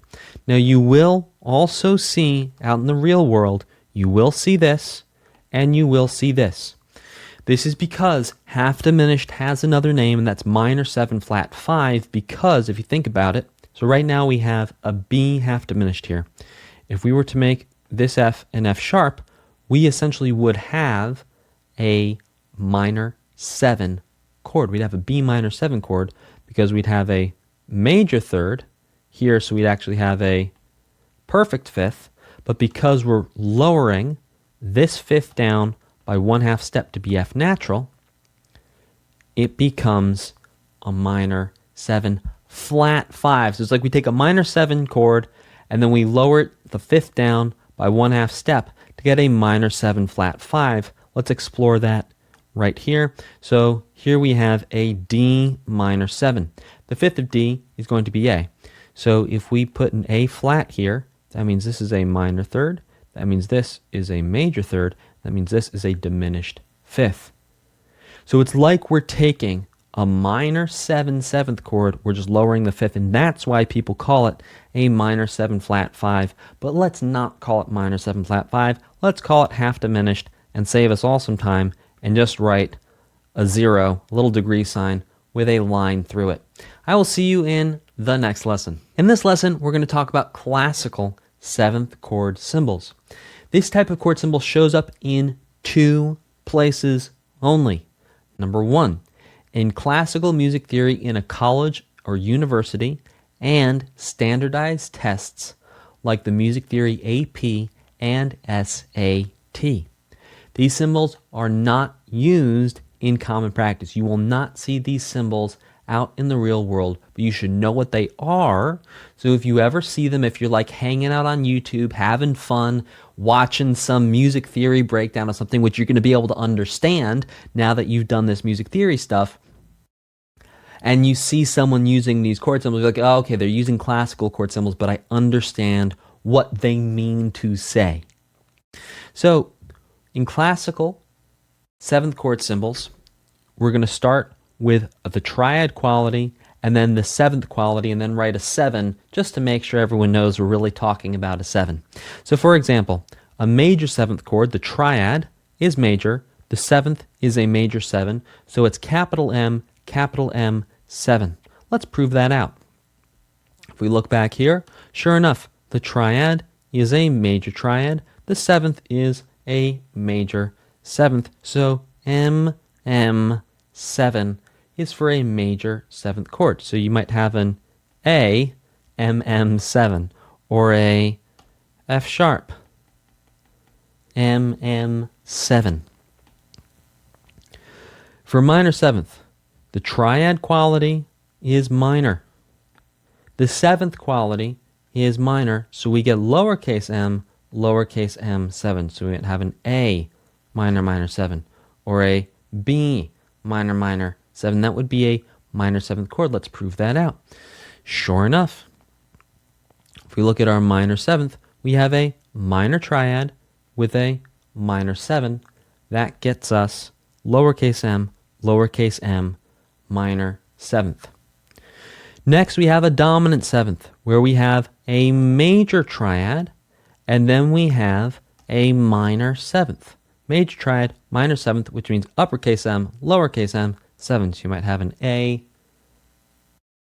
capital M, lowercase m, 7. Let's prove that out. Sure enough, we have a major triad here coupled with a minor 7. So because we have the major triad and then the minor 7th, uppercase M, lowercase m, 7. Now, lastly but not leastly, for half diminished, the triad quality is diminished. The 7th quality is minor. And so without any real explanation as to why, they're going to use the pop jazz symbol for half diminished 7 and then redundantly write the 7. Redundant means it's already implied. It doesn't need to be there because this symbol here already means half diminished 7. So it's like you're saying half diminished 7 when you add this extra 7 here. This means half diminished 7. Let's prove this out. Sure enough, we have a diminished triad down here plus a minor 7 for the 7th. So that's what gets us those classical 7th chord symbols. Again, you may never see this for the rest of your life, but this 4 minutes in this lesson has prepared you. Should you ever see this, you're going to understand what's going on and you won't feel lost. All right, I will see you in the next lesson. In this lesson, we're going to talk about practical chord symbols that we can use to express 7th chord qualities for classical and modern music both at the same time without having to switch between systems. We have one system, one way of comprehensively understanding and analyzing all of modern music and also classical music. So whenever we write major 7 chords, we're always going to write the root note of the chord followed by a triangle. Minor 7, root note of the chord, -7. Now you can see that all of these qualities are actually smaller than the root note of the chord symbol. Now you can see dominant 7. There you go. All we need to do is write a 7. That's pretty easy. Half diminished, you write that degree sign with a slash through it to show it's half diminished. And then minor 7 flat 5, you will see this out in the wild, but we will never use it because why would we want 2 different ways of saying the same thing? This is what we're going to use. You may see this out in the real world, but you're going to know what it means. Now the X minor 7 flat 5, what we just talked about, this way of labeling half diminished chords is relatively common in older jazz lead sheets. Half diminished and minor 7 flat 5 are both enharmonic and grammatically correct ways of expressing the same chord, but like I mentioned before, we're just going to use half diminished. So these are your new chord quality symbols for you to memorize. Memorize these four. This is important. You're going to use this so much throughout your musical journey, both in analysis, if you want to write music, everything. We're going to be using these four chord quality symbols. The delta for the major 7, the minus 7 for the minor 7, just the plain 7 for the 7 or the dominant 7 chord, as the case may be, and then the degree with the slash through it for the half diminished. I will see you in the next lesson. In this lesson, you're going to learn how to write 7th chords using accidentals. So just like with triads, when we wanted to build a snowman, you're going to continue on with the snowman because in every 7th chord, the 7th is always some kind of third away from the 5th. Some kind of third, some kind of third, some kind of third away from the 5th. And because of that relationship, that means if you started your root note on a line, your 7th is also going to be on a line. If you start your root note on a space, your 7th is also going to be on a space. So all you need to do is build a snowman, and then perhaps it's an alien snowman. It has an extra head. I'm not sure. You write an extra 4th note head on top. And again, start on a line. The 4th note for the 7th is also going to be on the line. You start on a space. The 7th is also going to be in a space. And after you have these 4 notes stacked up, either all on lines or all on spaces, then you can go in and add accidentals to create the correct thirds between each one of the chord tones to create the quality of chord you want. So, for example, here we have a B flat to a D to an F to an A. That creates a B flat major 7 7th chord, which we would do like that. B flat major 7. Now here on the spaces, once we add in the accidentals, ooh, this is interesting. So we're going to have an F sharp, an A, a C, and an E. That creates an F sharp half diminished 7th chord. Now to write 7th chords with a key signature is actually pretty easy. And you are going to learn the order in the 7th chord quality formula a little bit later. But for now, we're just talking about how to write them in isolation. So you write a treble clef, a bass clef, or a grand staff, add in the key signature, and then again, you're going to stack 4 notes on top of each other. If your root note is on a line, all the notes are on the line. If your root note is on a space, all the notes are in spaces. And because you have this key signature here, the key signature is automatically going to change the notes. So you will get whatever triad quality is going to be expressed through that key when you use a key signature. Don't worry about that too much now. We're going to talk about the 7th chord quality formula in a couple of lessons. I will see you in the next lesson. In this lesson, we're going to talk about breaking up 7th chords to turn them into arpeggios. So we can take any quality of 7th chord and turn it into an arpeggio. So we're going to see major 7, minor 7, 7, and half diminished, all broken up into arpeggios. So we can take the major 7 chord, break it up 1 note at a time. We take the minor 7 chord, break it up 1 note at a time. We take a dominant 7 or just a 7 chord, the C7, break it up 1 note at a time. We take the E half diminished and break it up 1 note at a time. So to write 7th chord arpeggios, you're going to write root, 3rd, 5th, and 7th, 1 note after the next from lowest to highest. As an optional, you can add the root in as a 5th note above. So you can see we have root, 3rd, 5th, 7, root. Root, 3rd, 5th, 7, root. Root, 7th, 5th, 3rd, root. Root, 7th, 5th, 3rd, root. Going up and down.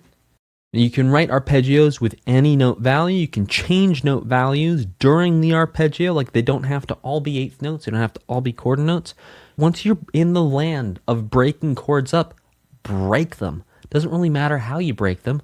Just break them up. Do something interesting. Do something fun. Do something that makes your heart happy when you are breaking chords. I will see you in the next lesson. Broken 7th chords. Let's break these even more than just with the arpeggio. So just like with triads, we can break 7th chords up in any way we want to. There's no right way to break a 7th chord. There's no wrong way to break a 7th chord. You just break the thing. Now, to identify broken 7th chords is tricky. We're going to start now with some basic exercises, but we're going to take this totally to the next level in level 3 when we really learn to identify melodies and chords together at the same time. So what you're going to do for right now is look over several beats, measure or measures of music. If you spot a pattern where you think you see a 7th chord, ask yourself this question. Do all the notes in these beats, measure or measures, belong to the same chord? If the answer is yes, it's a broken chord. If the answer is no, look for smaller groups or look for larger groups to see if you can spot a broken chord. And look out for the 7th of a chord being present to tell you the difference between a broken 7th chord and a broken triad. Because that's going to be the one thing that changes from a triad to a 7th chord. The reason why we're not writing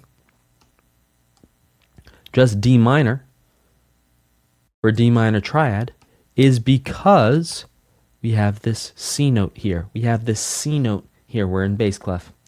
And because the C is the 7th of the D, that gets us a D minor 7.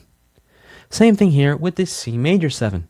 Why are we not just writing a C triad? And it's because we have a B here and a B here, which gets us a C major 7 because it's the 7th of the chord. Same thing here. Why are we not just writing a G triad? It's because we have an F here, and F is the 7th of G.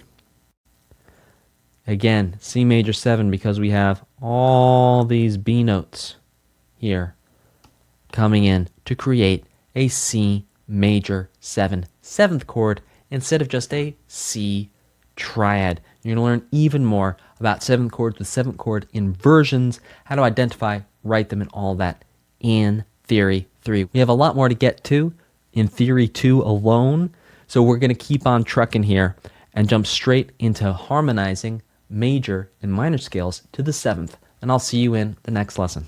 In this lesson, you're going to learn everything you need to know to be able to harmonize major scales to the 7th. So let's talk about Roman numerals for 7th chords. So the Roman numerals represent chord qualities and the scale degree that chord is built from when we harmonize the scale. Uppercase Roman numerals show that we have a major triad. Lowercase Roman numerals show that we have a minor triad. After the Roman numeral, we're going to add elements from chord symbols for 7th chords. Just like triads, these Roman numerals can apply to any key when we harmonize to the 7th, right? Because we use an uppercase Roman numeral 1 to show the triad built off of scale degree 1 in C major, G major, D major, B flat major, and F major. We don't say, oh, it's a different key, so we need to change Roman numerals. No. So you can use these Roman numerals for any key. As a quick reminder, Roman numerals is abbreviated as RN. Now, before we really jump into doing this, I want to point one more thing out to you, and that's classical Roman numeral music theory.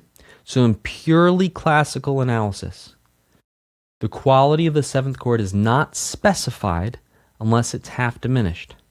In purely classical theory, you will see 1-7, 2-7, 3-7, 4-7, 5-7, 6-7, or 7 half diminished 7. But here's the thing, when you just add a 7 after all those, doesn't it kind of look like that's the way we write dominant 7 chords? We write a 7 after it. Doesn't it look like all these chords are dominant? Basically, the idea is that we want to not use this system because it's very confusing and not at all conducive to analyzing both classical and modern music. So we're going to use this system just like we had for our chord symbols. We had our 4 chord symbols that we were memorizing. For 7th chords, we're going to do the same thing here, but with the Roman numerals. So for major 7, we're going to write the Roman numeral followed by the triangle to show major 7. For minor 7, we're going to write the Roman numeral plus the minus 7. For dominant 7, we just write a 7.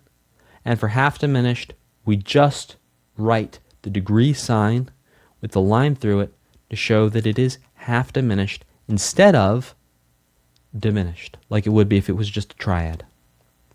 I will see you in the next lesson. Let's talk about 7th chord quality formula. So what happens is when we harmonize a major scale to the 7th, we get the following chords. We get major 7th chords on scale degrees 1 and 4. We get minor 7 chords on scale degrees 2, 3, and 6. We only get one dominant chord, and that's going to be on scale degree 5. Interesting, isn't it, that if you think about the scale degree names, scale degree 5 is the dominant, and here we have a dominant 7. Ooh, interesting connection there. We also only get one half diminished 7th chord, and that is starting on scale degree 7. So if we bring this all together, our 7th chord quality formula for a harmonized major scale to the 7th is going to be major 7, minor 7, minor 7, major 7, dominant, minor 7, half diminished. As a quick example, let's look at the B flat major scale harmonized to the 7th with Roman numerals. So we can see on scale degree 1, the quality is major 7. So the Roman numeral is going to be 1 with this delta or this little triangle here, and the chord symbol is B flat major 7. On scale degree 2, when we stack this up, so we have a C, we're just using notes from a B flat major scale. We have C, E flat, G, B flat. That gets us a minor 7, 7th chord. So the chord quality, sure enough, is minor 7. Here's the Roman numeral. Here's the chord symbol. D, F, A, C. That gets us a D minor 7. 7th chord Roman numeral, 7th chord quality. E flat major 7, we had E flat, G, B flat, D. Roman numeral, chord symbol. On the 5th, we have F, A, C, E flat. That gets us an F7 or an F dominant. That's going to be our Roman numeral. For 6, we have G, B flat, D, F. That gets us A minor 7 for scale degree 6. There you go. Half diminished. We have A, C, E flat, G, A half diminished. And that is how you harmonize a major scale to the 7th. And the next lesson we'll talk about how you actually write a harmonized major scale to the 7th. I'll see you there. In this lesson, you're going to understand how to write harmonized major scales to the 7th. So what we're going to do is we're going to follow a very similar process to writing harmonized major scales to the 5th. We're just going to add that one extra note to take us all the way to the 7th, and obviously our chord symbols and also our Roman numerals with those extra symbols are going to change along the way. So the first thing for you to do is to write a staff with a treble clef, bass clef, grand staff, double bar line, a major scale, and then add the Roman numerals. Optional, add the chord symbols above. I highly recommend putting the chord symbols above because what you're trying to do here with the harmonizing of the major scales is really understand these groups of notes together and the chords that they create. And the clearer you can get in your own mind of the connection between the chords and the notes and the chords, the better it's going to be for you both now and in the future in terms of understanding, analyzing, and also writing music. So this is really your step one right here. You should have your scale written out. And again, we're not doing this with a key signature. This is with accidentals. So, you start your first note, and then on every line and space of the staff, you write out your scale. You could take this all the way up to the octave. You don't have to. You just take it up to scale degree 7. And then write out your Roman numerals below the staff. And this is your guide. This is to make sure you're doing everything right. This is almost like your teacher having these Roman numerals below the staff, because you know, okay, my first chord has got to be a major 7. Second chord's got to be minor 7, major 7, dominant, minor 7, half diminished. And then optional, but highly, highly, highly recommended, write those chord symbols above the staff. Make sure you give yourself room to write out a 7th chord all the way up. And let's look at step number 2. Step number 2 is going to be you build a snowman on top of the note that's already there. So it's like we have a note here, and then you build a snowman with 3. So just make sure that you stack your scale with 4 notes each. Like I said, make sure you leave plenty of room, because you can see here, this is already getting pretty close to that top note, which is a B. Last thing to do is to go through and write out the extra courtesy accidentals. So you can see that sure enough, we wrote an F sharp here for this D, but we're going to write it again here. We write a C sharp here for this D. We're going to write the C sharp again here. We're going to write the C sharp again here. We're going to write the C sharp again here. And this again is not technically correct in terms of music, but in terms of your mind and how you're thinking about these chords is very important, because you want to think about C sharp not as being a C natural. You want to think about C sharp as being a C sharp. So adding in that extra sharp there just for yourself, for your own internal clarity. All right, let's talk about in the next lesson how to write a harmonized major scale to the 7th, but using a key signature. To write a harmonized major scale to the 7th with a key signature is actually going to be very, very simple, because that key signature is going to take care of all of the accidental notes for us. So step number 1, just like writing a major scale harmonized to the 7th, you're going to write yourself a major scale. So start on your tonic, and then 1 note on every line or space of the staff, going up to either the 7th or the root if you want to do the root. When we harmonize scales to the 7th or the 5th, writing that extra root, it doesn't really matter. You can do it, whatever makes sense for you. Then, what we're going to do, we're going to write, make sure you get your key signature. You need that key signature. Also make sure, because if we wrote an F clef here, this is no longer a D note. That's an F, if we're an F clef. So, make sure you write your clef as well, and you think about what clef you're using. Then, write out your Roman numerals with the 7th chord extra symbols below the staff. That's your guide. Optional, but highly recommended. Write out your chord symbols above the staff. Then all you got to do is write a note on every space. If your notes start on a space, line, if there's a line, to make sure you get 4 notes in a row. If your first note's on a space, all the other notes are in a space. If note's on a line, all the other notes are on a line. The same goes for legend lines. Line, line, line, line, space, space, space, space. And there you go. That's your harmonized scale. In this lesson, we're going to do a little bit of a recap and review of major scales harmonized to the 7th with this fantastic little gridded out thing we have here. So all our major scales so far, we have the scale degrees. 1, 2, 3, 4, 5, 6, 7, and then we repeat 1 up here, up an octave. Kind of call it 8, but really it's 1 again. We have the triad quality. Major, minor, minor, major, major, minor, diminished. We have the triad Roman numerals.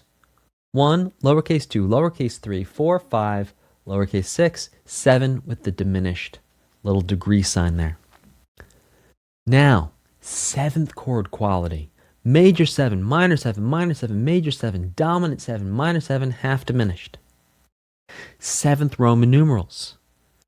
And then what you can do is you can say to yourself, okay, what key are we in? D major? All right. That means E, if we harmonize it to the 7th, is going to be minor 7. If we harmonize E to the 5th, it is going to be minor. So this is how you use this table. You can say, okay, we're in the key of D major. We're on scale degree 4. Okay, scale degree 4 of D major, if we harmonize it to the 7th, is going to be major 7. If we harmonize it to the 3rd, it's just going to be major. Harmonized scale degree 6. And this goes for any key. You could do this with F major.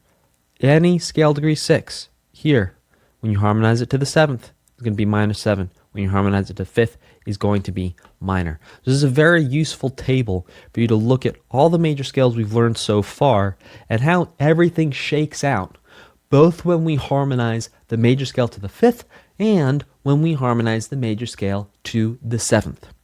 I will see you in the next lesson. In this lesson, you're going to learn what happens when we harmonize a natural minor scale to the 7th. Now, just like we had this relationship of the relative major and minor, which means when we have a major scale, if we start on scale degree 6, we're going to get all the notes of the natural minor scale.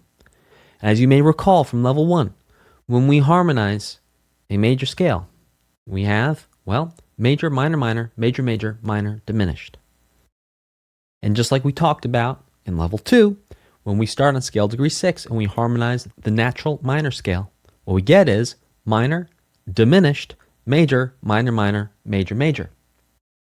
This same exact relationship exists here when we harmonize major scales to the 7th. If we were to start on scale degree 6, which is going to be minor 7, scale degree 7 is going to be half diminished. Then scale degree 1 is major 7, scale degree 2 is minor 7, scale degree 3 is minor 7, scale degree 4 is major 7, scale degree 5 is dominant 7. We're going to see that same idea played out here. So sure enough, scale degree 6 and major 7 would be minor 7. That's what we got here. Scale degree 7 in major 7 would be half diminished. That's going to be scale degree 2 here. Degree 1 in a major scale would be major 7. Scale degree 3, major 7. So we have the same 7th chord quality formula as with a harmonized major scale to the 7th. But instead, we're starting on scale degree 6, essentially, because of that relationship between the relative major to the relative minor. So what this means is that the quality formula we end up with for a major scale harmonized to the 7th is minor 7, half diminished, major 7, minor 7, minor 7, major 7, dominant 7. And then we come back to minor 7 on scale degree 1, an octave higher. So it's all exactly the same as the major scale, just with different numbers. So starting from here, it's major scale. So major 7, minor 7, minor 7, major 7, dominant. This is all the same as the major scale. And then we have essentially what would be scale degree 6 from the major scale here, and then scale degree 7 from the major scale here. So essentially, if you can memorize that order from the major scale of major 7, minor 7, minor 7, major 7, dominant, minor 7, half diminished, then you just think about starting on scale degree 6. There you go. You have your entire 7th chord quality formula. You're also going to know the extra symbols you need to add to your 7th chords when you're working with a harmonized natural minor scale to the 7th. I will see you in the next lesson.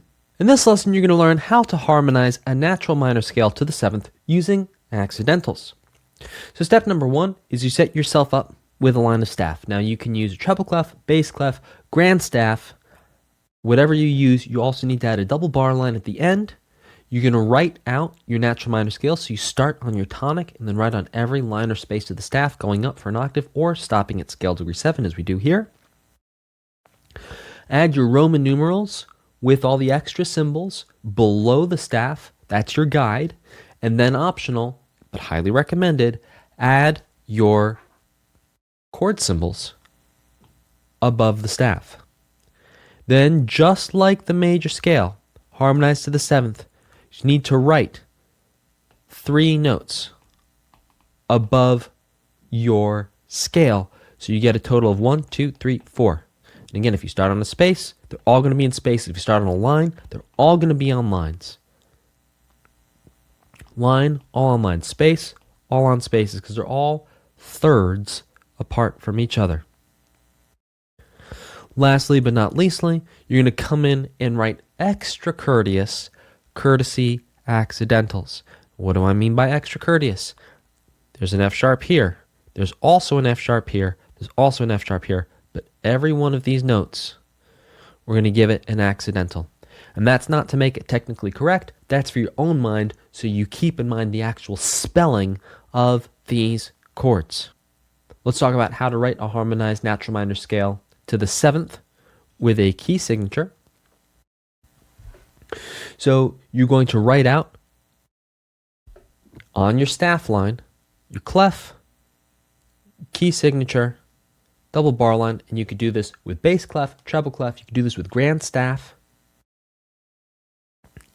Then write out your scale. So start on your tonic, and then on every line and space of the staff until you get to the 7th or the octave, write out your Roman numerals with their extra symbols, and then bonus, highly recommended, add in the chord symbols up top. Now, because we're using a key signature, the next step is very easy. All you need to do is write notes either on the spaces or the lines, depending on what the root of the chord is starting on. So we start on a space, we write 3 notes in space, we start on a line, 3 notes on lines, and this key signature right here is going to take care of all the accidental work for us and automatically change all those notes. I will see you in the next lesson. In this lesson, we're going to summarize all the natural minor scales you've learned so far, again with a very useful table that you can come back to and reference any time you want to use 7th chords in a particular key. Now, this table shows us the scale degree. So all this right here, these are all going to be scale degree 1. When we harmonize scale degree 1 to the 5th, we get a minor. This is going to be the Roman numeral. When you harmonize to the 7th, we get a minor 7. That's the Roman numeral, and you can do that with starting on all of these as your root notes for the chord. When we harmonize scales, scale degree 2, it's going to be all these notes. The triad quality is always going to be diminished. This is going to be our Roman numeral. The 7th chord quality is going to be half diminished. This is going to be our Roman numeral, and the difference is between that degree sign and the degree sign with the slash through it. In all of these notes, so if we're in the key of A minor, B is going to be diminished or half diminished. From the key of E minor, F sharp is going to be, yes, okay. Next up, scale degree 3 of all natural minor scales. The triad quality will be major. The 7th quality will be major 7. Triad will be a 3. Major 7 will be a 3 with a major 7.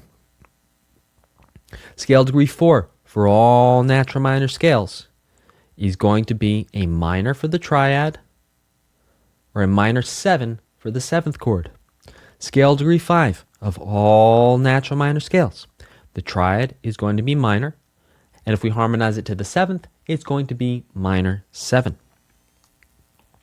For all natural minor scales, if we look at scale degree 6, if we harmonize it to the 3rd, we're going to get major. If we harmonize it to the 7th, we're going to get major 7, which means you need to add that little delta to the Roman numeral to show it's major 7.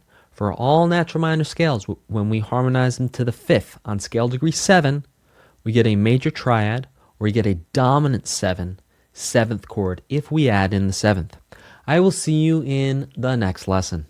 The next step on your journey for analyzing music and also writing music is to understand song form. Song form is the order of different sections within a song. We're going to go over the basic sections now to get a very high-level overview, and then in the coming lessons we're going to jump in and dive into the nitty-gritty. So, an intro is an introduction of a song, and again, I'm going to have tons of examples for you of what an intro sounds like, but we're just going to go through the list here. A verse is where the story of the song is told. Once upon a time, happily ever after. A chorus is the repeated part of a song that happens between verses, typically using the same words each time it repeats. This is usually the most catchy part of the song that everyone remembers.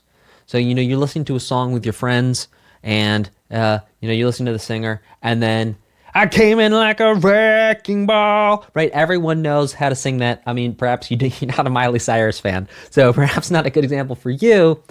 But the idea is there's going to be a part of the song that everyone sings along with because that's the chorus. It's going to be the most memorable part.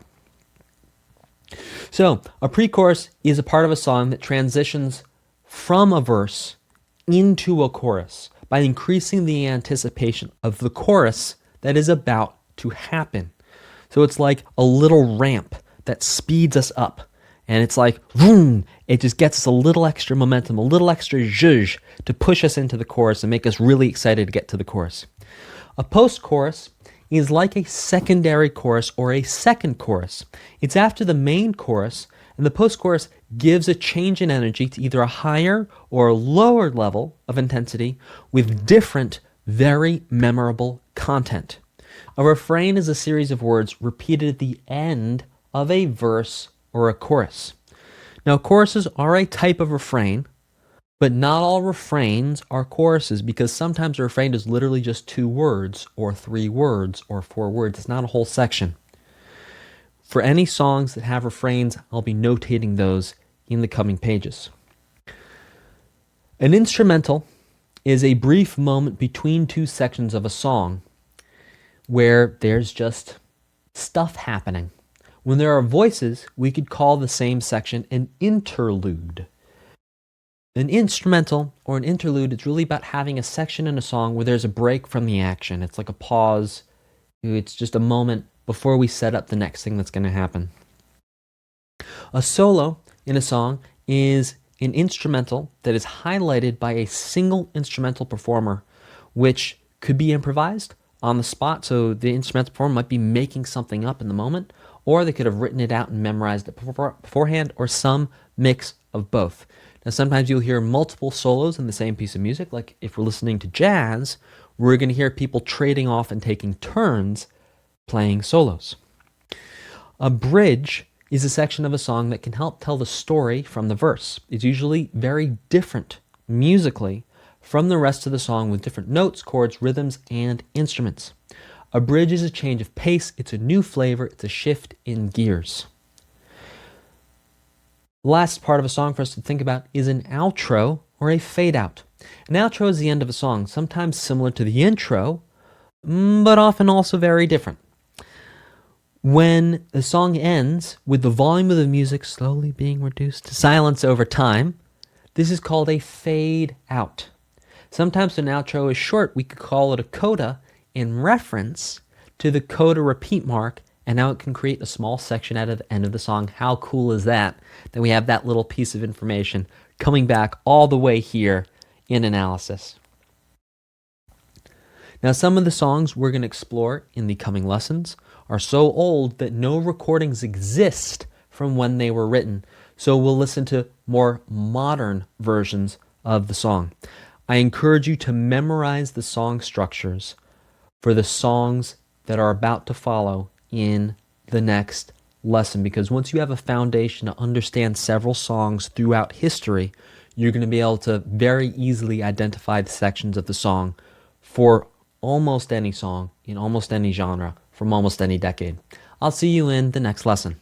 Now, instead of making you sit with me and listen through each one of these song maps, with me just calling it out, I've provided these for you so you can go through and listen to these songs along with the links for the YouTube and go through and look at these time codes. So these time codes, 00, 15 seconds, 30 seconds, 45 seconds, and listen to the music and watch the timer on YouTube go through the music so you can see what section of the song you're in at any given time. Now, we have examples from traditional songs, songs from the 1930s, even performed by more modern artists, like the Wabash Cannonball was written in the 1930s, but we have a version of Johnny Cash doing it. We do have some refrains, and anytime there's a refrain in the song, I've actually notated that R equals when we're out together dancing cheek to cheek, for example, or This Land Was Made for You and Me, in the case of This Land Is Your Land, by Woody Guthrie. So go through all of these songs, follow along with your book, and this will take a little bit of time to do, but once you go through all of these songs, it's going to become very, very, very clear to you what different sections are doing in songs. And it's so important to understand this. Number one, for analysis. Number two, if you're going to write your own music. This is also going to have implications for analyzing classical music as well. So if you can understand these pop sections, then understanding and analyzing classical music is going to be easy as well. I'll see you in the next lesson. After you've listened through all 20 of these, don't skip any, listen to all 20 of these, go along with these song maps, and it's okay if this takes you a day or two to do. This is really, really, really important learning. It's fine if this takes you a couple days to get through because there's a lot of songs here. It's probably an hour or two of listening to music and following along with the song maps. And then I'll see you in the next lesson where we're going to talk about how to actually analyze and show the different sections of songs when we're working with sheet music. I'll see you there. In this lesson, you're going to learn how to perform a form analysis. Step number one is you're going to use the quick reference table on this page, as well as extra ID tips, along with the song maps on the previous page to figure out which section of a song is which. Here's our quick ID table, which we will break down in a little bit. Whenever you're writing parts of the song, you're going to write the actual full name of the song section with a number when needed above the first measure of that section. So example, here we have intro and verse 1. There's a verse 2. We'd write out verse 2. There's a third verse. We'd write verse 3, and so on. Now here's some extra ID tips. Sometimes double bar lines can show the change of one section to the next in a song. As you can see here, that between the intro and the first verse, there's double bar line. Intro, first verse, double bar line, and then there's another double bar line here. Perhaps something happens after it. You can identify verses by a similar rhyme scheme. Now you're seeing why it's important to understand rhyme scheme, because you're going to be able to tell which parts of verses, because they're going to have a similar rhyme scheme, they're going to have a similar melody and chords, and the lyrics are going to typically tell a story. You're going to identify a chorus by an identical or nearly identical rhyme scheme every time. The chords will also typically be the same. So if we go back and we look at Greensleeves, we can see here's our verse. Our verse is A, B, A, B. Our chorus is A, B, C, D. Our verse, we're back to A, B, A, B, and our chorus, which repeats, is A, B, C, D. You can identify a pre-chorus by different lyrics and melody and chords than the verse. This leads us to the chorus. You can identify a post-chorus by having different melody chords than the chorus with higher energy than the verse. And that leads us to a verse, a bridge, an instrumental section, or a solo out of the chorus. You can identify refrains by repeated phrases at the end of a verse, pre-chorus, chorus, post-chorus, or bridge. And again, it's going to be the same exact words. You can identify instrumentals, interludes by looking for measures of rests for the vocals between verses and choruses that have no lyrics and melody. You can listen to the song. If you hear only instruments playing in this area, for more than a measure, it's probably an interlude or an instrumental. You can identify a solo by looking for measures of rest in the vocal or for the solo instrument to take over the voice melody staff for the duration of the solo. So sometimes what you'll see is, so for example, right here it says, this is a lead sheet song, this is the voice, right here, this is the voice. And then what happens is you can sometimes change and it'll say something like to guitar. And then you'll see the guitar solo written out in notation here. So that's an easy way to tell you're in a solo, but sometimes for lead sheets, there's just going to be rest. Or it'll say instrumental solo. You can identify a bridge by looking for a change in rhyme scheme, a change in lyrics and melody towards the back half of the song. So a bridge typically is not going to be in the first half of the song, it's going to be in the last half of a song. If you see more than one bridge, you're probably looking at a post-chorus. You can identify an outro or fade out when the music or lyrics changes at the very end of a song. And here's a little quick reference thing. So an intro would be typically 1 to 8 or more measures with instruments, vocals, or a mix of both. If there's lyrics, it's going to be introductory content. It's like, ooh, or yeah, or oh, you know, I missed you, baby. Something like that before you actually get into the story, right? So that's little intro stuff. It's always going to be at the beginning of the song. A verse is typically going to be 4, 8, 12, or 16 measures. It's going to have instruments, vocals, or a mix of both, and it tells the story. And you're going to hear that same sections repeated with variations throughout the song, oftentimes with the same rhyme scheme. A pre-chorus is typically only going to be 4 to 8 measures long.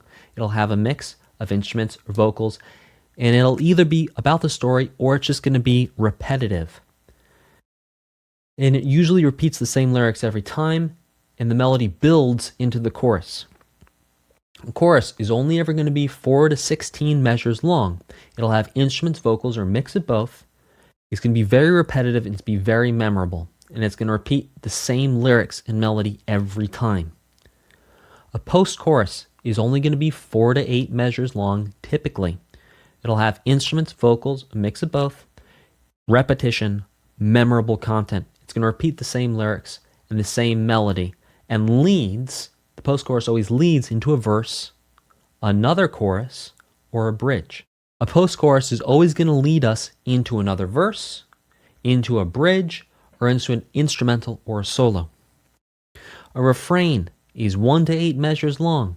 It's very repetitive, it's very memorable, and it's a repeated phrase at the end of a verse, a chorus, and sometimes also a bridge.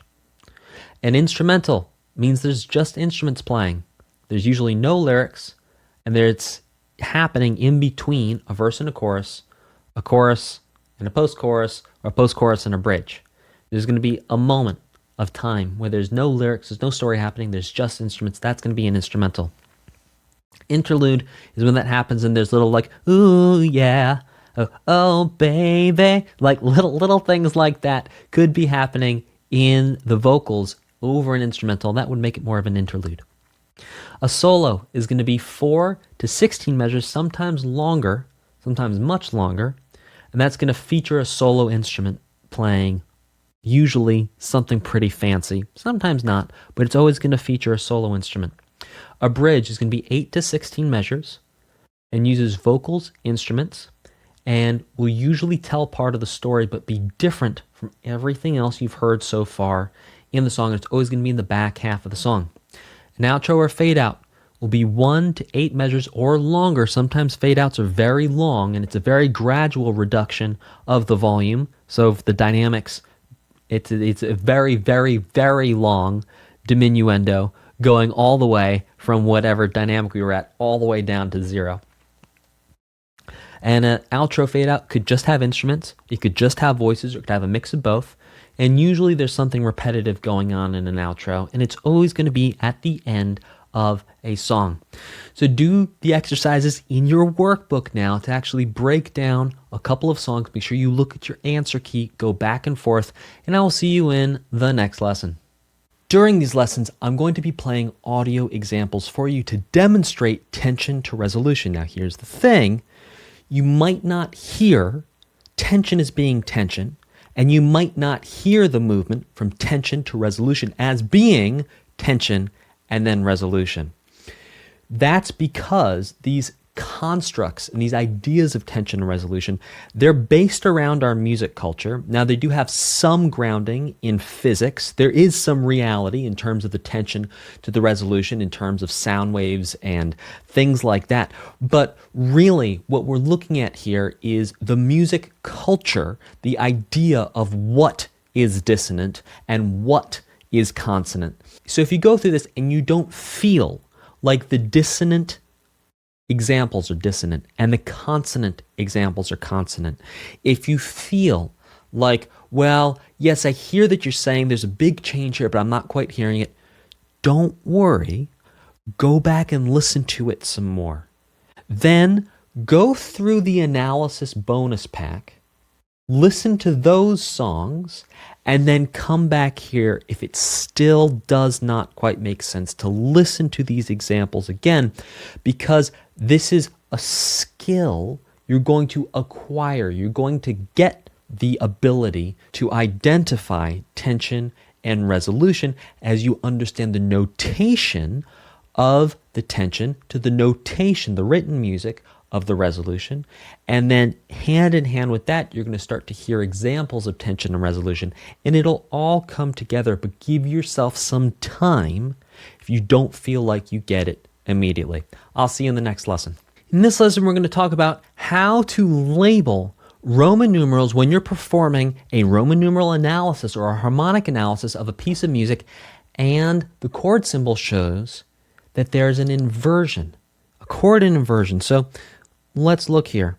We have, okay, we're in the key of G minor, supposedly. It's either B flat major or G minor, based on the fact that we're starting and ending on a G minor chord. First G minor, then G minor 7. I'm going to go ahead and say it's safe to say we're also starting and ending on a G note, a G4. So yes, based off of that information, I'm going to very quickly say we are indeed in the key of G minor. So I'm going to put G minor. Okay, so the first thing to do, even when you see chords in inversions like this, is you're going to write out the Roman numerals first. Don't worry about the inversions yet, just get the Roman numerals down. So we're in the key of G. So sure, G, we're going to have a 1, F, we're going to have a 7, B flat 3, E flat 6, D minor, it's going to be 5, G minor 7, 1 minor 7. Make sure you watch out for those minor 7 chords, those 7th chords, and add that extra notation in there next to the Roman numeral. And then minor 7 again over here. Okay, so we have a couple chords in inversion. So after you've got all the Roman numerals down, then what you do is you go back in and you add the figured bass. So for example, this F over C, think about it, F, A, C, those are the notes of an F triad. If C is the lowest note, that means it's in second inversion. So you add a 6/4 next to the Roman numeral. B over D, D is the third of B flat over D. D is the third of B flat. You add a little 6 for the figured bass to show that we are in first inversion. Same thing down here for the B flat over F, because F is the 5th, we'd have 6/4 because we are in second inversion. So this is just to let you know that moving forward into the future, whenever you're analyzing a lead sheet or music notation and you find a chord that is in inversion, you're going to show that inversion in your analysis with figured bass next to the Roman numerals. I'll see you in the next lesson. In this lesson, we're going to dive into harmonic tension, specifically around 5 chords, and you will see why over the coming videos. So when we harmonize a harmonic minor scale to the 5th, it creates a major triad on scale degree 5 instead of a minor triad on scale degree 5, like when we harmonize the natural minor scale to the 5th. Now, many songs and pieces that use only the notes from a natural minor scale also use a major 5. So it's actually very common to find a major triad built off of scale degree 5 in minor pieces of music and songs, both in classical and in modern genres.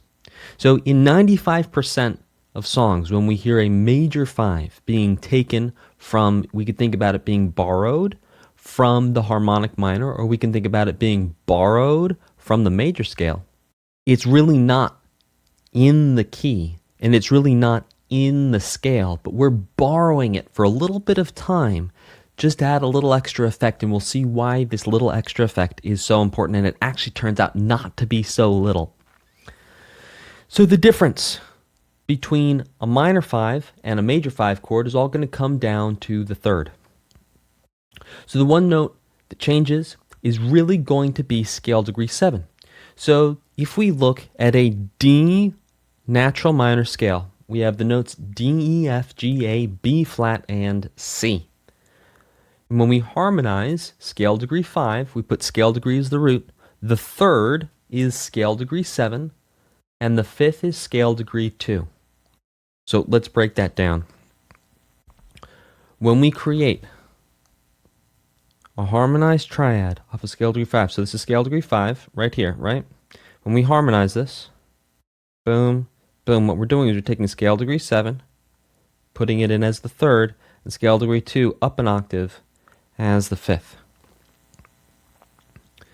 Now what happens when we harmonize a, for example, D harmonic minor scale is we do the same thing. So 5th is the root. And then we need a 3rd and a 5th. And the 3rd we're going to take from the 7 here. And because this is a raised 7, it's not flat, this is going to get us a sharp here, which actually creates an A major triad. So that's the difference. So when there is a major 5 instead of a minor 5 chord, the music is not in the harmonic minor key. That's a mistake a lot of people make, is that you see a minor piece of music, it's in a minor key, let's say the key of D minor, and you see an A major triad in there, and you go, oh wow, okay, this is really cool.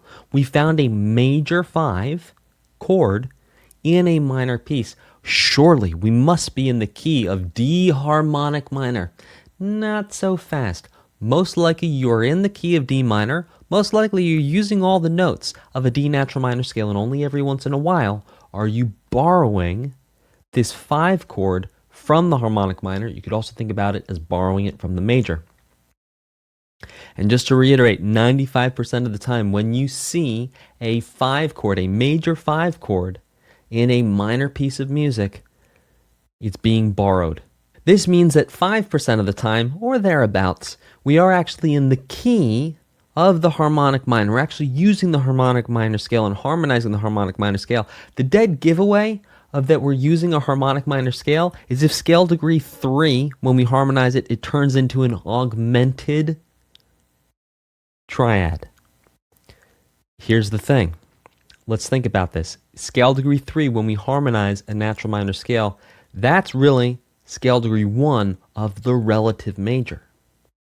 So what happens is if you truly are using a harmonic minor scale throughout the entire piece of music, you will never have, or you could borrow it, but you generally will not have a regular 3 chord built off scale degree 3, which would be a major triad.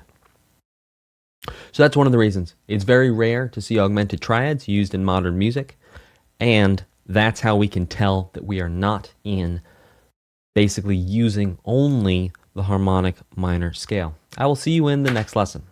So why do we want to use a major 5 chord instead of a minor 5 chord? Well, let's explore this idea. It all comes down to leading tone tension.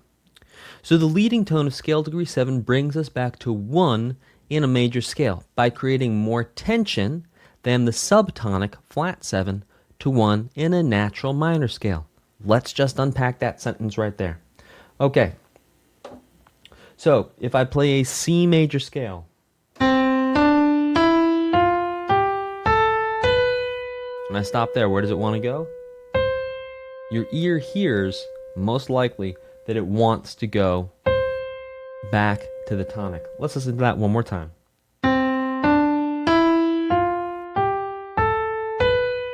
Where does it want to go?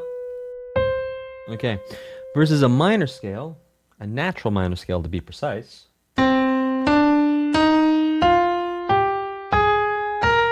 Is there the same urgency to get back to 1? No. There isn't the same urgency. So because there's more tension between scale degree 7, when it's a raised 7, when it's like 7 like the major scale or like the harmonic minor, it makes the arrival back at 1 more significant and a greater release of tension. This is called resolution.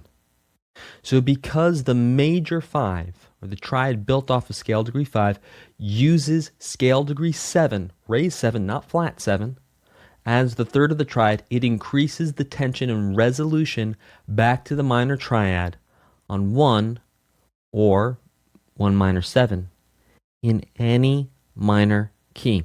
And let's listen to this so you can hear the difference. So what I'm going to do is I'm actually going to play around in the key of D minor for a little bit. And I'm going to set your ears up so your ears get used to hearing just the D natural minor. And then I'm going to let you know when I'm going to play the major 5, and you're going to hear fundamentally the difference.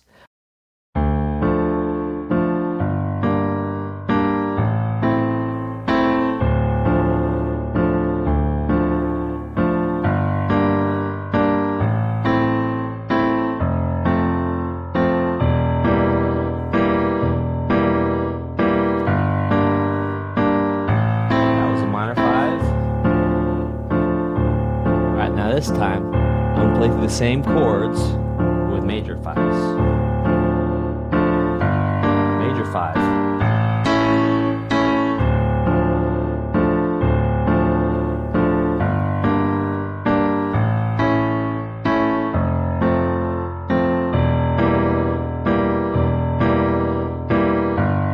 Major 5.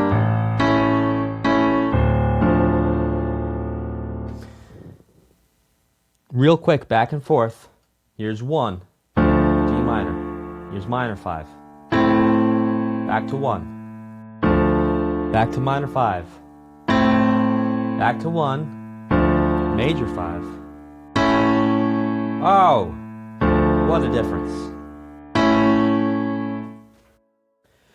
So the inner workings of what's happening here is, we can look at this. So minor 5 to 1 is within the triads themselves.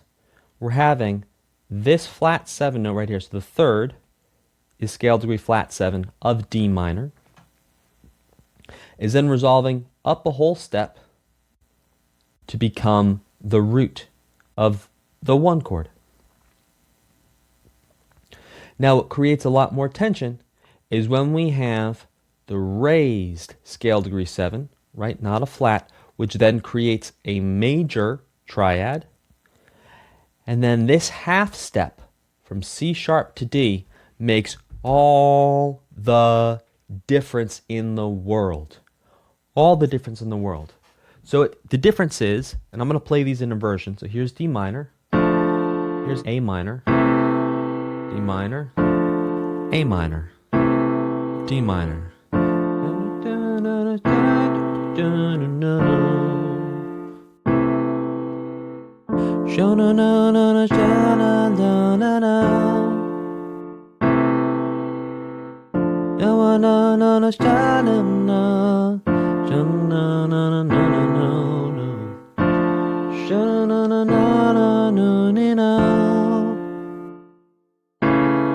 Oh, hear that difference right there at the end? So look, I can go back and forth between D minor and A minor. D minor, A minor. Now this time A major, D minor, A major. Oh.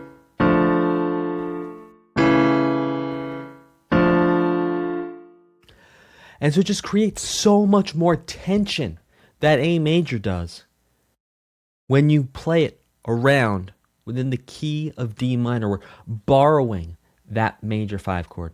So we can actually use 5 as well in major keys, because naturally when we harmonize a major scale to the 5th, the chord that we get off of scale degree 5 is indeed a major triad.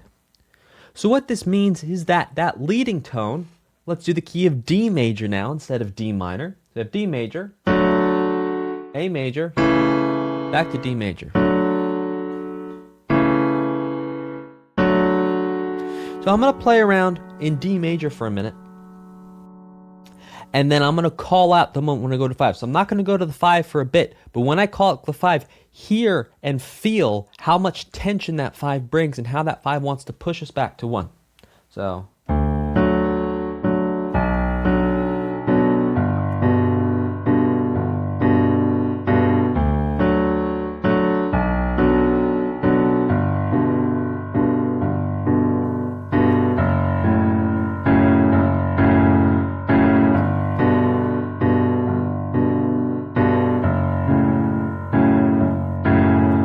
go, 5. That 5 right at the end, it's like the perfect segue. It's like the best slip and slide in the world that brings you right back to the 1. It brings you right back to the harmonized 1. Now, this also works for major 7 chords. It doesn't just have to bring you back to the 1, it'll bring you back to the major 7. Either way. So the inner workings of what's happening here is that the third of the 5 chord is 1/2 step away from the root of the 1 chord. And that half step right there, that creates the tension, that creates the motion, that creates the movement. Now we can see this played out very clearly if we actually invert the 5 chord into first inversion. So here's the 5 chord in first inversion. We're in the key of F major here.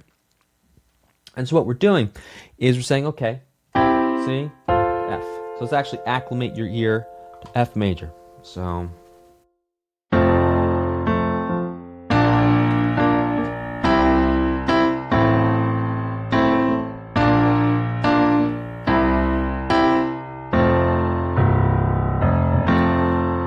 F major. Now we can go F to C to F. I'm just going to play the triads one more time. Now you can really hear it if I put the 5 chord in first inversion.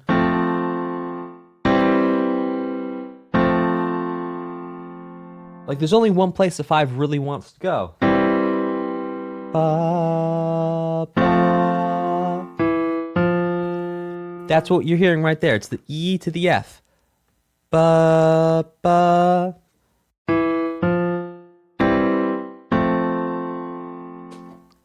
So why is tension and resolution so important? So it creates contrast and movement, like the difference between D minor and A minor versus D minor and A major.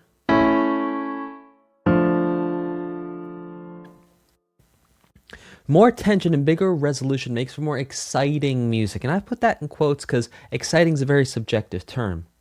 But all major keys have a 5 that pushes us back to 1. And borrowing that 5, that major 5 chord, from the major scale or the harmonic minor, brings us movement and contrast into minor keys. Like I was just giving you before with that example of that song, Somebody I Used to Know.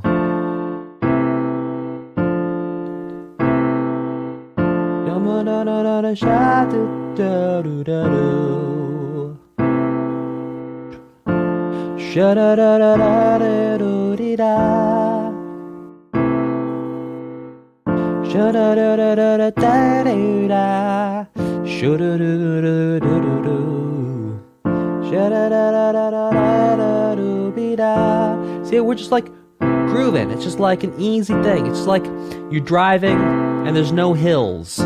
It's just easy peasy. We're just kind of like mellow. Now, oh, right there. When you bring in that major, it totally changes things up.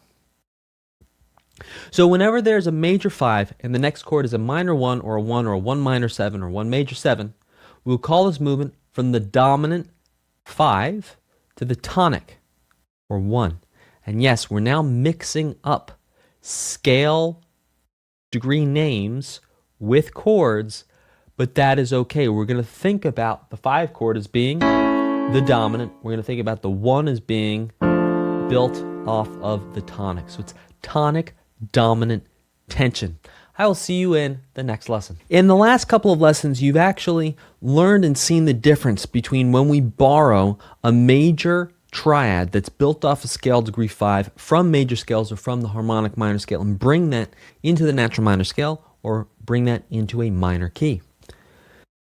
Now, in major and in minor keys, we can actually use 5 and 5/7. We can use the dominant chord, the 4-note dominant 7 chord that is built off of scale degree 5 to create even more tension to push us back to 1 major or 1 minor, 1 major 7, or indeed 1 minor 7. So let's compare in minor keys what happens when we use 5 versus 5/7. So the main difference is obviously going to be between a triad and a 7th chord. So the triad has, sure enough, 1, 3, and 5. And then the 7th chord has 1, 3, 5, and then we take scale degree 4 of whatever minor scale that's associated with the key, and that's going to become our 7th. So we can also look at major keys, and in major keys it's the same idea. We can have either a major triad built off of 5, or we can add the 7th, that 4th chord tone on top of the 5 to create a dominant 7 chord. In the next lesson, we're going to break down the difference of tension and understand the inner workings and the difference between using a major 5 and a 5-7 chord in minor keys. I'll see you there. In this lesson, we're going to talk about how you can increase tension even more using a dominant 7 chord borrowed from a major key. When we throw that into a minor key, instead of having the minor 5, we're going to have a dominant 7 chord, or a 7th chord, as the 5.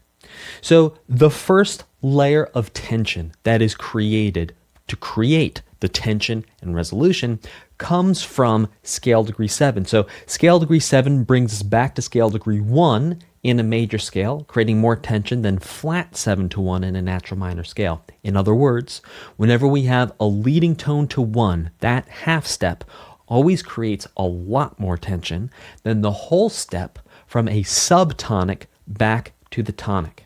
And that's our first layer of tension. And as you can see here, sure enough, we have leading tone, or scale degree 7, right here, which pushes us back up to the tonic. And that's what's happening right here. This is our leading tone, and it's bringing us back to the tonic. We're in the key of D minor. So C sharp from that A7 chord is the leading tone of D if we were in a D major scale.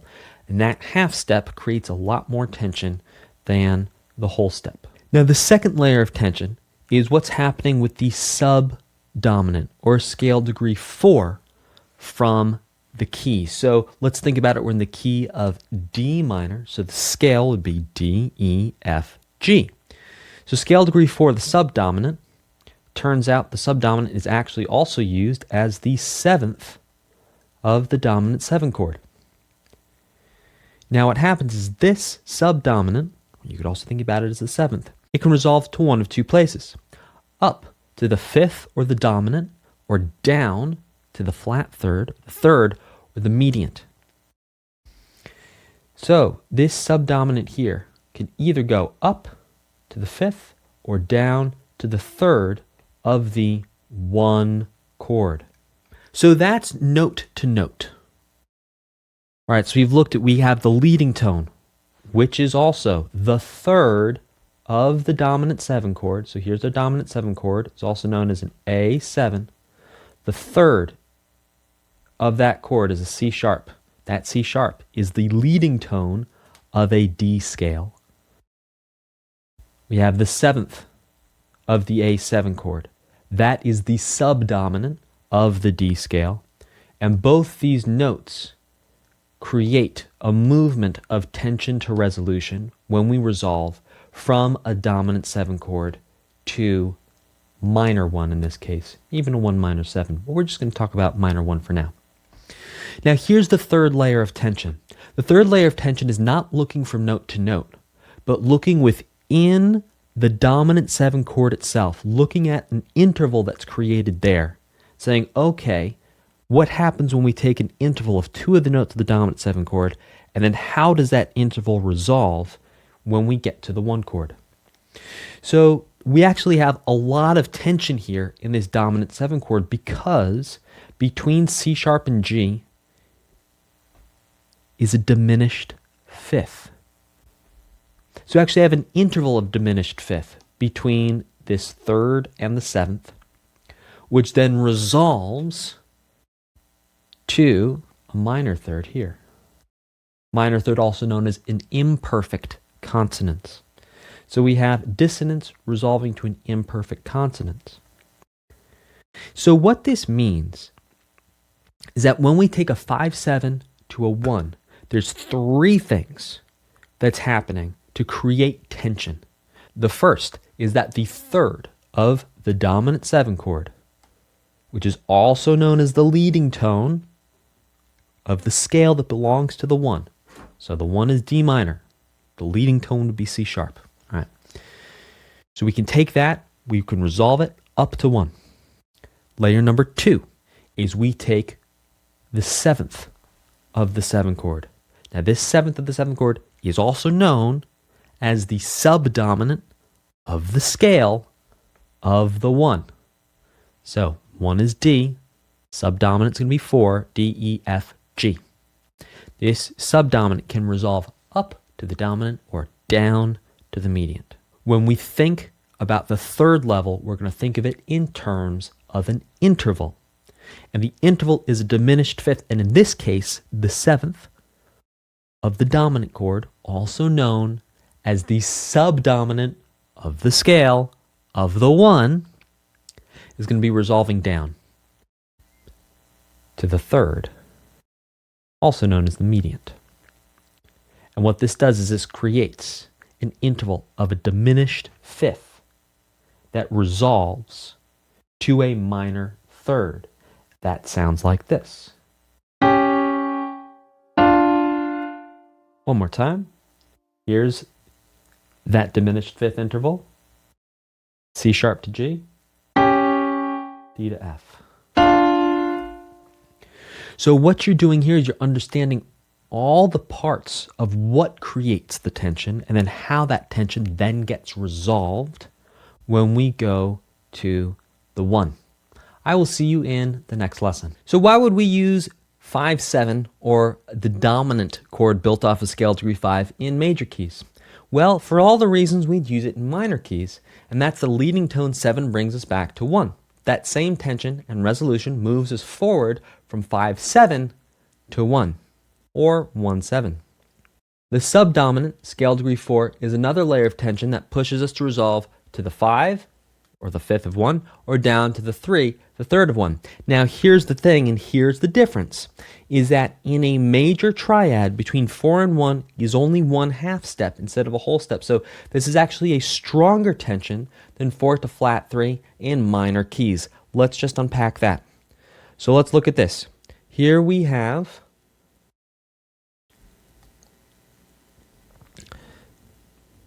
the 7th of the dominant 7 chord, which is scale degree 4 in the key of D minor. Now when this resolves down to F, that is one whole step, right? Because G, F sharp or G flat to F, that's a whole step. Whereas when we look at this in a major key, and now we're looking in the key of F major, this B flat here, which is the 7th of the C7 chord, resolves down 1/2 step to the A, which is the 3rd of the F major triad. Now here's the thing. Just like we talked about how when we have that subdominant, that flat 7, it does not carry the same tension as the leading tone resolving to 1. For that same reason, that half step having significantly more tension than a whole step, the half step between scale degree 4 to scale degree 3 in a major scale versus scale degree 4 to scale degree flat 3 in a minor scale, there's a lot more tension to be had in the major scale and in major keys. So if you listen to this, we have F major, C7, F major. And what's happening here is if we go to our third layer of tension where we're talking about the tritone, we have a tritone between the 3rd and the 7th of a C7 dominant 7th chord. Tension. Tension. Tension. Resolution to an imperfect consonance. Tension. Tension. Tension. Tension. Resolve to imperfect consonants. So there are essentially 3 reasons, in summary, that we would want to use 5/7 instead of 5, and that's to increase the tension, increase the anticipation, because we're adding in that extra 2 layers of the 4 moving to flat 3 in minor keys, or 4 moving to 3 in major keys, and on top of that, within the dominant 7 chord, there's an extra layer of tension, because within the notes between the 3rd and the 7th, there is an actual diminished 5th tritone, which creates tons of tension. I'll see you in the next lesson. So now let's talk about dominant tonic analysis. So we've discovered there's this very special relationship between a major 5 in a minor 1 or a major 5 in a major 1 triad within their keys. So in minor keys, whenever we're looking for a 5, because we're changing the note from a flat 7 to a raised 7th, you're always going to see an accidental when we have a major 5. So here we can see we have a minor 5 in first inversion, the key being G major. This is a D minor chord in first inversion. And here you can see we have a D major chord, a D major triad in first inversion. Number 2, if you're analyzing notation or chord symbols, you're always going to write an uppercase Roman numeral when you have a major 5 being borrowed from either the major scale or the harmonic minor scale. So you can see here, if we're looking at this lead sheet, we have a D minor over F, so that's going to get a lowercase V, lowercase Roman numeral, and then with a 6 because of the inversion.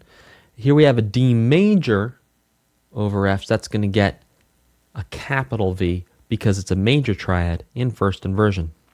The last thing for you to do when you're analyzing dominant to tonic in minor keys is you're going to add an arrow from 5 to 1. This shows the tension and the resolution of the dominant to the tonic. So that looks like this. You can see that we have 1, minor 4, 5, major 5, D major in the key of G minor being borrowed from the G major scale or the G harmonic minor scale. And then to demonstrate that tension, to show that tension and resolution, we write an arrow like this. In major keys, it works the same way. Now, because naturally when you harmonize a major scale, you don't need accidentals for that major 5 chord built off of scale degree 5, or indeed even the dominant 7 chord built off of scale degree 5. You're not going to look for any accidentals. All you're going to look for are moments where we have a 5 chord followed by a 1 chord. So here we have the 5, here we have the 1. Here we have a 5 short in inversion, here we have the 1. In both cases, you're going to write from your Roman numerals an arrow to show the tension to the resolution. I will see you in the next lesson. Now let's talk about dominant to tonic analysis when we're looking at 5/7 chords or dominant chords. So because the music is borrowing 7 from the harmonic minor scale in minor keys, you will almost always see an accidental when there's a 5/7 chord because we're changing the third. If you are analyzing notation or chord symbols, you're always going to write an uppercase 5 with a 7. The reason why we're writing the 7 is you can see here we have a D7, so we're already specifying here. So we can see that the chord is actually a dominant 7 chord. So just make sure you add that 7 next to your Roman numeral to show the dominant 7 is there. Step number 3 is just like with the 5 triads, the 5/7 chords, anytime you have 5 to 1 between the Roman numerals, you write an arrow to show the tension to the resolution. In major keys, it works the same way. Anytime you have a 5/7 to 1, 5/7 to 1, you get an arrow between the 5/7 and the 1. And this shows and demonstrates that special tension to resolution relationship between 5 and 1. I'll see you in the next lesson. Okay, so to do a level 2 analysis on a piece of music, Number one, you're going to determine and label the key. Always, it's the first thing to do. Number two, perform a form analysis. Now, to perform a form analysis, you're probably going to have to look at the lyrics, or if you already know the song, you can make an educated guess. So, for example, we have Jingle Bells here as our example. So, verse 1 is dashing through the snow in a one-horse open sleigh. O'er the fields we go, laughing all the way. Bells on bobtails ring, making spirits bright. What fun it is to ride and sing a sleighing song tonight. Row. Chorus 1. Jingle bells, jingle all the way. Oh, what fun it is to ride in a one-horse open sleigh. Hey, jingle bells, jingle all the way. Oh, what fun it is to ride in a one-horse open sleigh. Verse 2. Day or two ago, I thought I'd take a ride into Miss Fanny Bright was sitting by my side. The horse was leaning lame, misfortune was his thought. He got into a drifting bang and then we were upside. Oh, chorus 2, jingle bells, jingle all the way. Oh, what fun it is to ride in a one-horse open sleigh. Hey, jingle bells, jingle all the way. Oh, what fun it is to ride in a one-horse open sleigh. So, that's how we know the form. You either know it or you look at the lyrics, right? Because Jingle Bells is repeated every time. That's how we know it's the chorus. And then the verses are literally telling us the story. Dashing through the snow in a one-horse open sleigh, or the fields we go laughing all night. It's telling us the story. The next thing to do is optional. You can perform a scale degree analysis. You do not need to do this at level 2. This is optional. What you do need to do is perform a Roman numeral analysis.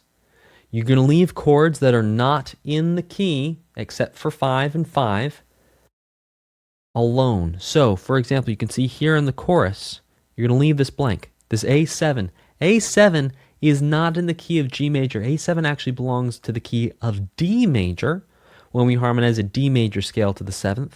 So this A7 here is being borrowed from somewhere else, so we're actually going to leave it blank for now.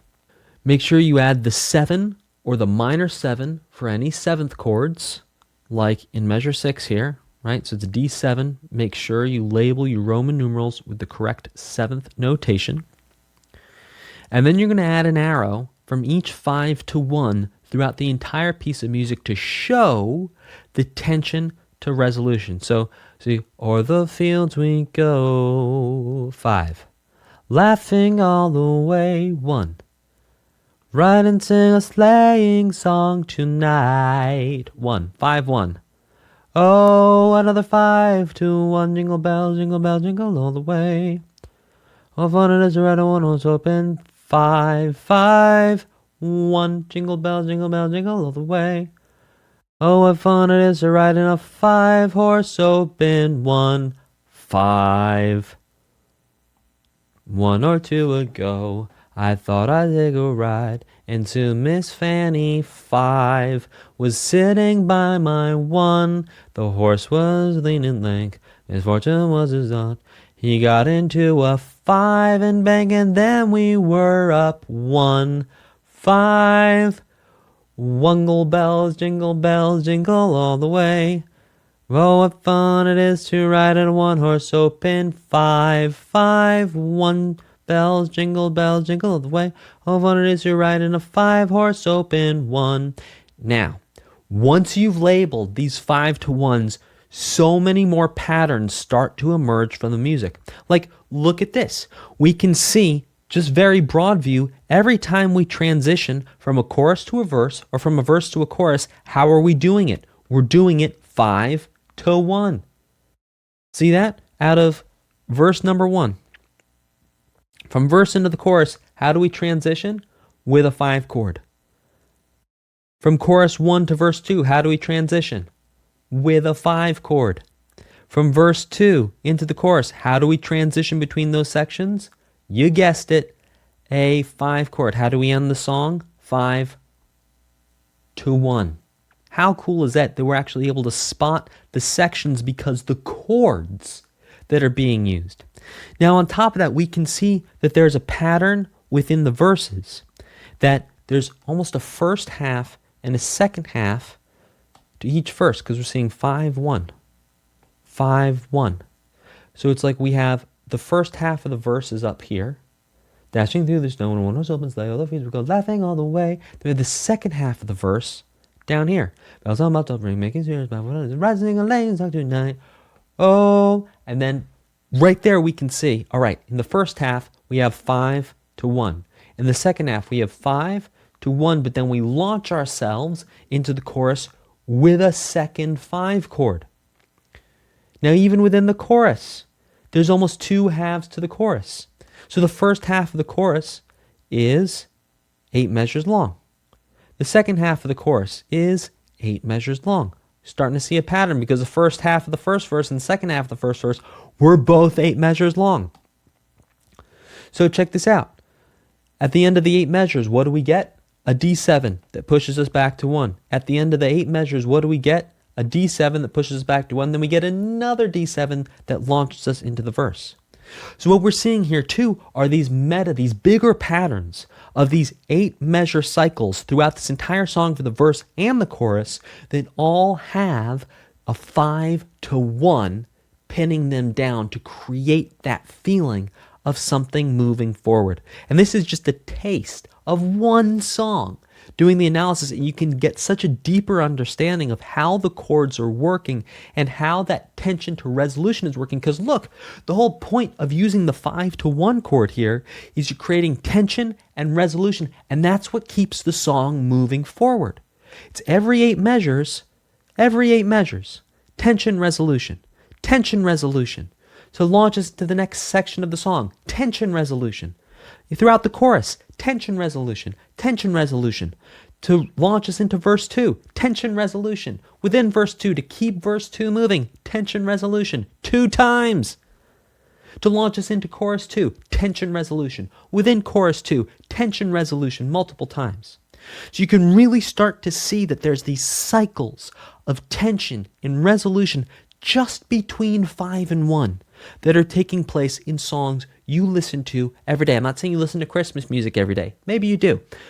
But you're going to see that this pattern plays out over so many songs in so many genres. You can get this feeling of tension and resolution, and that has so many implications. Number one, for understanding the music. Now you understand how it works. You understand how the song keeps going. It's because of those cycles of tension and resolution. Then on top of that, if you ever want to write music, now you have this skeleton key. You have the key that opens the door to like, oh, okay, this is how I keep the song moving. Tension, resolution, tension, resolution. I will see you in the next lesson. Now let's talk about how to use all this awesome music theory to actually write songs and write pieces of music compositions. So first we're going to break down a song, so a song with lyrics, and then we'll break down a composition. So there's no right way to start or finish a song. You can try starting a few different ways and find an order of creation that works for you. You could start a song with a set of lyrics. You could start a song with a melody idea. You could start a song with a chords, a chord progression. You could start a song by thinking of the form of the song. And then you could also start with any combination thereof. Just pick something, start, adjust as you go. In this example, I'm going to show you how I like to write songs. Now, this is just the way I do it. This is not the way you have to do it. This is not the way many other people do it. This is the way that I like to do it. I always like to start with lyrics because for me, I always want to talk about something and then I create the music around what I want to talk about. But that's just the way my brain works. Your brain might work differently, so I encourage you to try starting with lyrics, try starting with melody, try starting with chords, try starting with song form. So here's basically an example of my workflow. So I write lyrics, I look at the lyrics, and I create generally the song form from the lyrics. So I look at the lyrics and I figure out where all the pieces are going to go. At this point, you may need to add or remove lyrics. Step 3 is I pick one part of the lyrics that's going to be the chorus, if you want your song to have a chorus. Then I write the rhythm of the lyrics in notation until I have a nice flow of the rhythm. And then I add notes from a scale to the rhythm of the lyrics to create a melody. And whenever you make a melody, just make a melody that makes your heart happy. We're going to discuss in detail how to write melody in level 3. Then you can shape the feeling of your music with performance, dynamic, and articulation marks. Then you add chords from the harmonized scale you use to create the melody. You can pick a chord progression for each section of the song. It can be the same for each section, or it can change.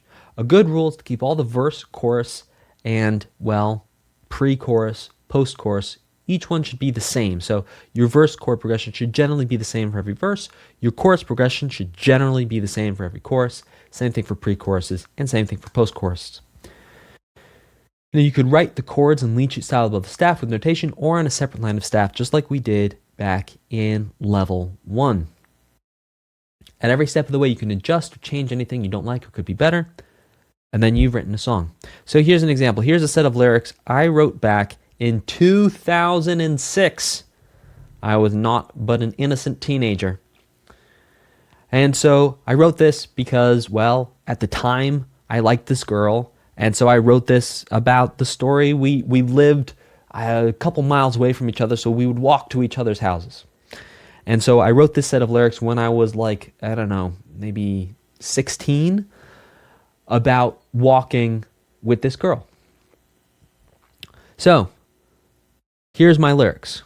And again, keep in mind I wrote these when I'm 16, so they're not like Hall of Fame lyrics, but it's good for us to get the job done. So, rain coming down, nothing to do but sit on my bed and think of you. How nice it was to be a teenager with nothing to do than sit on a bed and think of someone. I said, you heard, the road is a river that could wash me away. I used to live on this hill, and the entire road would just turn into a river when it rained. Outside on the street, light flickers on. Alone ahead, a shadow standing. This girl at the time smoked cigarettes, which I do not recommend. And so that was the light flickers on. So look, I'm like telling a story from my life. Whenever you're writing songs, it's always good to tell stories that you've lived, because then you're talking about real experiences. And people are always like, well, how do I be original? How do I express myself in original? It's like, you've lived an original life. That's your original content. No one else has lived your life. No one else has said, seen, or done the things you've said, seen, or done. So write about those, because that's going to be original. Okay, outside on the street, light flickers on, alone ahead, a shadow standing. You know when it's raining, you can't really see. You can just kind of see shadows. Run downstairs and out the door, then the rain begins to pour. Okay, so I run downstairs, I run out the door, rain begins to pour. And then this is where it gets like, I was a teenager when I wrote this one. Oh, I know you. You're the crazy girl, the one they all stay away from. I'm so embarrassed I'm sharing this with you, but okay. But I love you. And even just having the concept of love at 16, it's like, okay, buddy. And there's nothing to do. Let's go for a walk in the rain. Okay, a nice angsty teenage chorus there. Verse 2. Cold hands, pine needles, without a word, we walk away. I grew up on the East Coast of the United States, and even sometimes in the summer when it rains, but especially in the fall when it rains, it gets really cold and it just saps the warmth out of you. And there's lots of pine trees, all over the world, but especially in the northeastern United States. If you get these areas of pine trees, like there's pine needles just covering the ground. It's like a carpet of pine needles. Without a word, we walk away. And then again, we're going to get a little angsty here. Soon we find the world is left behind and there's only the two of us. Very teenagery. Here we go back to even more teenage goodness. Oh, I know you. You're the crazy girl, the one they all stay away from, but I love you and there's nothing to do. Let's go for a walk in the rain. Let's go for a walk in the rain. Let's go for a walk in the rain. So here's my notes. So you can see that the chorus is already decided just in the lyric writing, because I was repeating that part because I knew, even yes at 16, because I learned about form very early in my music career. I knew where I wanted the chorus to be. So this also might change because this song really honestly could use a bridge to break things up, because right now it's just like verse, chorus, done. So it really, really could use a bridge to break things up. It could also use an intro. So at this point, the form is verse 1, verse 2, chorus 1, verse 3, chorus 2, outro. And you can see, sure enough, that it's like we have stanza, verse 1, stanza, verse 2, chorus, stanza, verse 3, chorus. And this is a common thing that you'll see in pop songs, is like a double verse up front and a single verse in the middle. That's fairly common. All right, so let's look at step 4. So I made some minor adjustments to the lyrics in the chorus and decided to add a let's walk. And then I also used a DSL coda to save a lot of space so I could keep this to 2 pages. So that I was going to have to write it on 3 or 4 pages. You can see here I added a let's walk. So I know you're the crazy girl. Oh my gosh, this is so embarrassing. I can't believe I decided to put this in the book. Okay. I know you're the crazy girl, the one that's away from, but I love you and there's nothing to do. Let's walk. Let's go for a walk in the rain. The reason I added this let's walk here is really rhythmically, it felt better to me. So you can always make decisions that just off of the rhythm feel better. You can see already here, I've got this very clear idea of where I want the song to go just rhythmically. And I think on top of that, just to remember from when we were talking about song form, it's like, okay, verses should be 4/8 measures long. Choruses should be 8 or 16 measures long. And if you keep your song sections to these groups of 4, 8, or 16, your whole song's going to flow and make a lot of sense without you having to think about a lot of things like phrasing and more complex things we're going to break down in level 3. Okay, so I have the full song written out with rhythm. I also have figured out my repeat that after verse 2, we're going to have a DSL coda, and this DSL coda here is going to pop us back up to the segno here, and then we read through here, then we get to the coda, and that coda is going to pop us down to the bottom of the page, where we have indeed the coda, where we repeat Let's Go Walk in the Rain 3 times. Okay, now, steps 5 through 9. The rhythm stayed the same for the most part. I did add some notes here and there to the ends of words in measure 16. So here you can see I added these notes here. That was just to extend the sound out because I liked having more notes on the end there. In measure 32, so here we go right here. Added some notes there as well. And where else? And in measure 60, let's go find it. Yeah, there we go. The whole world is left behind. And that's just something that, because I was hearing the melody, I just like the sound of adding some notes on there. There's no real rhyme or reason behind that. I did spend a couple years trying to be a pop star, so I've written a lot of songs, recorded a lot of songs. And so I just have a developed habit of crafting melodies in a way where there's some extra notes and things, but you don't need those. So also decided on the key. The key is D major, and I used a D major scale for the melody with a focus on D major pentatonic notes. Now you can listen to the melody along with the chords in the example, and I highly recommend you do that because you're going to be able to hear how the song goes from lyrics all the way through to, well, being a song. I'll see you in the next lesson where we're going to break down a composition. Let's break down how to write a composition, and I will give you an example. So there's no right way to start or finish a composition. You could start with rhythm, you could start with melody, you could start with chords, you could start with form. Any combination of rhythm, melody, chords, or form.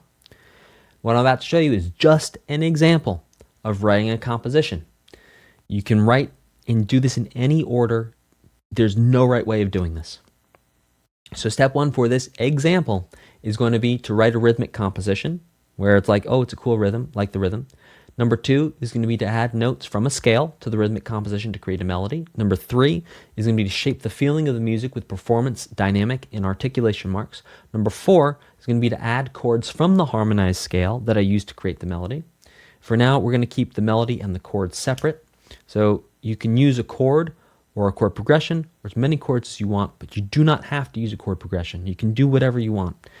And you can use 2 treble clef lines or a grand staff.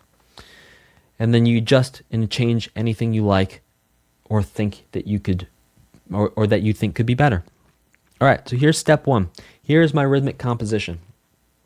I picked 3/4 just for a change. I picked the grand staff so we could have some chords that are going to sound lower because all the notes on the bass clef always sound lower than the notes on the treble clef when they're on the staff. Okay, and then I added in the notes from a G real melodic minor. So using only the notes from a G real melodic minor scale, which creates a pretty interesting melody. Then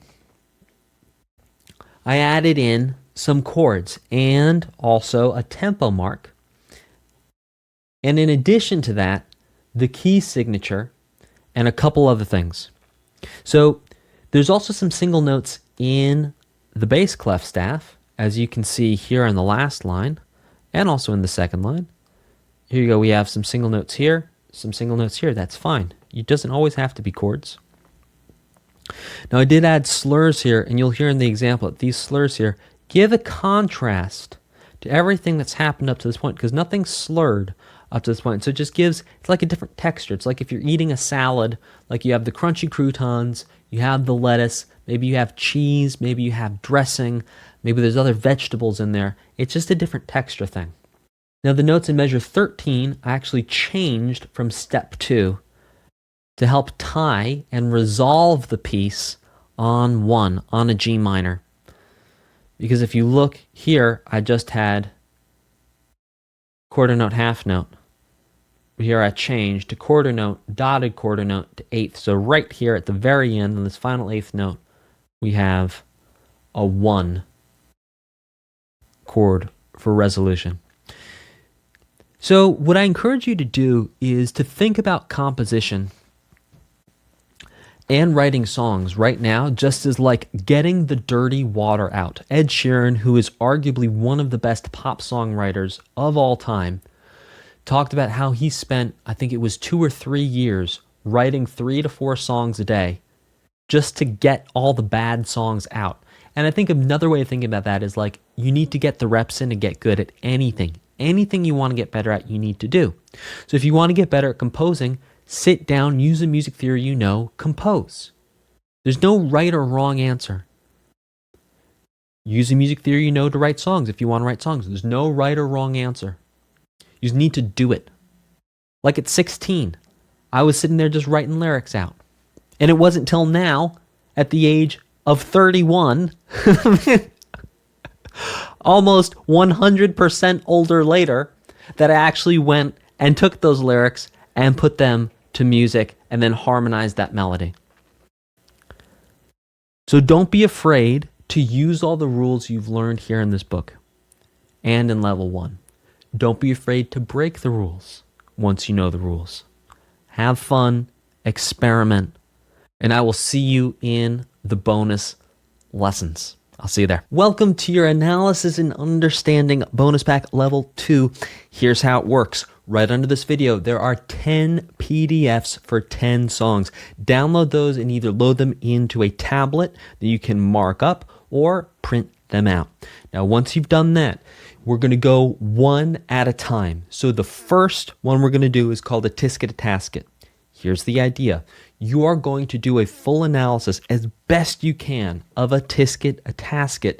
Then meet me in the next lesson and we'll talk and walk through it from start to end, and you'll see what you got right, what you got wrong, and be able to compare your analysis to the analysis I do. And that way you're going to start to get a very clear understanding of where you're at, what you're not quite understanding, anything you need to go back and review. And on top of that, you're going to get to look at the same analysis twice, which means an even deeper and better understanding, because you're going to not just get one time through it, but 2 times all the way through the analysis. And remember, what's important here is not the song that we are analyzing. What's important is learning and understanding the connections in the music. The song right now is just a vehicle for us to understand those connections. One more word. If you are someone who wants to write music or compose music, pay special attention to all these connections, because what you can do is you can take these connections, put them into your own music, and try them out. I will see you in the first analysis, a tisket, a tasket, coming right up. Make sure you do a tisket, a tasket analysis first, then meet me in that video. I'll see you there. Welcome to your first Understanding and Analysis Pack bonus song, a tisket, a tasket. Yes, it is a children's song, but yes, there is a ton we can learn from it. So we're going to go ahead and jump in. As always, the first thing we're going to do is identify the key. So first thing to do is to look at the time signature. Time signature is 2 sharps, okay, which means we're either going to be in the key of D major or B minor. So now we need to determine if we're going to be in the key of D major or B minor.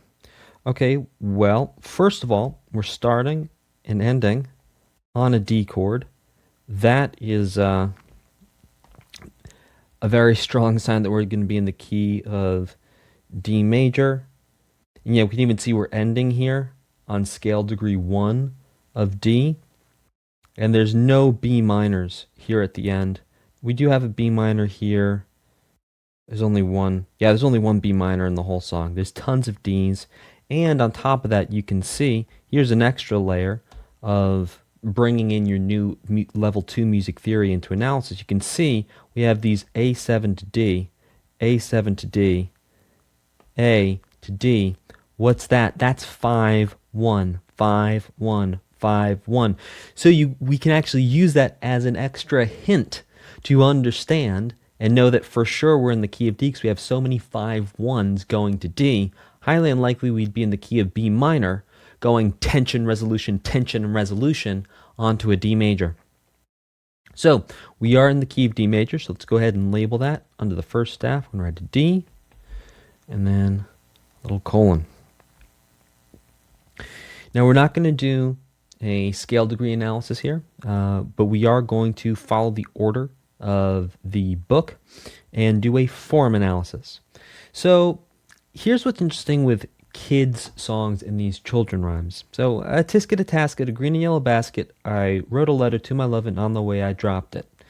I dropped it, yes, on the way I dropped it. I wrote a letter to my love and on the way I dropped it.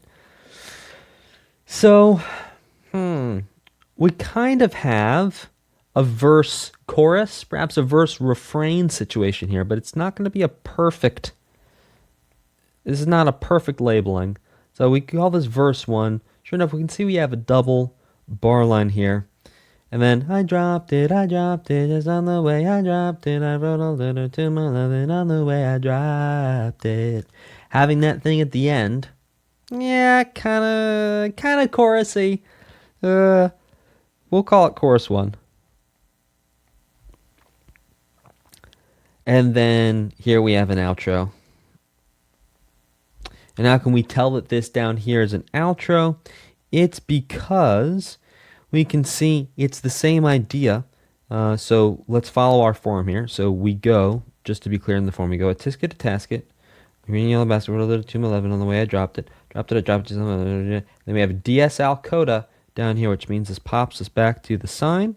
And then we go sing it again, basically. Tisket, a tasket, green yellow basket, wrote to my love and here's the coda. So that jumps us down here. On the way I dropped it. And we don't go to the chorus a second time. So, yeah, we can kind of call this an outro. What you're going to start to see is I'll waffle a little bit in some of these areas because when you're dealing with a children's song, this children's song was invented before the idea of a chorus was invented. So sometimes trying to take these labels and it was like we're trying to squish a song into meeting these labels and these words. But okay, so verse 1, chorus 1, outro. Yeah, we could kind of call this verse 2 because technically it does repeat a little bit, but we don't really go all the way through the second verse and the lyrics don't change, so I'm just going to leave this as verse 1, chorus 1, and outro. Now let's take a look at our Roman numerals because we're not going to do a scale degree analysis, so we're going to go to Roman numerals. All right, so a tisket, D is going to be 1. Tasket, F sharp minor, that's going to be minor 3. B minor 7, ooh, okay, so it's going to be 6. Minor 7. And then back to 3. E minor 2. E minor 7. 2. Minor 7. A 5, A7, 5, 7 to 1. And then we stay on 1, I dropped it, and on the way I dropped it. That's all D. And then we go to measure 14, E minor, wrote a letter, E minor 7, it's going to be 2 minus 7, and 5, 5, 7, I, 1, 5, 7. And then at the very end, we have 5. Oh, an inversion. 5, 6. that Roman numeral. Then we have 1, 6, 4, 2, 1. All right, now let's go ahead and mark all of our dominant to tonic areas, and then we're going to talk about connections. Okay, so here's our first 5-1. 5-1. Here's another 5-1. Now what's interesting here is this DSL coda, essentially what we have, to show you the connection, I'm going to do this in blue. We have this A7 here, which leads us back to the D right here at the segno, which means we are going to treat this like a 5-1. So right here with the 5-7, right under the DSL coda, we're going to write that arrow to show that sure enough this A7 is pushing us back to 1 with a tension, resolution, dominant, tonic movement. And then here in our outro, sure enough, we have this 5-1. Okay, a lot of interesting things going on here. I think what's interesting too is that you can see that the arranger, it was me, decided to keep the momentum moving in the song. Instead of just leaving this as E minor the whole way to here, the arranger decided to put in an E minor 7. And same thing here, instead of just leaving this as A, or starting this as A7 the whole time, the arranger decided to change chords up. Now, the reason you'd see someone do that is to actually keep the momentum moving, to keep the whole song rolling forward. And sometimes what happens is if you sit on one chord, after, you see right here how it's been 1 chord per measure for the entire first line. If we were to go to a 1 chord for 2 measures here, it would feel like the momentum dropped. Now, sometimes in songs, that's what you want.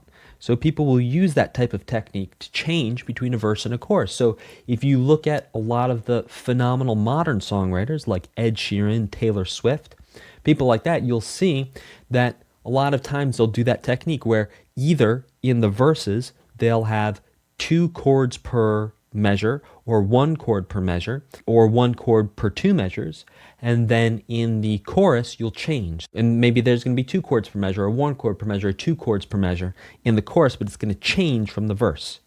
So thinking off the top of my head, I think You Belong With Me by Taylor Swift.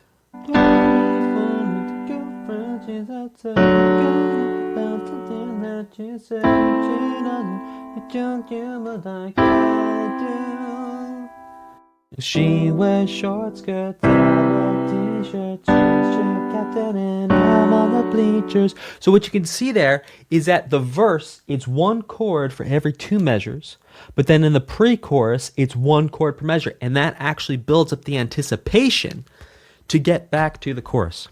So yes, you can see here that this 2 chord per measure thing right here before we get to the D almost builds the anticipation of this dominant tonic situation here going from the 5 to the 1. Let's see. Okay, one more thing to point out about the just chord to chord before we start looking at the larger groups here is this is a very interesting thing here. So we have A to A over C sharp to D over A to D. What's happening here sounds like this. We have A over C sharp, D over A to D. Pretty interesting. So why this is interesting is because this D over A is almost like extending the dominant over. So I'm going to do this in color. It's like here's our dominant continues, and with this C sharp here, what's interesting is that when you put that dominant chord in first inversion and you have that C sharp or that leading tone from the scale as the lowest note, that actually creates even more movement, even more pressure to resolve to 1. Because I could go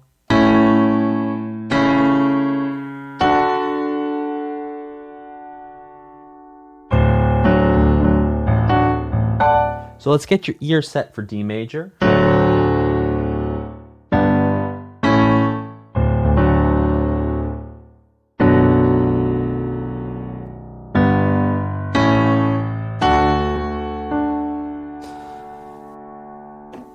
Now what happens here is we go to the dominant, right? A, C sharp, which only wants to really lead one place. Well, it could also lead to a 4 chord in second inversion, like this.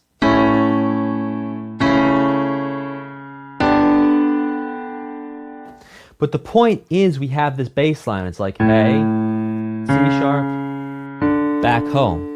But what happens is instead of going back home, right here, the D is over the A. So it's like we're going back home. No, we're actually not going back home.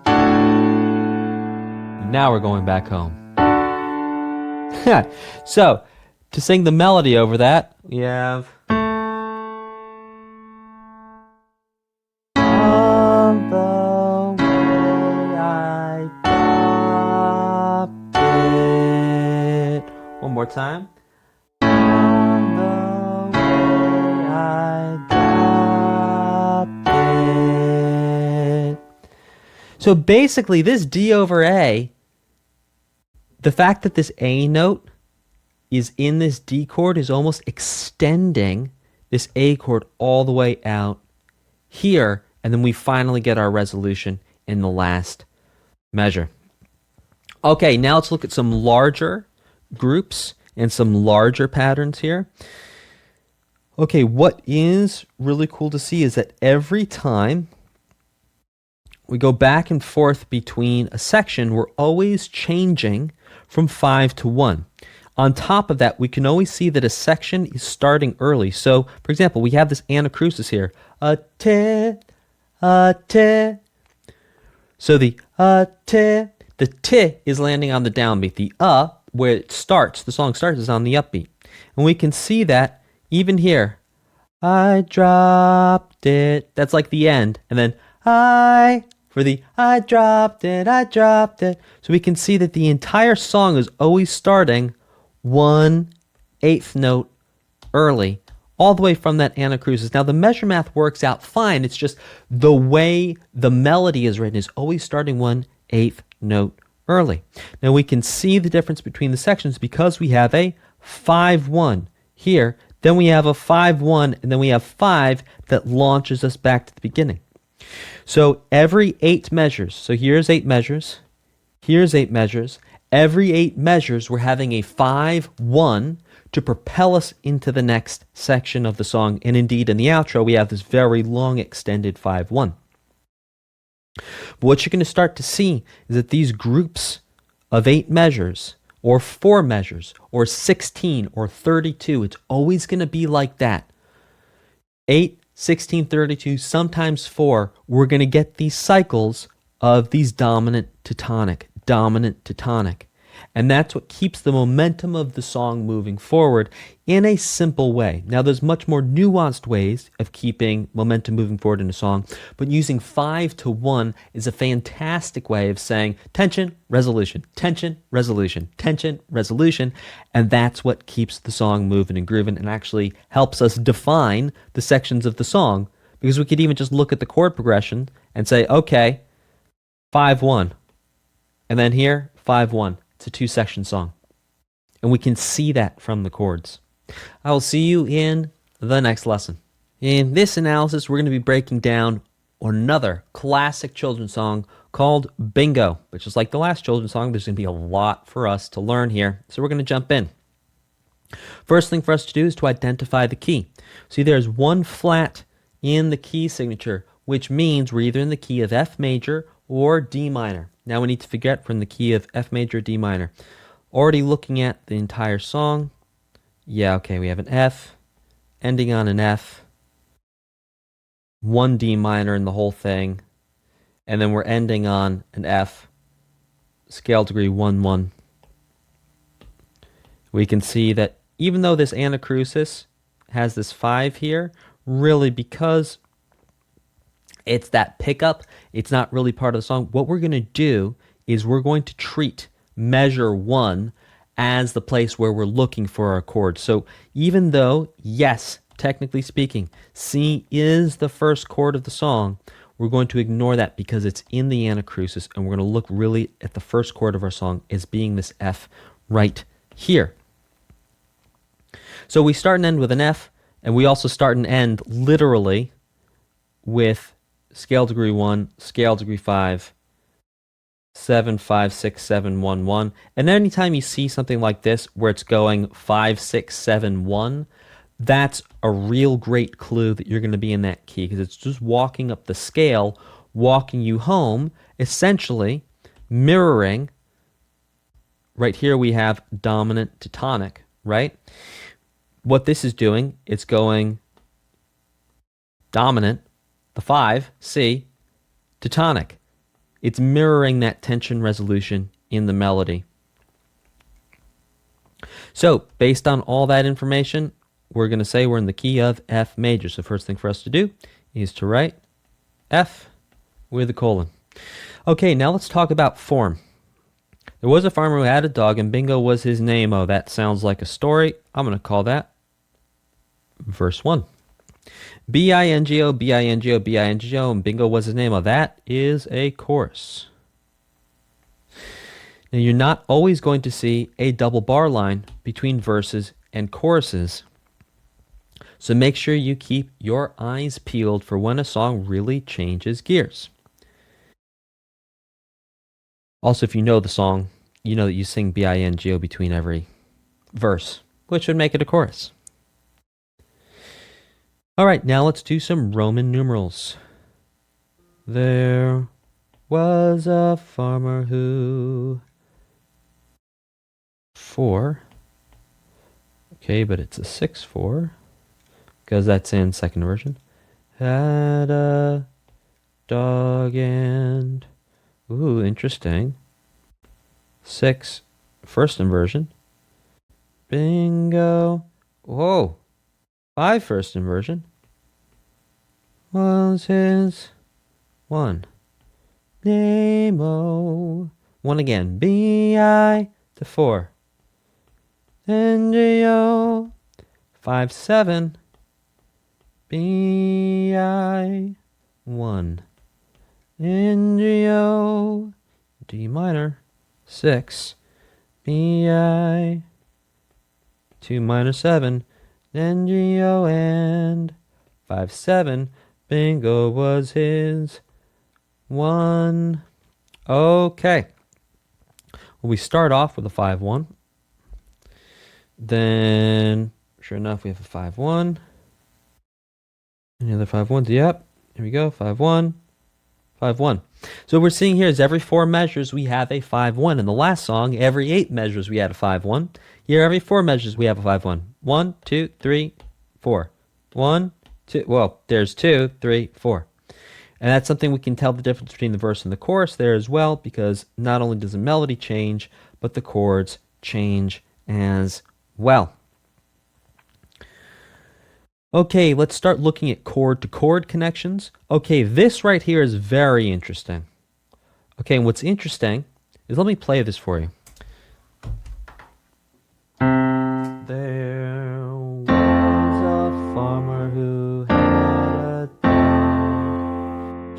So, because this B flat is in second inversion, the F stays in the bass, it almost feels like we're staying on the F chord, or in the F chord zone, this entire first line. Because that F, it's underpinning everything. It's holding us home. It's bringing us home. Was a farmer who had a dog. Was a farmer who had a dog. Was a farmer who had a dog. See how that last time I just stayed on F the whole way? Look, this is F the whole way. There was a farmer who had a dog. It works. Sounds better when we hit that B flat. Was a farmer who had a dog. Because it agrees with the melody a little bit more. We go to that D note in the melody, and D's the third of B flat. It's literally a chord tone in the melody. So, because we have now the power of inversions at our fingertips, we can create these scenarios and also identify and analyze these scenarios where we have essentially one feeling through this whole thing. And the feeling through this whole thing is F. F is the foundation. Now we actually continue that here, which is really interesting, with this D minor over F, C over E, and that E bringing us 1/2 step back up to F. So let's listen to what that sounds like. Starting from measure 1. There was a farmer who had a dog, and Bingo was his name-o. Let's listen to that again, especially that Bingo was his name. That's very interesting. So you have D minor, Bingo. And let's think about that. That D minor over F, that's one note away from actually being an F. Because you think about it, the notes of a D minor are D, F, and A. The notes of an F are F, A, and C. If we change this D to a C, all of a sudden we're still on F. So creating this D minor over F, it's kind of like that B flat over F. It could just be an F chord there, but instead we're coloring it a little bit. We're bringing in another chord that's almost an F, but not quite an F. And Bingo was his name-o. Now let's talk about that movement there. Was his name-o.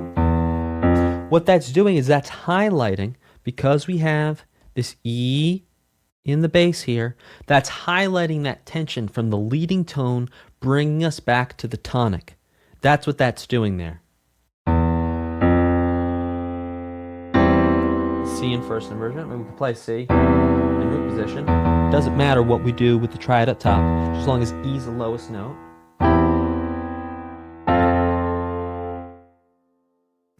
Okay, so before we talk about the chorus, let's kind of summarize. Basically, the idea is almost for this entire verse, we're kind of implying that we're hanging out on an F major chord. Yes, we have a change here. Yes, we have a change here. Yes, we most certainly have a 5 here.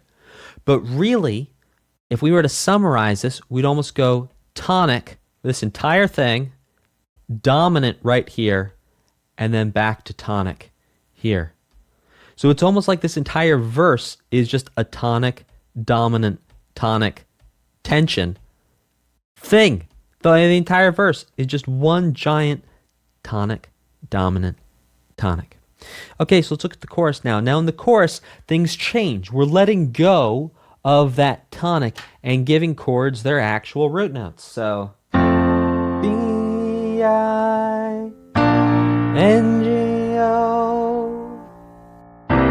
B-I-N-G-O, B-I-N-G-O. Love that minor 7. And Bingo was his name-o. Now, the contrast here is between going like this.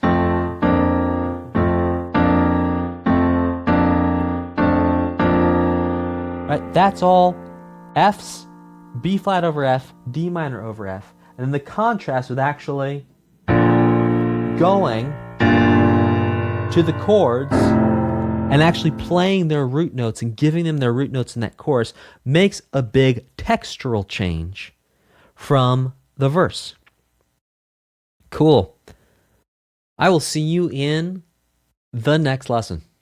Welcome to our final children's rhyme before we get into some more serious music. So, the bear went over the mountain. First thing for us to do is to identify the key. So let's look at the key signature. No sharps, no flats. First, which means we're either in the key of C major or A minor. Let's see, our first chord is C. Our last chord is C. There is no A minor chord in this entire song. Based off that alone, we can confidently point towards C, and then we can even see that we end, as many nursery rhymes conveniently do, on the tonic of C. So we're going to be in the key of C. So let's write C with a colon. Now let's talk about form. If you're not familiar with the song, I'm going to sing through it one time. The bear went over the mountain, the bear went over the mountain, the bear went over the mountain to see what he could see, and all that he could see, and all that he could see was the other side of the mountain, the other side of the mountain, the other side of the mountain was all that he could see. So, no real verse. No real chorus. We're kind of grooving in an old-fashioned song here where I'm honestly going to say, let's not worry about the form. Every once in a while, we're going to find a very, campfire, old-fashioned song, and it's like, well, the whole thing's kind of a verse. There's kind of a refrain. We can kind of summarize it as in there's two sections, right? There's the bear went over the mountain, the bear went over the mountain, the bear went over the mountain to see what he could see. That's kind of one. That's like section 1. And then we say section 2 is, and all that he could see, and all that he could see. Right there. That's kind of like a bridge. It kind of. And then the other side of the mountain, the other side of the mountain was all that he could see. So, look, we could very loosely say we have verse, bridge, verse, or verse, chorus, verse. But sometimes it's, don't worry about the form, just worry about the music. Every once in a while, that's going to be the case. This is going to be one of those times where, we call it an ABA form, kind of like with rhyme schemes, how we would label rhyme schemes. We could say, kind of have this A section, then kind of this B section, then again, kind of this A section. But it's all very loose. So, let's jump straight into our Roman numerals.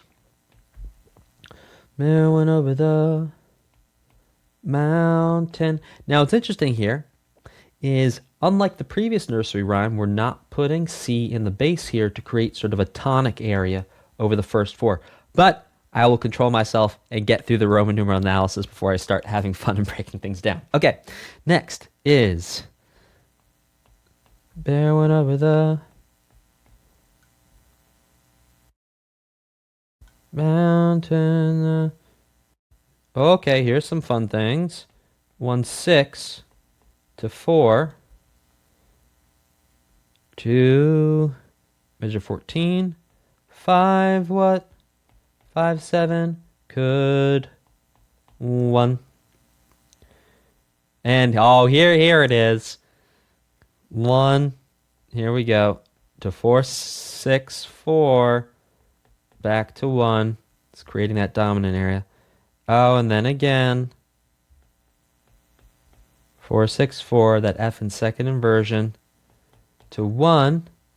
The other side of the 4 with the bass. The root note in the bass, root position, mountain the 5.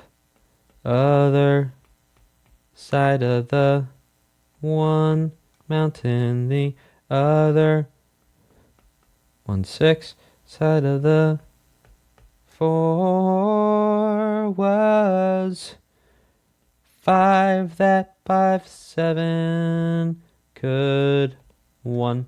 Next thing for us to do is to label our dominant to tonic. Tension resolution, good. Yep. There we go. Measure 15. Measure 31. And measure 39.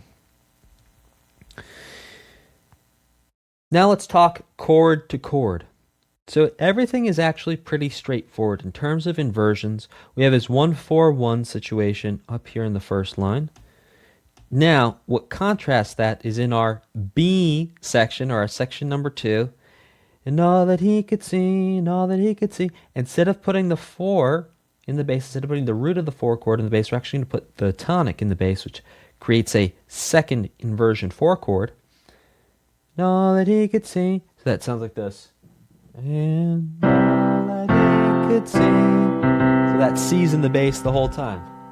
All that he could see, and all that he could see was the other side of the mountain. So again, the arranger, me, was creating a textural change. between that sort of A section and that B section by basically, again, it's like tonic area. Tonic, tonic, tonic, tonic, tonic, tonic, tonic, tonic, tonic, tonic. And the reason why we're calling this a tonic area, yes, even though we have the 4 chord here, is because we're underpinning the 4 chord with the root of the tonic, that C note, that C there. Because the F's in second inversion, C is the lowest note. And so we're creating kind of this zone of tonic-ness. And let's see. And then we have one more thing, yes, to look at. In the oh, over the mountain. This right here, so this C over E to F. This creates an interesting situation where we're actually creating almost and you're going to learn a lot more about this in level 3, a secondary dominant to tonic situation where F, if F is 1, C is 5. Now what this means right here, and look especially at the fact that we are in first inversion, this E is the leading tone of F. So this entire chord movement right here actually moves us to a subdominant area. Because we're saying, all right, we're really in the key of C. By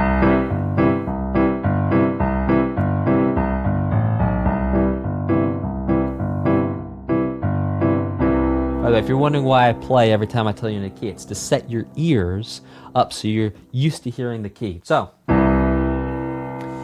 what's interesting is right here, let's take this same C chord, put the third in the bass. Where does that want to lead? Ba-da, up half step. Ba-da 4, so we have.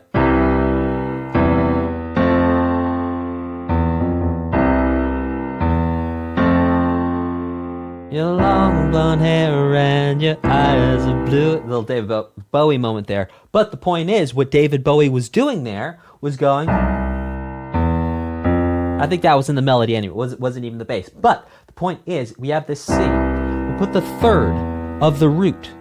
We put the third of the C in the lowest note. And that wants to lead us to the F, to the subdominant. So essentially what we're doing here is saying, okay,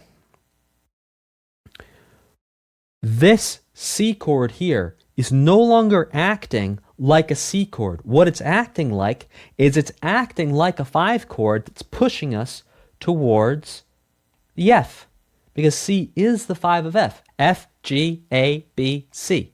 C is the 5 of F. So this is almost like a new type of 5 chord that's not really the 5 chord that's pushing us to create this subdominant area here. We can see the same thing plays out down here as well. This C over E pushes us towards the subdominant. So a great way to transition from the tonic to the subdominant is to put the tonic in first inversion, because then the lowest note of the chord is actually going to push us towards the subdominant. That's subdominant. Tonic. Subdominant. And it's that E to F, or that third to fourth, with that half step of tension there, that makes all the difference.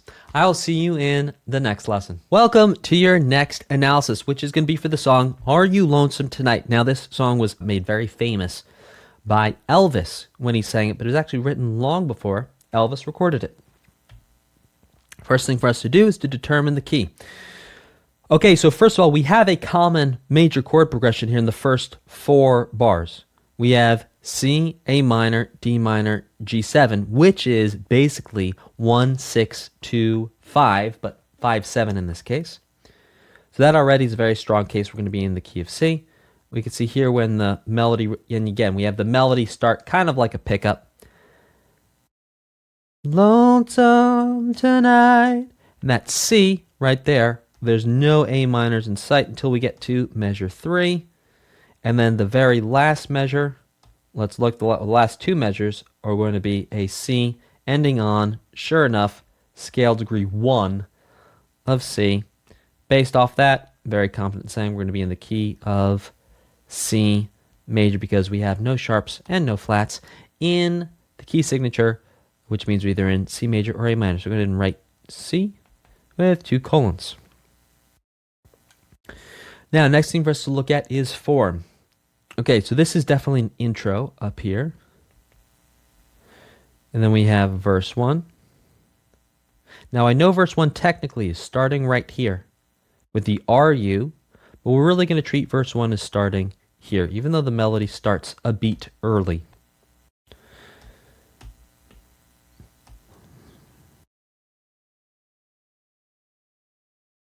Sweetheart. The chairs in your parlor, empty and bare. Do you get your step? Picture me there. Are you lonesome tonight? Yeah, so this is another tricky one because it's this older fashioned song. I'm going to call this right here the refrain because it's one line. It's tell me, dear, are you lonesome tonight? And this whole thing, yeah, verse.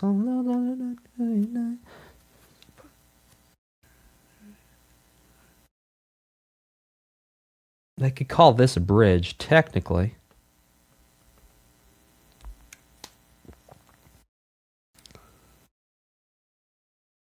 Yeah. But kind of. The problem is it comes back to the melody here.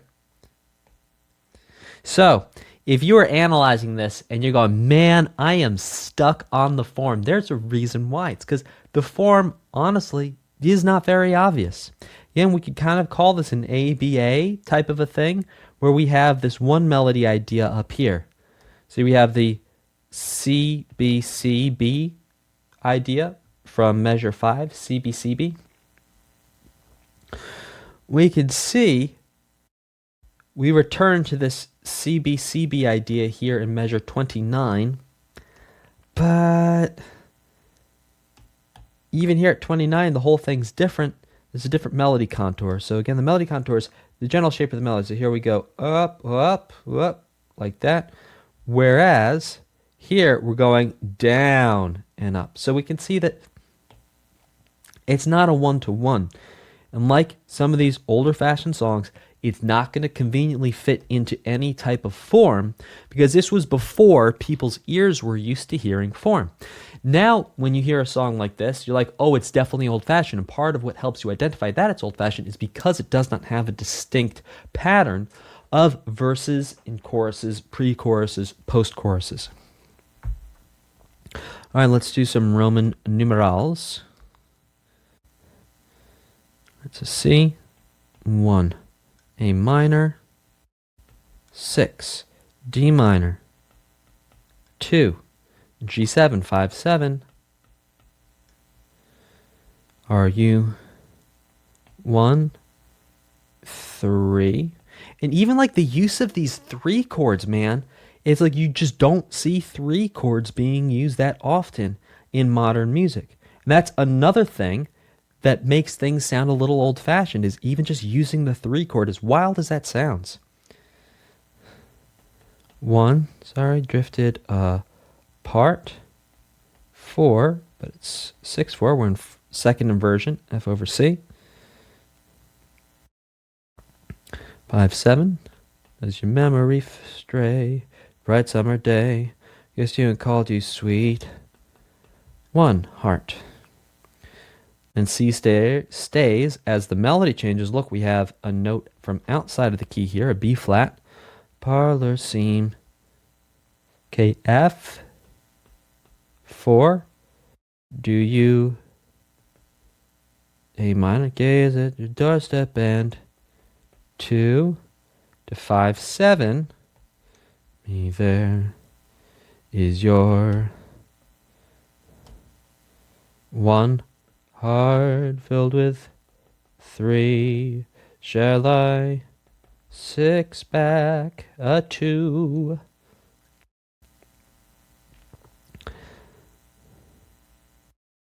Oh, and then tell me, dear, the 2 continues here. Interesting. Are you lonesome tonight? If you're going, Dan, if you wrote these arrangements, why are you saying, oh, that's interesting? It's because I wrote these a couple days ago and I forgot about this and it's cool. Now this dominant area, this G7, lasts for a very long time. All this is dominant, all this is dominant, until we come back to 1. So we're going to put our arrow here. This will be quite a long arrow.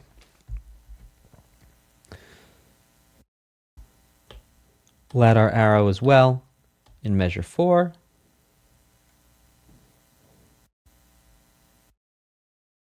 G7, there we go, to C, and at the very end. And so what we can see with this 5-to-1 is these 5 ones are actually defining, again, the areas of the song. So, do the chairs. 21, we're going to call this kind of like our B section. And so we have a 5-to-1 right here before we go to the B section. And then in the B section, to lead us back into 29, which is kind of like the A section, what do we have? 5-to-1. You can see that that 5-to-1 dominant, tonic, tension, and resolution is actually being used again to show us the sections of the song. Let's look at some chord to chord things and then let's zoom out and look at some larger patterns. Okay, here's an interesting thing. Number 1, we have this common major chord progression here to start us off. But then we don't have that common major chord progression throughout the rest of the song. Interesting, intros can be different from everything else that comes after them. So what's interesting to look at is, even in measure 5, the use of this B note here kind of creates a C major 7. So even though the chord doesn't say C major 7, because there's this B note in here, essentially what that is doing is against the C major chord, the that B note, when you hear it all together, sounds like a C major 7.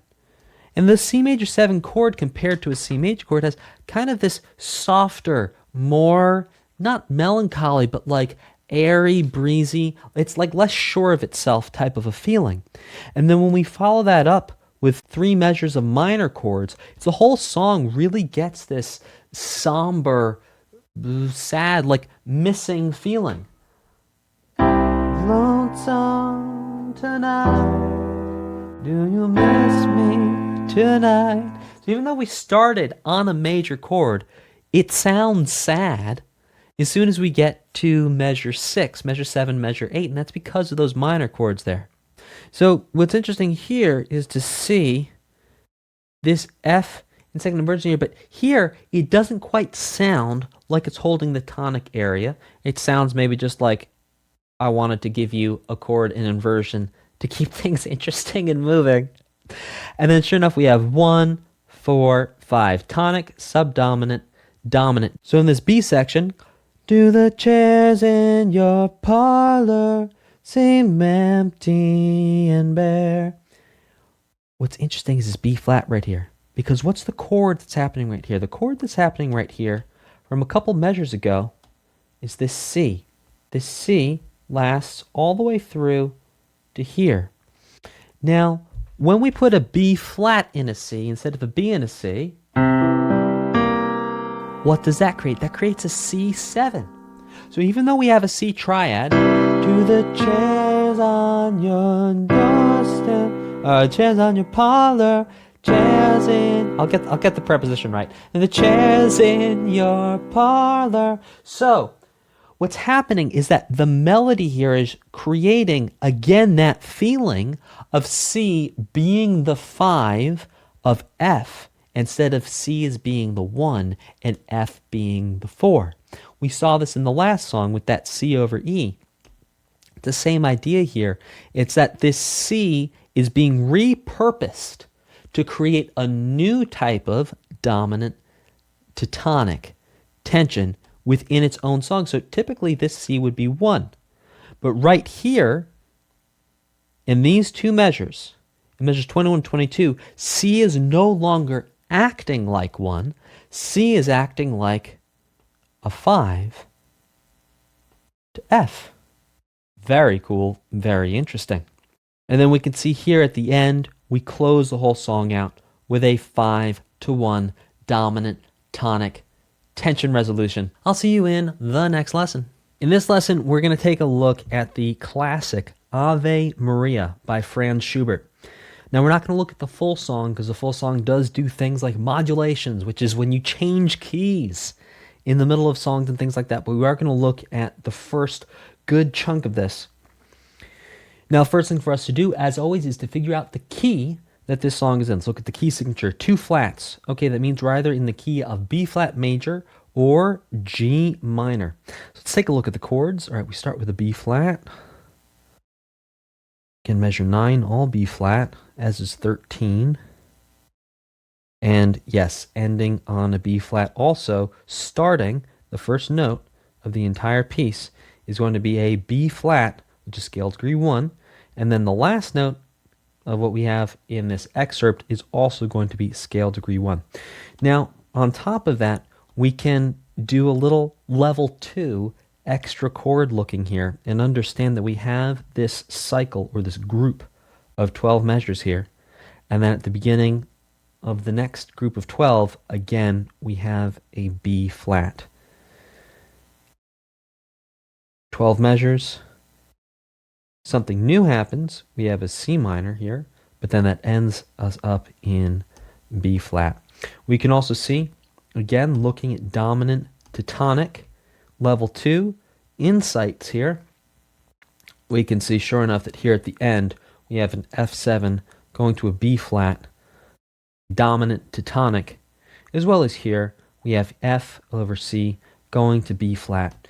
So based off that, sure, there are some G minors in here, but really, we're going to think about this as being in the key of B flat because it starts and ends on a B flat chord. There's a B flat note, scale degree 1, that starts and ends a piece of music. We have a bunch of 5 1s in the key of B flat. We have a bunch of F7s to B flat as opposed to like 5 1s in G minor, which would be D7 to G minor, or minor 5-1 in G minor, which would be D to G minor. We're not seeing those D to G minors. We're not seeing Ds to Gs, we're seeing Fs to B flats. So that's another reason why we would know we are indeed in the key of B flat. So let's start by labeling our key, B flat. Okay. Now we're actually not going to label the form on this one because we just have an excerpt here. We're just going to look at the music. Now the reason why we're not looking at a full song, just the excerpt here, is I really wanted to bring this song to you because it's such a classic. Most everyone has heard it. If you've not heard it in a religious context, you've heard it in a car commercial, you've heard it in movies.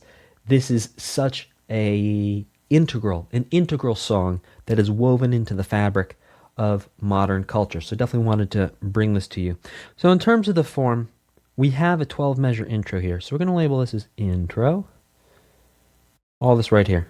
This is the intro. And then we have this double bar line here, and we could call this verse 1.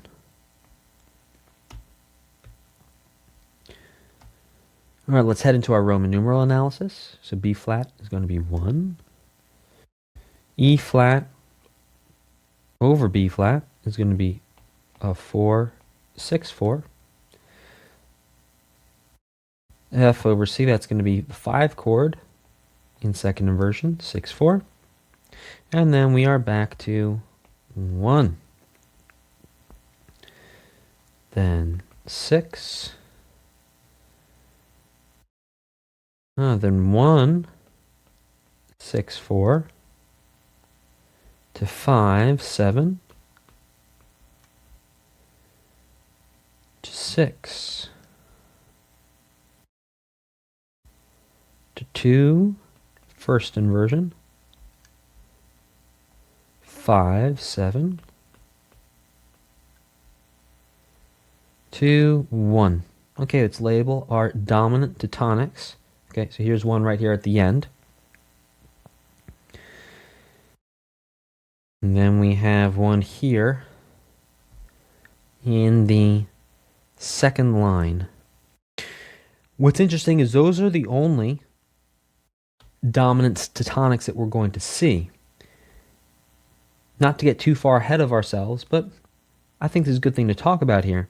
You can see that this F7 here does not lead to a B flat. Instead, it leads to a G minor. So you'll start to see this, that oftentimes that 5 does not always go to 1. Sometimes it's used to create tension, but then that tension is moved in a different direction. So we're in the key of B flat.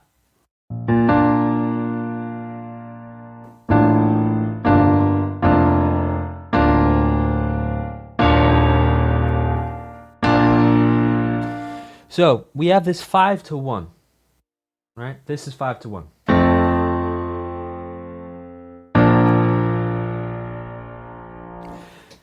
Now if we go 5 to 6, check this out. If you think about it, a G minor is only one note away from a B flat major. Let's think about it. B flat major triad is B flat, D, F. We have a B flat, we have a D, we have an F. A G minor triad is G, B flat, D. One note away. So when we have the tension of a 5-7 going to a 6, it creates a tension resolution, not in the same way as 5 going to 1 does, but it does create a tension and resolution of a sort. Not only is 6 very close to a B flat, but 6 is also the relative of the 1. So if we're in the key of B flat, the relative minor would be G minor. And here we have essentially the relative minor G minor. So it's an interesting moment to see where 5 does not lead us to 1, but 5 leads us still for a tension resolution situation, but to a chord that is not 1. Finally, at the end, we can again see 5 going to 1, this time F7 to B flat. An interesting thing to look at as well here are the choices of inversions. Here, using the second inversion of the 4 chord and the 5 chord here, what this does is this creates a softer, less certain feeling. It's good for an introduction. It's like when you read a story, it's like, once upon a time there was a kingdom. It's like, oh, okay, there was a kingdom. I know where the story is taking place. That's what this intro is doing here. It's saying once upon a time there was a kingdom. It's like, oh, okay, we're in the kingdom of B flat. We're going at about 180 beats per minute. I think I'm starting to get this. So to give you an idea of what these chords sound like, so we have B flat, we have E flat over B flat, which again, that's kind of continuing that tonic area. And then we have F over C, very interesting, back to 1. Now, let me play that again, but without the inversions.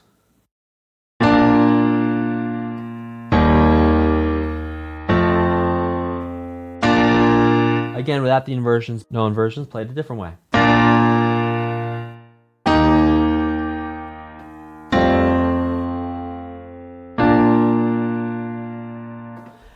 So the time I played through without the inversions, these first 12 measures feel a lot less driving. They feel a lot less imposing. They feel like they're more just sort of setting the scene for everything that is to come instead of telling you what to think. And that's because these chords being in the inversions, taking that root note out of the lowest position, it just softens the chord up in this context. This context, the 4 and the 5 chord are softened by bringing them into inversion. Throughout measures 1 through 6, the lowest note, all through here, is all B flat. Then we have C to B flat. So basically what we're hearing in the bass is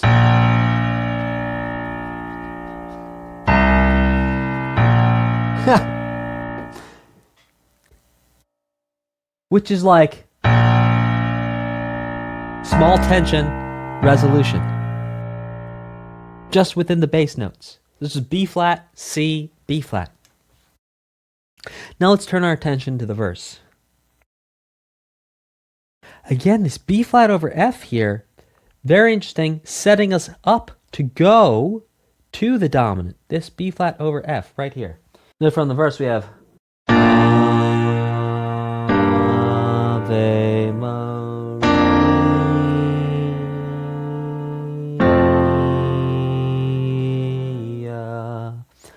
and then resolving there to the G minor. What's interesting is this B flat over F. Let's listen to that again.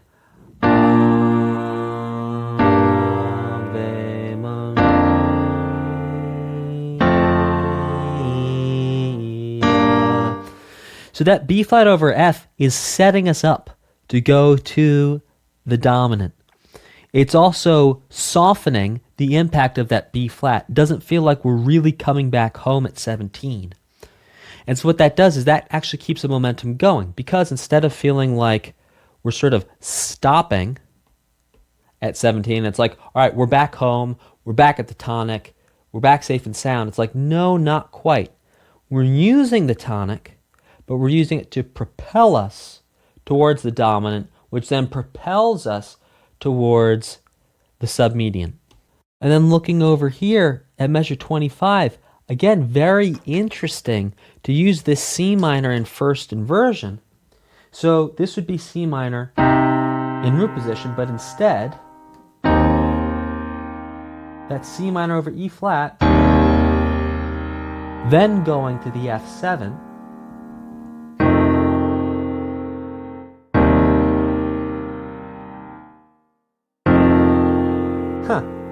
beautiful movement.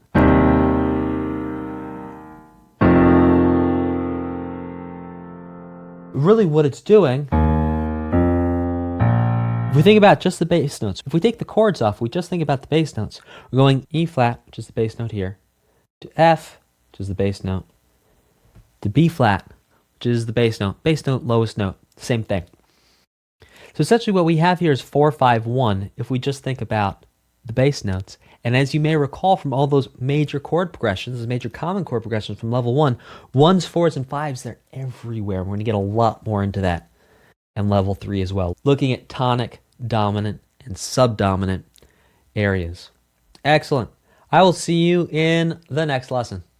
In this lesson, we're going to break down the Battle Hymn of the Republic, also known as Glory, Glory, Hallelujah. First thing for us to do, as always, is to figure out the key.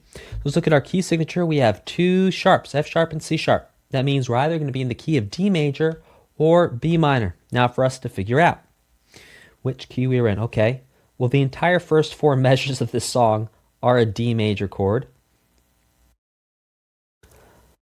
Okay. Here we have a 5-1 as well. Another A7, 5-1. So we're not seeing any F sharps to B, which would be 5-1 in B. And then, let's see, a whole lot of D again here. And then down in our final measure, we're also ending on a D chord and ending on a D note, scale degree 1. And let's see, when we start, yeah, it's starting at scale degree 5, but based on the fact that we start and end on a D chord, I'm going to be very, very, very confident in saying we are indeed in the key of D major. Now, let's go ahead and label that key. Again, with these older songs, it's very interesting to label the verses and choruses. So mine eyes have seen the glory of the coming of the Lord. He is trampling out the vintage where the grapes of wrath are stored. He hath loosed the faithful lightning of his terrible swift sword. His truth is marching on. That's really a verse. That's telling us a story. Verse 1. And then, glory, glory, hallelujah, glory, glory, hallelujah, glory, glory, hallelujah. His truth is marching on. That's a chorus. That's a chorus if ever I heard one. That's the part everyone.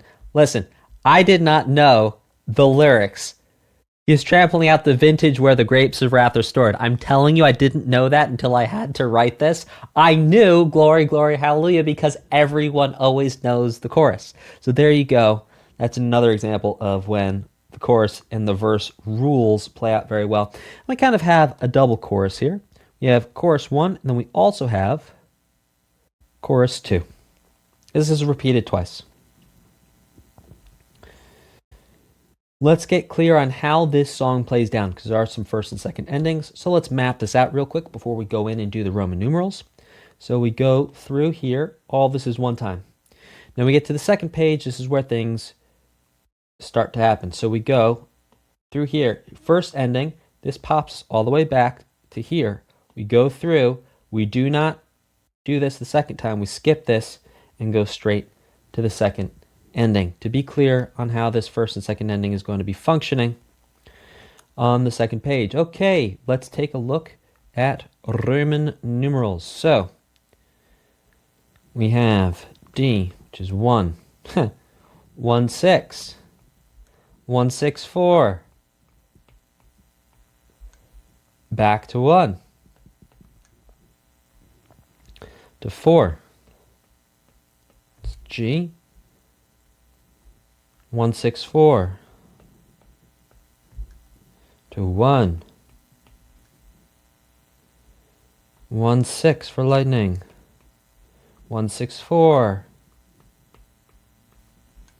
to 6, ooh, to 2, that's an inversion, that's second inversion, ooh, to 5 in first inversion, to 1, to 5, 7. To the chorus, starts off just like the verse, 1, 1, 6, 1, 6, 4, to 1. G is 4. Here we have a 1, 6, 4, 2A, 1. Again, this little inversion dance here, 1, 6 to 1, 6, 4. This time going to 6 is, that's an E minor over B, that's 2 in second inversion, 5 first inversion, 1, 5, 7, and then second ending, we have 2, no inversion, 5, 7, to 1. So now we're going to go through and look at all the 5s to 1s. Okay, here's one. Here's another one. Because this A7 here moves us into the chorus.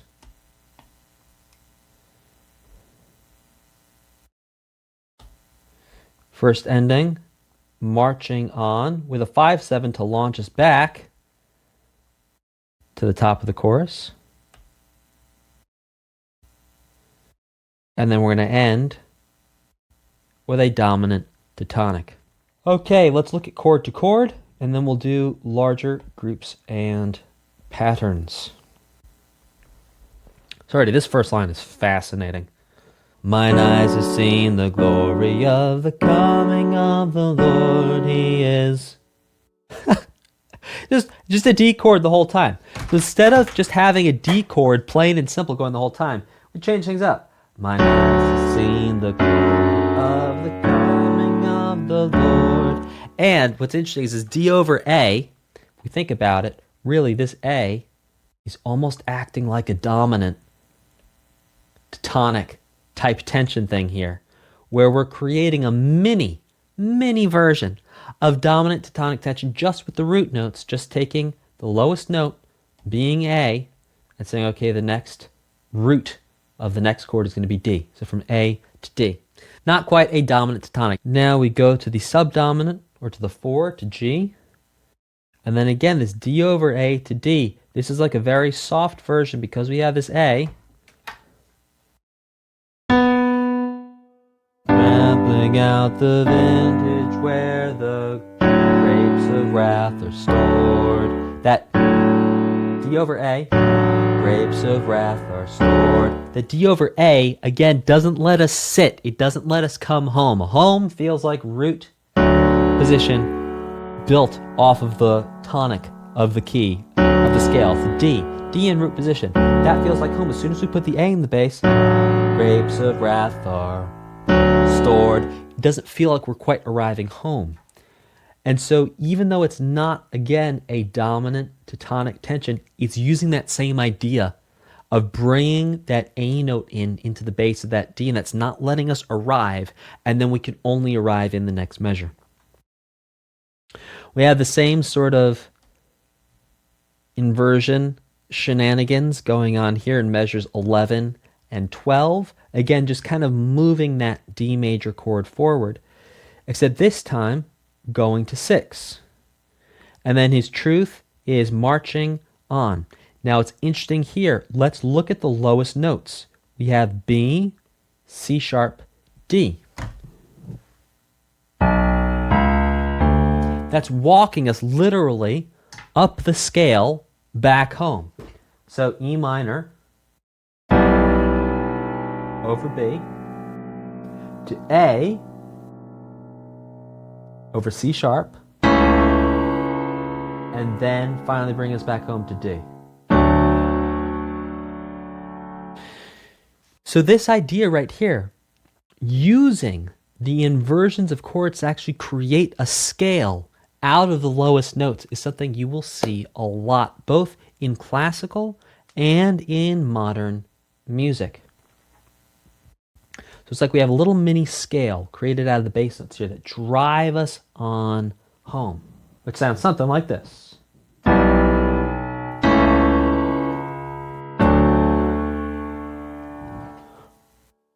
Pretty cool, creating little bass lines out of inversions. All right, let's look at the chorus. Okay, so we still have the same idea here of moving this D major chord forward. So we stay in the tonic, but because we're bringing in these inversions, it moves the whole thing forward, and then this D over A acts like a small tension resolution back into this D here. And then we go to the subtonic to G. And again, that same idea. We're not going to quite fall to rest until we get here to the D major. Same idea here as in the verse. And then again, his truth is marching on. We have E minor over B, A over C sharp to D. And we have this B to C sharp to D movement, which actually increases the tension. It increases the anticipation of this leading tone right here, bringing us back to the tonic, creating that little scale there. Now at the very end, we're not using that scale anymore. And why is that?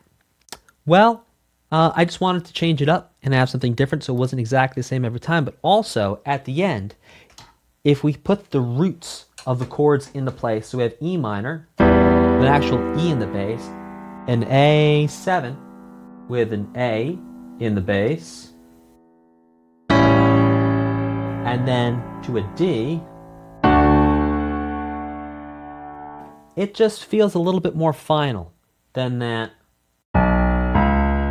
scale walking up thing. That scale walking up thing feels like it's launching us into the next thing, which indeed it is. And having this 2-5-1 at the end with the chords in root position gives a sense of finality, a sense of home, a sense of, indeed, we are done. All right, now let's look at some of these larger patterns. So we can see that every time we have a section change, we're using an A7 or a 5 chord to push us between sections. So right here, we have the end of section 1. We have this double bar line right here. And this A7 pushes us into the chorus. Now once we're in the chorus, we have at the end of the chorus a 5-1, but then this 5-7 pushes back to repeat the chorus. So every time we're going into the chorus, we're going into the chorus with a 5. That 5, that tension resolution is launching us into the chorus. And again at the end, 5-1 to finish it off. I'll see you in the next lesson. In this lesson, we're going to walk through Molly Malone, also known as Cockles and Muscles. Now, some background on this song, which is pretty interesting. When ethnomusicologists apparently looked at this melody, they said, hang on, this does not seem to be Irish in origin. Now, an ethnomusicologist is someone whose job is to trace music through culture and what music is associated with which culture. It's a whole field of study. They're kind of like anthropologists, but they just focused on music. And they say that this melody is not necessarily Irish. So a very interesting song where we have clearly Irish lyrics, talk about a clearly Irish subject, but maybe the melody got taken from somewhere else. Anyway, let's jump in and get started with determining the key for our piece of music, which is our first step, as always.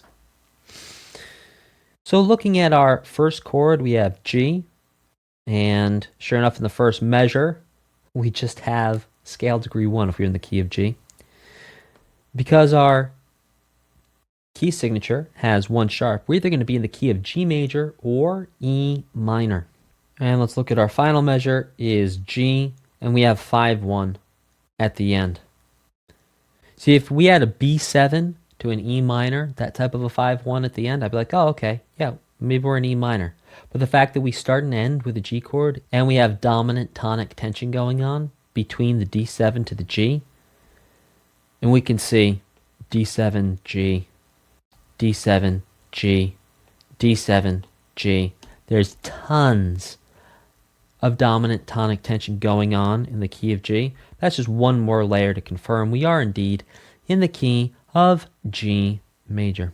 Let's write G with a colon. I'm actually going to write that a little lower so that it's going to be in line below the lyrics. There we go. That way, all the Roman numerals I write from here on out are going to be in line with that G with the colon. Oh, looks like we have a common major chord progression too. We have 1, 6, 2, 5. Very interesting. Okay, before we get into chord progressions, let's talk about form. Dublin's fair city, where girls are so pretty. I first set my eyes on sweet Molly and Malone as she wheeled her wheelbarrow through streets broad and narrow, crying cockles and muscles alive, alive, oh. Okay, here's what's interesting. We have both a refrain and a chorus in this song. Let me explain why. So here's the verse. Because here's the story. In Dublin's fair city, where girls are literally telling you the story. First time I was with Molly Malone, she wheeled her about the streets, crying cockles and muscles alive, alive, oh. Now you can see that we have 2 verses worth of lyrics. Sometimes you'll have 2, sometimes even 3, sometimes even 4 lines of lyrics. That's when a verse uses the same melody and chords, but you're just changing the words. When you see at the end, there's crying cockles and muscles alive, alive, oh. That's going to be a refrain. So we're actually going to label this right here as a refrain. And then we go into the chorus. Alive, alive, oh, alive, alive, oh. Crying cockles and muscles alive, alive, oh. And then we repeat back to, she was a fishmonger, and sure 'twas no wonder, for so were her father and mother before. And they wheeled their wheelbarrows through streets broad and narrow. Again, refrain, crying cockles and muscles alive, alive, oh. Chorus, alive, alive, oh, alive, alive, oh. Crying cockles and muscles alive, alive. Second ending, oh. Now in 27, she died of a fever and no one could save her. And that was the end of sweet Molly Malone. Okay, so this is going to be verse 3. Goes back to telling story. Her ghost wheels her wheelbarrow through streets broad and narrow, crying, here's our refrain. Cockles and muscles alive, alive, oh. Chorus 3 would be here. Yes, because indeed, we're going to have chorus 1 and chorus 2 up here. On cockles and muscles alive, alive, oh. Technically speaking, because the chorus is only 8 measures long.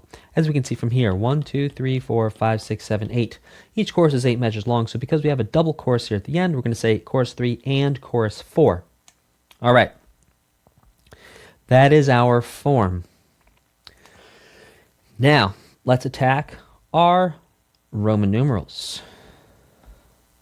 We have 1, 6, 2, 5, 7. Same thing on the next line. 1, 6, 2, 5, 7. Same thing on the next line. 1, 6, 2, 5, 7. Then guess what happens? 1, 6, 2. Now things changing up a little bit here. 5, 7, 1 launch us into the next section with a 5, 7. And then we're back to our live, alive, 6, 2, 5, 7. Same thing here. 1, 6, 2, 5, 7, 1, 5, 7. That'll launch us back into the verse. Second ending, 1, 5, 7. Oh, now something's changing here. She died of a fever, and 2, no one could save her, and ooh, look at that, 7 half diminished. The 7th chord. That's exciting. Very rare to see these outside of jazz. 7 half diminished. And 3, that was the 6, end of suite 2, Molly Malone, 5, 7. And now we're back to our regularly scheduled programming of 1, wheel to rear wheelbarrow through 2, streets brought in, 5, 7, crying 1, cockles, and 6, muscles, 2, 5, 7, 2, 1, 2, 5, 7. Alive, alive, 6, 2, 5, 7, and continuing this on till the end of the piece. For the most part, 1, 6, 2, 5, 7. 1, 5, 7 will launch us into the last chorus. 1, 6, 2, 5, 7. 1, 6, 2, 5, 7 to 1. All right, next thing for us to do is to label all our dominant tonic areas. Okay, well, here's one. Here's another. Here's another. And another. And another. And another. And another. And then another launching us back. And then another here. And then another one here. And another one here. Another one here. Another one here. Another one here. Another one here. Another one here. Another one here. And one more to finish the story. To be clear, she died is actually not going to be one right there. All right. Now we can clearly see with these 5 1s that not only is it showing us the end of every line of music, but it's also showing us the end of every section. So at the end of every line ends with 5, which launches us into the next line.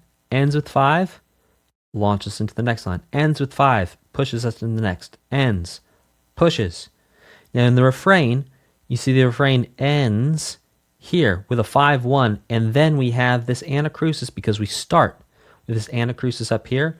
We still keep on going one beat ahead, going into the chorus with a 5 7, launching us 5 1, and within the chorus 5 1, and then to end the chorus off, we end with a 5 1, and then on the last beat, beat 4, again it's kind of like continuing that anacrusis, that D7, which launches us all the way back up to verse number 2. Now, to go into verse number 3, this D7 does not launch us into a G because there's an E minor there. We'll talk about that in a little bit. And then coming in here at 34 to 35, 38 to 39, and again we have at the end of the refrain a 5 1, and then launching us into the chorus with another 5, and then within the chorus itself, plenty of 5 to 1, an extra 5 1, 5 1. This is to finish the first chorus, and then this new 5 launches us into the second time we're going to go through this chorus. 5 1, 5 1, and then ending with 5 1. See how important 5 1 is? It's everywhere. Everywhere. All types of music from around the world use 5 1 to transition between sections because it's such an incredible vehicle and an example of the power of tension and resolution. Okay, for the most part, this entire song is built off of a 1-6-2-5. 1-6-2-5. Check. 1-6-2-5. Check. 1-6-2-5. Check. 1-6-2-5. 1, 5 pushes us into 1-6-2-5. 1-6-2-5. 1, 5 pushes us back. Here's where things change. It's going into verse 3. So verse 3, we have completely different chords. We have the same melody. We have the same rhythm. So let's look at the rhythm. We have dotted quarter, eighth quarter, eighth dotted quarter, quarter. And we see up here, it's the same exact rhythm. So we have the same rhythm and the same notes. So look, let's look. G, G, G, G, B, G. Verse 3. Where is verse 3? G, G, G, G, B, G. It's all the same exact notes. It's all the same rhythm. The only thing that's changing here are the chords. Now, when the chords change around the melody, that's called a reharmonization, because you're reharmonizing. You're adding different chords to the melody. Now, in verse 3, we have all these very sad chords, and I wonder why. Well, it's almost as if the arranger was trying to paint a picture of the story with the chords. So we can see the story in the first two verses. In Dublin's fair city, where girls are so pretty, I first set my eyes on sweet Molly Malone as she wheeled her wheelbarrow through streets broad and narrow, crying, cockles and mussels alive, live. Oh, it's like very happy. It's like life, everyday life. Verse 2, her mom and dad also did it.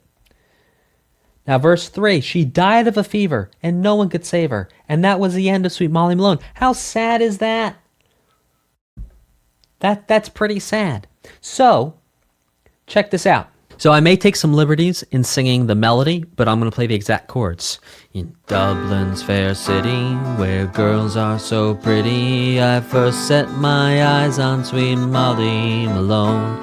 As she wheeled her wheelbarrow through streets broad and narrow, crying cockles and mussels, alive, alive, oh. Now let's compare that to verse 3. She died of a fever, and no one could save her, and that was the end of sweet Molly Malone. Oh, so different. She died of a fever, and no one could save her, and that was the end of sweet Molly Malone. Versus, she died of a fever, and no one could save her, and that was the end of sweet Molly Malone. Hear the difference? How much more sad when we go, she died of a fever, and no one could save her, and that was the end of sweet Molly Malone. How much sadder it sounds when we use those minor chords. So, every once in a while, composers, arrangers can do things like that where they literally use sadder chords, which can be those minor chords, and the diminished chord. We have that half diminished chord in there, to really create this feeling of tristesse, of sadness, which inside of this entire song, which is just like so jolly,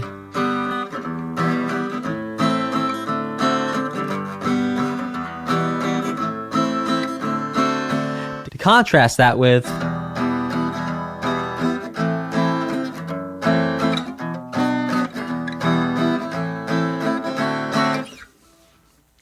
a lot of fun. So that was the little challenge and the extra interesting bit on this lesson of Sweet Molly Malone. I'll see you in the next lesson. In this lesson, we're going to break down the New Year's classic, Auld Lang Syne, which means for old time's sake. It's a traditional Scottish melody with lyrics by Robert Burns. First thing for us to do, as always, is to figure out the key that this piece of music is in.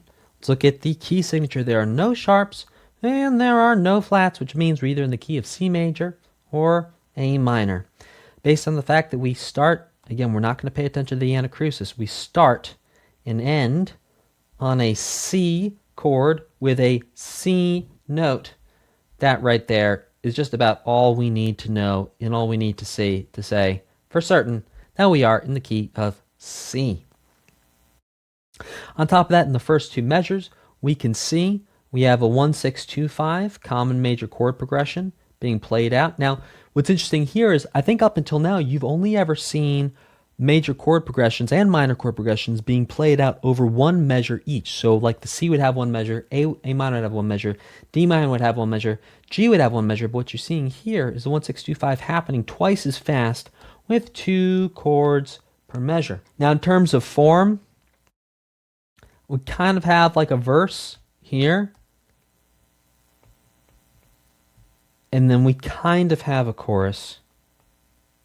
Because if you think about it, everyone gets kind of to this first part, and then everyone knows, for old Lang Syne. Everyone knows that part. That's the chorus. By the way, just because everyone knows it's not the only qualifier that makes something a chorus, but it's a really good one, which is why I bring it up so often. Okay. Let's have our key. Gives me a key of C major. And we start off with a 5-7. So this 5-7 chord, and you'll see this starting on a 5-7 chord to launch us into the song onto 1. 6, 2, 5-7. Oh, and then an interesting walk up to the 4 chord of 1, 1-6, going to 4. Then we're back to 1, 6, 2, 5-7, 4 in second inversion to 1, 1, 5-7, 1, again walking up to 4, 6, 4, wheel, 1, 6, 2, 5-7, 4 in second inversion to 1. Next thing for us to do is to label our 5s to 1s. So 5-1, 5-1, and that's about it. And so there's only 2 dominant to tonic areas here, and it's not even at the end either. Okay, let's talk chord to chord, and then we'll look at some larger patterns. I think what's interesting right here is we have, again, we've seen this a couple times throughout a couple of these songs, moving this movement right here. So it's C, first inversion, moving us to 4. And we don't need to think about this in terms of C to F. Let's think about this in terms of something that's going to work for all keys and say, okay, we have 1, 1, 6, 4. And part of the reason why we use Roman numerals is that we don't get caught up in the key. We can apply this to all music in any key. Then again, we have our 1-6-2-5. This now brings us to a really interesting area here where we have this. So we have a G to a C, and we think that we want to have this dominant diatonic type tension, and we kind of sort of do because this F is over C. So we have sounds like this.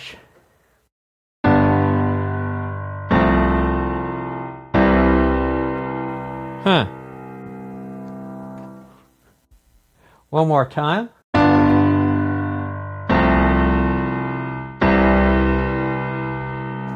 So do you hear that middle chord, that F over C, feels almost just like a bridge to get us to the C?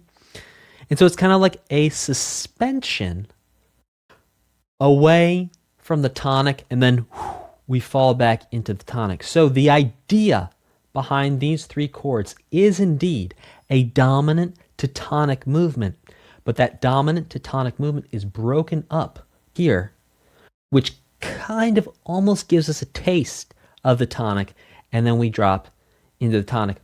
We'd see this pattern played out again here at the end. To resolve it, it does not go directly from 5 to 1, which softens and elongates and spreads out the tension.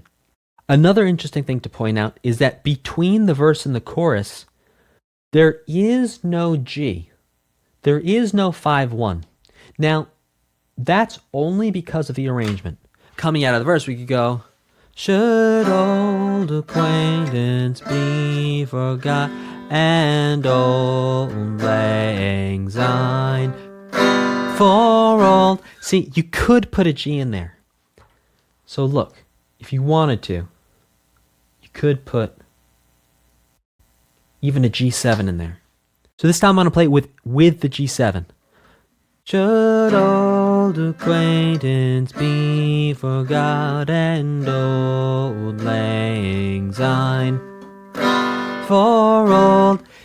Okay, here it is without the G7. Should old acquaintance be forgot, and old Lang Syne for old Lang Syne, my dear, for old Lang Syne. So, what you can see there is that G7 works there, but doesn't have to be there. And that's something you can think about if you're going to write your own music, where you want to have that dominant present, where you don't want to have it present, where you don't necessarily need to have it present to launch yourself into the next section. I'll see you in the next lesson. In this lesson, we're going to break down the classic song, The Ash Grove, which is a traditional Welsh melody, along with lyrics by John Oxenford. Now, you can actually look up, there's been many different versions of these lyrics, but these happen to be my personal favorite version of the lyrics to The Ash Grove, so I get to choose. We're going to do this version of the lyrics. So, first thing for us to do, as always, is to figure out the key we're going to be in. So let's look at the key signature. No sharps, no flats. That means we're either going to be in the key of C major or A minor. So let's see. We start with a C. We end with a C. Do we even have any A minors? Yeah, we have like one A minor in measure 15. And you can see we have a bunch of 5-1s in C. We got a bunch of G7, C, G7, C, G7, C, G7, C, G7, C over E, sure, but G7, C. So there's a ton of 5-1s in C. I don't see any 5-1s in A. That's going to clue us in even further that for sure we're in C. We don't even need to take a look at the common notes. We could see it ends on scale degree 1. It ends on a C. And it starts after the 5. It really starts on 1 as well. And then here we just have chord tones in these first two measures. It's basically a, C, E, G, E, C, C. That's root, third, fifth, third, root, root. So based off all that, we're very confidently going to say we're in the key of C major. Now, what's interesting here is we basically have another case of sort of an A section and a B section. We could kind of call this a verse and maybe a bridge. So we call this verse 1. And then we could kind of call here bridge. And then we come back to here with kind of this verse. But again, to use the terms verse and bridge, because this is a very, very, very old song that's been around for hundreds of years, it's not quite going to fit. So what we're going to do here is we're actually just going to call this the A section. So instead of putting verse here, what we're going to do is we're going to put A, put it in a little square. And then here we're going to put B. And then we're going to put A again here on the last page. And that's going to be our sections. It's a little odd, but that's what's going to work here for this old-fashioned song. So we have the ash grove, how graceful, how plainly 'tis speaking, the wind through it playing has language for me. When over its branches the sunlight is breaking, a host of kind faces is gazing at me. The friends of my childhood again are before me, fond memories awaken as freely I roam. With soft whispers laden, its leaves rustle o'er me. The ash grove alone is my home. So, that's the whole song. Let's look at these chords to see how this song is harmonized. Let's start with our Roman numerals. The C is going to be 1. G7, 5, 7. C over E, that's going to be 1, 6, because 1, first inversion. The F is going to be 4. G7, that's going to be 5, 7. And then back to 1. Second ending, we have 1 to 5, 7 to 1 to 6 2 5, 7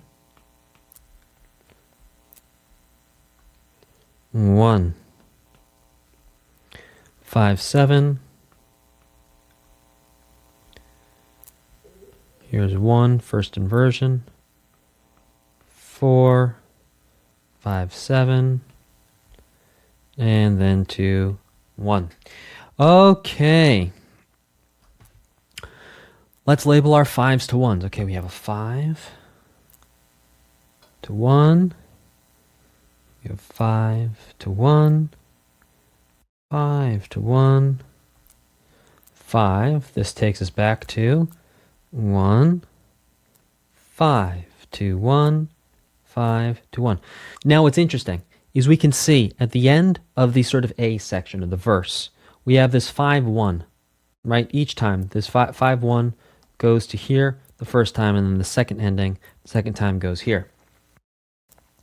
Now what's interesting is just like we looked at with old Lang Syne, you don't always need to have another 5 right here to launch us back to this 1 here. So let me play this for you. And let me show you the difference between having a 5 there and not having a 5 there. So, the ash grove, how graceful, how plainly 'tis speaking, the wind through it playing has language for me. When over, so right there on when, oh, you could put a 5 there. Here's it without the 5. When through it playing has language for me. When over its branches. So you see how you don't necessarily need that 5 in there, but you could, if you wanted to, put a 5 in there to launch us back. Okay. The next 5-1 here. In or before me, fond memories awaken as freely I roam. We have this big moment on this 5 here. Big moment on a 5. Where for entire 2 measures, we're just hanging out on the dominant. And all that does is it creates tons of tension, tons of anticipation for us to return to our original musical content, or our A section, kind of like our verse 3, here on 1. Then even here, softly 'tis speaking. Now let's look at some of the chord-to-chord connections besides the 5s to 1s. So this is a 5 to 1, but it is an interesting chord-to-chord connection. So in measures 3 and 4, we can see that we have this G7. All right, so this is hanging out on the dominant. And then we're going to the tonic. But here's the thing, because the tonic is in first inversion, just like in the last couple songs we've seen, when we return from a dominant to a tonic and it's not in root position, it doesn't feel like we've landed home. It doesn't feel like we are really arriving or we're at the end of something. And putting the chord that's built off the tonic in an inversion really creates a space to push us, in this case, to the subdominant here. But it's not just pushing us to the subdominant. This E here is creating a leading tone tension to lead us into that F. and then we go to the G7 back to C. I think an interesting thing to notice too is it's spaced out. Here we have a 1, 6, 2, 5 common major chord progression, but not used in the typical way with C starting first. We have C starting on measure 4 here, then A minor, D minor, G7. Alone is my home. You can even see in the melody, the way the melody is resolving is leading tone, tonic. Fascinating. And again, here we have this same idea of this G7 bringing us to this C chord, this in inversion here in measure 23. It's not allowing us to really arrive home. That E in the bass is actually pushing us forward to the subdominant here, and then we end with dominant, tonic, tension, and resolution. I'll see you in the next lesson. In this next song, we're going to analyze the Caisons Go Rolling Along, which has been repurposed into the unofficial anthem of the United States Army. The Army goes rolling along. But this is back in the day when the original song was written. The Caisons Go Rolling Along, and to give you an idea how long ago this was, for my great uncle's 94th birthday, something like that, he asked that I show up at his birthday and I play this song because he actually used to sing this song in the Army before they changed the lyrics and updated it. So let's jump in and have a ton of fun here because, oh boy, are there some goodies in here. So first thing for us to do before we jump into the goodies is to determine the key, because then we're going to know how to approach all the goodies. So our key signature is no sharps, no flats, which means we're either in the key of C major or A minor. Let's take a look. Okay, so we're ending on a C. Also, there's that C note, that common note, number 1. And sure enough, we're having 5 to 1s, like there's a 5 in measure 8 to 1, 5, 1. Almost every 8 measures, we're having a 5 to 1. Now, what we have here, again, with an old-fashioned song, is kind of a verse, kind of a chorus, really more of an A section and then a B section. So we do have an intro here, that's for sure. Intro. And then, just to sing this for you real quick, I do recommend that, as with all these songs, you actually listen to the song before we head into it. Over hill, over dale, we have hit the dusty trail, and those caissons go rolling along. Counter march right about, hear those wagon soldiers shout, while those caissons go rolling along. Then it's high, high, he in the field artillery. Call off your numbers loud and strong. For wherever you go, you will always know that those caissons are rolling along. Now, there's more to it than just that, but basically, that's the whole song. So we have the verse. Kinda. And then we go, then it's high, high, he. That's kind of going to be our chorus. We really just think this as being a B section. This verse being our A section. Okay. Now let's break down our Roman numerals. So we're in the key of C major. We start with a 1. Then we go to a 5 in first inversion. Then we go to a 4 in first inversion. 1 in second inversion. To 4, 1 in first inversion, 5 in second inversion, to 5, 7, and then we go to 1 major 7, 6 minor 7, to 1 in second inversion. Then 5 in first inversion, to 1. Oh, don't forget about that 5, 7 there.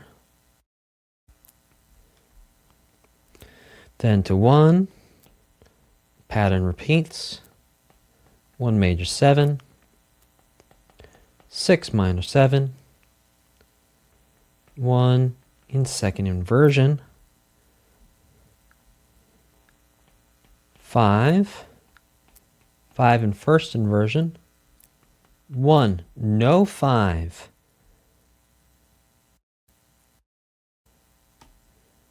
We stay on 1. On he, we go to 1 first inversion, to 4,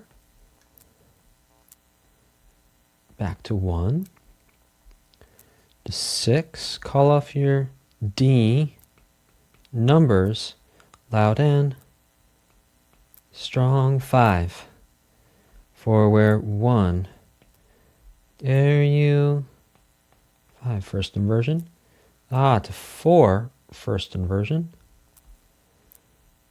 to 1, that those 5, 5, 7, to 1, dominant, tonic, dominant, tonic, dominant, tonic,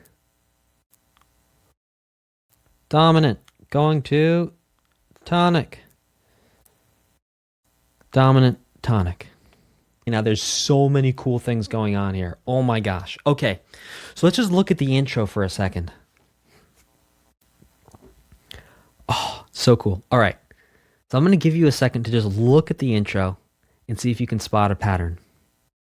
Take a moment, look at the intro, see if you can spot the pattern. Okay, here's the pattern. The pattern is the bass notes or the lowest notes of each chord that are being played are actually creating a descending C major scale. So check this out. The first note or the first chord is a C in the intro in measure 1, right? So we have C. Next note, next chord is G over B, B, F over A, C over G, G, F, F, C over E, D, under a G, then G. Oh, that is so cool. All right, so all together, it sounds something like this.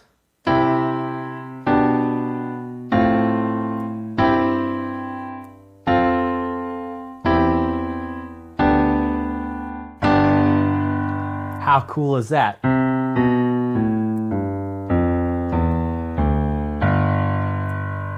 And right there, right at the very end, in measure 8, hanging on that G7 really just brings that whole descending scale thing up. Now, notice it's in 2/4. This is a march, and it was actually repurposed by Sousa, who wrote tons and tons and tons of military marches like Stars and Stripes Forever. All these classical American marches written by Sousa. And the tuba would be going oompa, oompa, oompa, oompa, oompa, oompa, oompa, oompa. Now put that again in the context with the chords.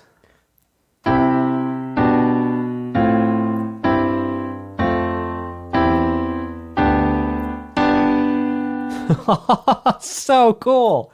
Now this is actually in the song. I'm not making this up. This is actually really part of the actual song. If you go listen to the recording that's before this lesson, it's really there. Let's listen to it one more time because it's just so cool.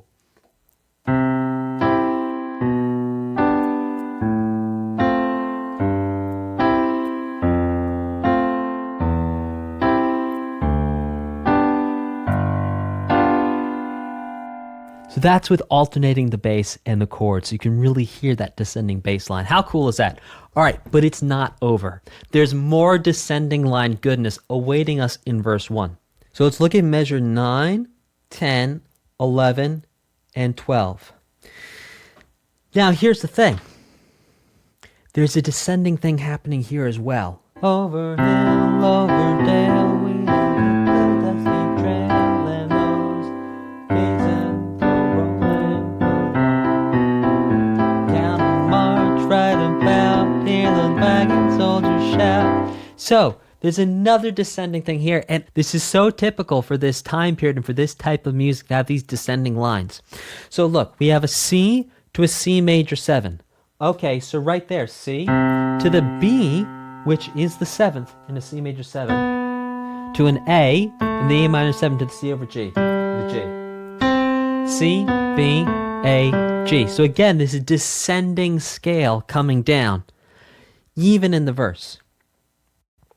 And then what we see here in 13 through 16 is more bass line shenanigans going on. So and those caissons go rolling along. So caissons go rolling along. It's walking up the scale back to C. The C, we have the G, then we have the G in first inversion where the B is the lowest note. That's creating and emphasizing the leading tone, part of the tension, from the dominant back to the tonic. Now you can see that in 17 we have the same idea, the descending of C, B, A, G. Caissons go rolling along, same idea, walking from B, emphasizing the leading tone, back up to C. Now, when they say, then it's high, high, he, and it's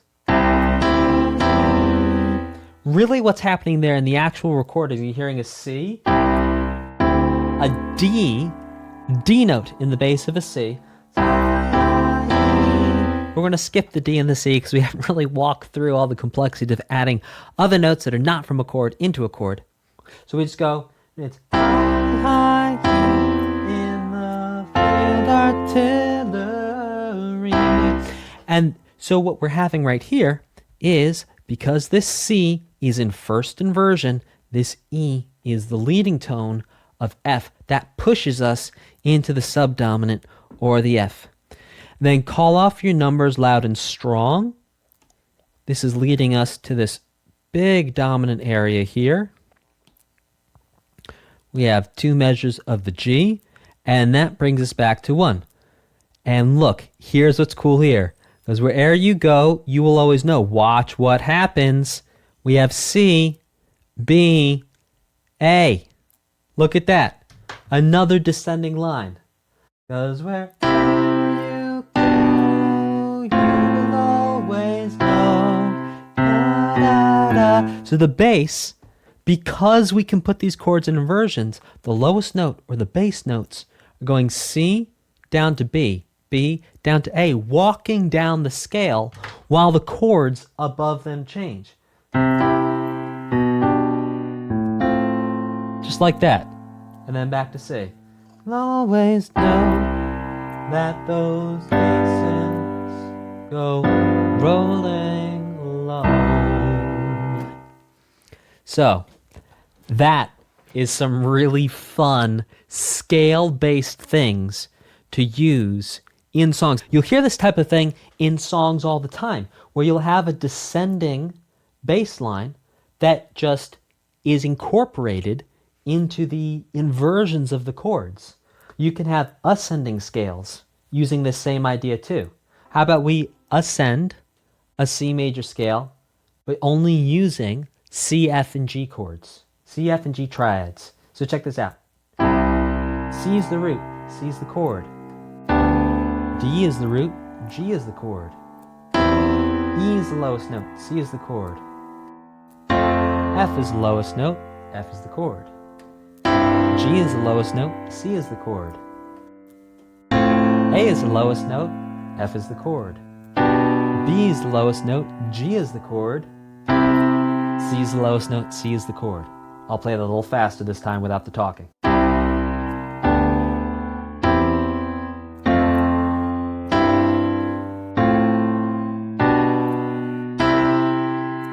You can see that we have just a scale going on in those lower notes. But because of which chords we're picking in the top, we're always picking a chord that can go into an inversion to create a bass line in the lowest notes, which is such a cool concept and so much fun to play with. I will see you in the next lesson. Welcome to your Focus, Creation, Creativity bonus module. What we are going to be talking about here are, well, tips and tricks to help you write and compose music. Now, even if your intention is not to write and compose music, you just want to understand or play music, I still recommend you watch these videos because the ideas and the concepts and the ways of thinking around writing and creating music will apply to any area of music. I'll see you in the next lesson. Let's talk about tools, and specifically tools for writing songs, because there's a lot of false concepts and false information floating around out there. If you've ever heard someone say, oh yes, my first song was great, and then I learned how to write songs, and then my next 200 songs were terrible, and I needed to overcome having to learn how to write songs to be able to write good songs again. It's like, okay, kind of.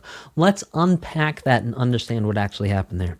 So when you learn music theory is like a tool. It's like a hammer or a nail gun or a saw.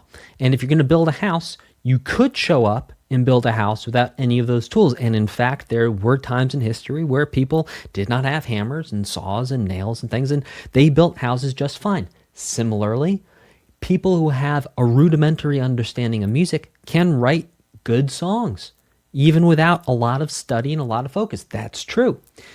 Now, what happens is if one of those people happens to write a song and that song happens to be successful, and then people ask them, well, how did you do it? Like, did you study many years before writing the song? And that person's like, well, no, I didn't. I just kind of wrote a song. Yeah, that happens. It's true. You don't need to study any music at all to write a song.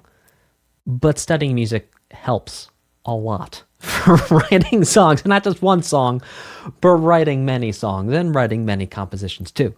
Now, what happens in the case, if you've ever heard someone who had one really good song or a couple good songs and then they started taking music lessons, like, oh yeah, all of a sudden it got really bad. Well, here's why. What happens is you're at a level here, right? And it's like everything you know, and you're using everything you know to the best of your abilities. And what happens is when you learn a new thing, and this is in anything, but we can talk about it in music. When you learn a new thing in writing a song, like you learn about rhyme schemes, or you learn about, well, perfect versus, additive and subtractive rhymes, all of a sudden, because you're thinking rhyme scheme, because you're thinking additive and subtractive rhyme, your output or the quality of your songwriting takes a dip.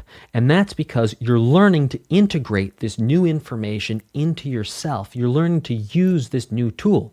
It's like if you were used to building a house just using a saw and you never used a hammer before, and then someone handed you a hammer, it would take you a couple days, a couple hours, maybe even a week or two to really incorporate using that hammer in the most efficient way to save you the most time, in addition to using that saw to build your house. Now, this goes also for learning music. People who improvise, people who read music, everything. As soon as you learn something new, always, for everyone, you take a dip. It always happens. And that's because whenever you're doing anything in music, you're doing multiple things just to do one thing. So for example, to play guitar and read music, it's left hand, right hand, it's counting, it's knowing the names of the notes, it's knowing the rhythmic duration of each note, and then on top of that, it's reading in real time, it's reading ahead and actually playing the notes. So you're doing like 7 or 8 things all at once. And what happens is, as soon as you add in a 9th thing onto that, all those 8 things, because you're already doing 8 things at once, they start to fall. It's like you're spinning a bunch of plates. I'm throwing a million metaphors at you, but it's like you're spinning a bunch of plates, and as soon as a plate starts to fall, it's like, oh my God, all the other plates start to fall, and you've got to go back and keep all the plates spinning. So it is 100% normal that whatever you're doing in music, whenever you learn something new, that you take a dip. That dip is normal. But what happens is, you were here, you take the dip, when you come out of the dip, you're going to be at a whole new level. So that's the process. You're always going to take a dip creatively, but then you're always, after you incorporate those new tools into yourself, you're going to have even more freedom of expression. You're going to have even more options. You're going to have more colors and indeed, as I said, more tools in your tool belt with which to express yourself. So when you start to learn new things, as you've been going through this course, if you've already written songs or if you're writing songs now, it's normal if you take a dip. That is 100% what should be happening. Keep going through the dip, incorporate the new information into yourself. That's going to take you to the next level. Keep on going. More information, you take a dip. You incorporate it, you go to the next level. That is how learning music works. And that's how creativity in music works as well. I'll see you in the next lesson. There is no right or wrong way to start writing music. You just need to start doing it. And as you learn more music theory, and as you know more rules and rules to follow and rules to break in music theory, the level and the clarity and the originality of your writing and your composition will become more and more distinct as you learn more, because then you're going to be able to pick and choose which tools you want to use, and that's going to help further differentiate you from the next person. So, yes, you should start writing songs with everything you know up to now in level 2 music theory, which means you should be using all the keys, or a key that works well for your voice if you're a singer, if you're trying to sing your songs. Major and minor, use all the scales, use the chords from all the scales, and just start creating music. Use lyrics, create lyrics with rhyme schemes, create the stanzas, define your song form. Just go through the process 10, 20, 30 times. You don't need to finish songs. What I do recommend you do is that you set a limit of how long you're going to work on each song, because otherwise your first song, you'll be like, oh, it's never going to be done. In fact, at the end of this lesson, I'll play you one of my first songs I ever wrote, which most certainly is not done, as you will see. It's very half-baked and very basic. So the idea here is that you want to just start writing songs, and maybe don't let yourself spend more than 3 or 4 days on each song. Catalog them, save your song ideas. If you're writing them in a score like Note Flight, save them, catalog them. Put the date that you wrote the name of the song, a possible title for the song, and maybe what the song's about, just so you remember when you come back. And that way you're going to have these ideas, and what you end up doing is you end up cataloging, and that's something all music artists usually end up doing, is you get ideas and you save ideas, and then it's like, oh, what was that one idea I had a couple months ago? Then you go back and find it, and then you take a week or two and flesh it out and turn it into a real song. But just get in the habit of putting ideas down. Now, as promised, to make you feel better about the songs you're going to write, here's one of the first songs I ever wrote. I wrote this with Joey Santangelo. Shout out to Joey, who was a drummer I played with for many, many years and a very good friend. Okay, so very basic lyrics, very basic chords. So little time, so far to go. So little time, I'm feeling low. So little time, I'm breathing nowhere. So little time, I'm going nowhere. Now, as you can see from the chord progression, we're going A minor, E minor, C, D7. It's like that D7 kind of wants to launch us to a G, right? But not. We go back to the E minor. I don't know how to talk to you. The words in my head are slipping through. I want you here with me so I can see things more clearly. We go back to the chorus. So little time, so far to go. So little time, I'm feeling low. So little time, I'm breathing nowhere. So little time, I'm going nowhere. So look, I wrote that when I was about, 13, 14. Don't let the fact that I just sang that moderately well either convince you that that was a good song, because I've done that before. I play that song for someone, like, wow, that actually sounds pretty good. I'm like, look, I just sang it well and I played it well on the guitar. Doesn't make it a complex or a good song. So also keep that in mind too, that it's like, you might have written a really good song, but you're not that good at playing or singing yet, and that's the reason why it doesn't sound good.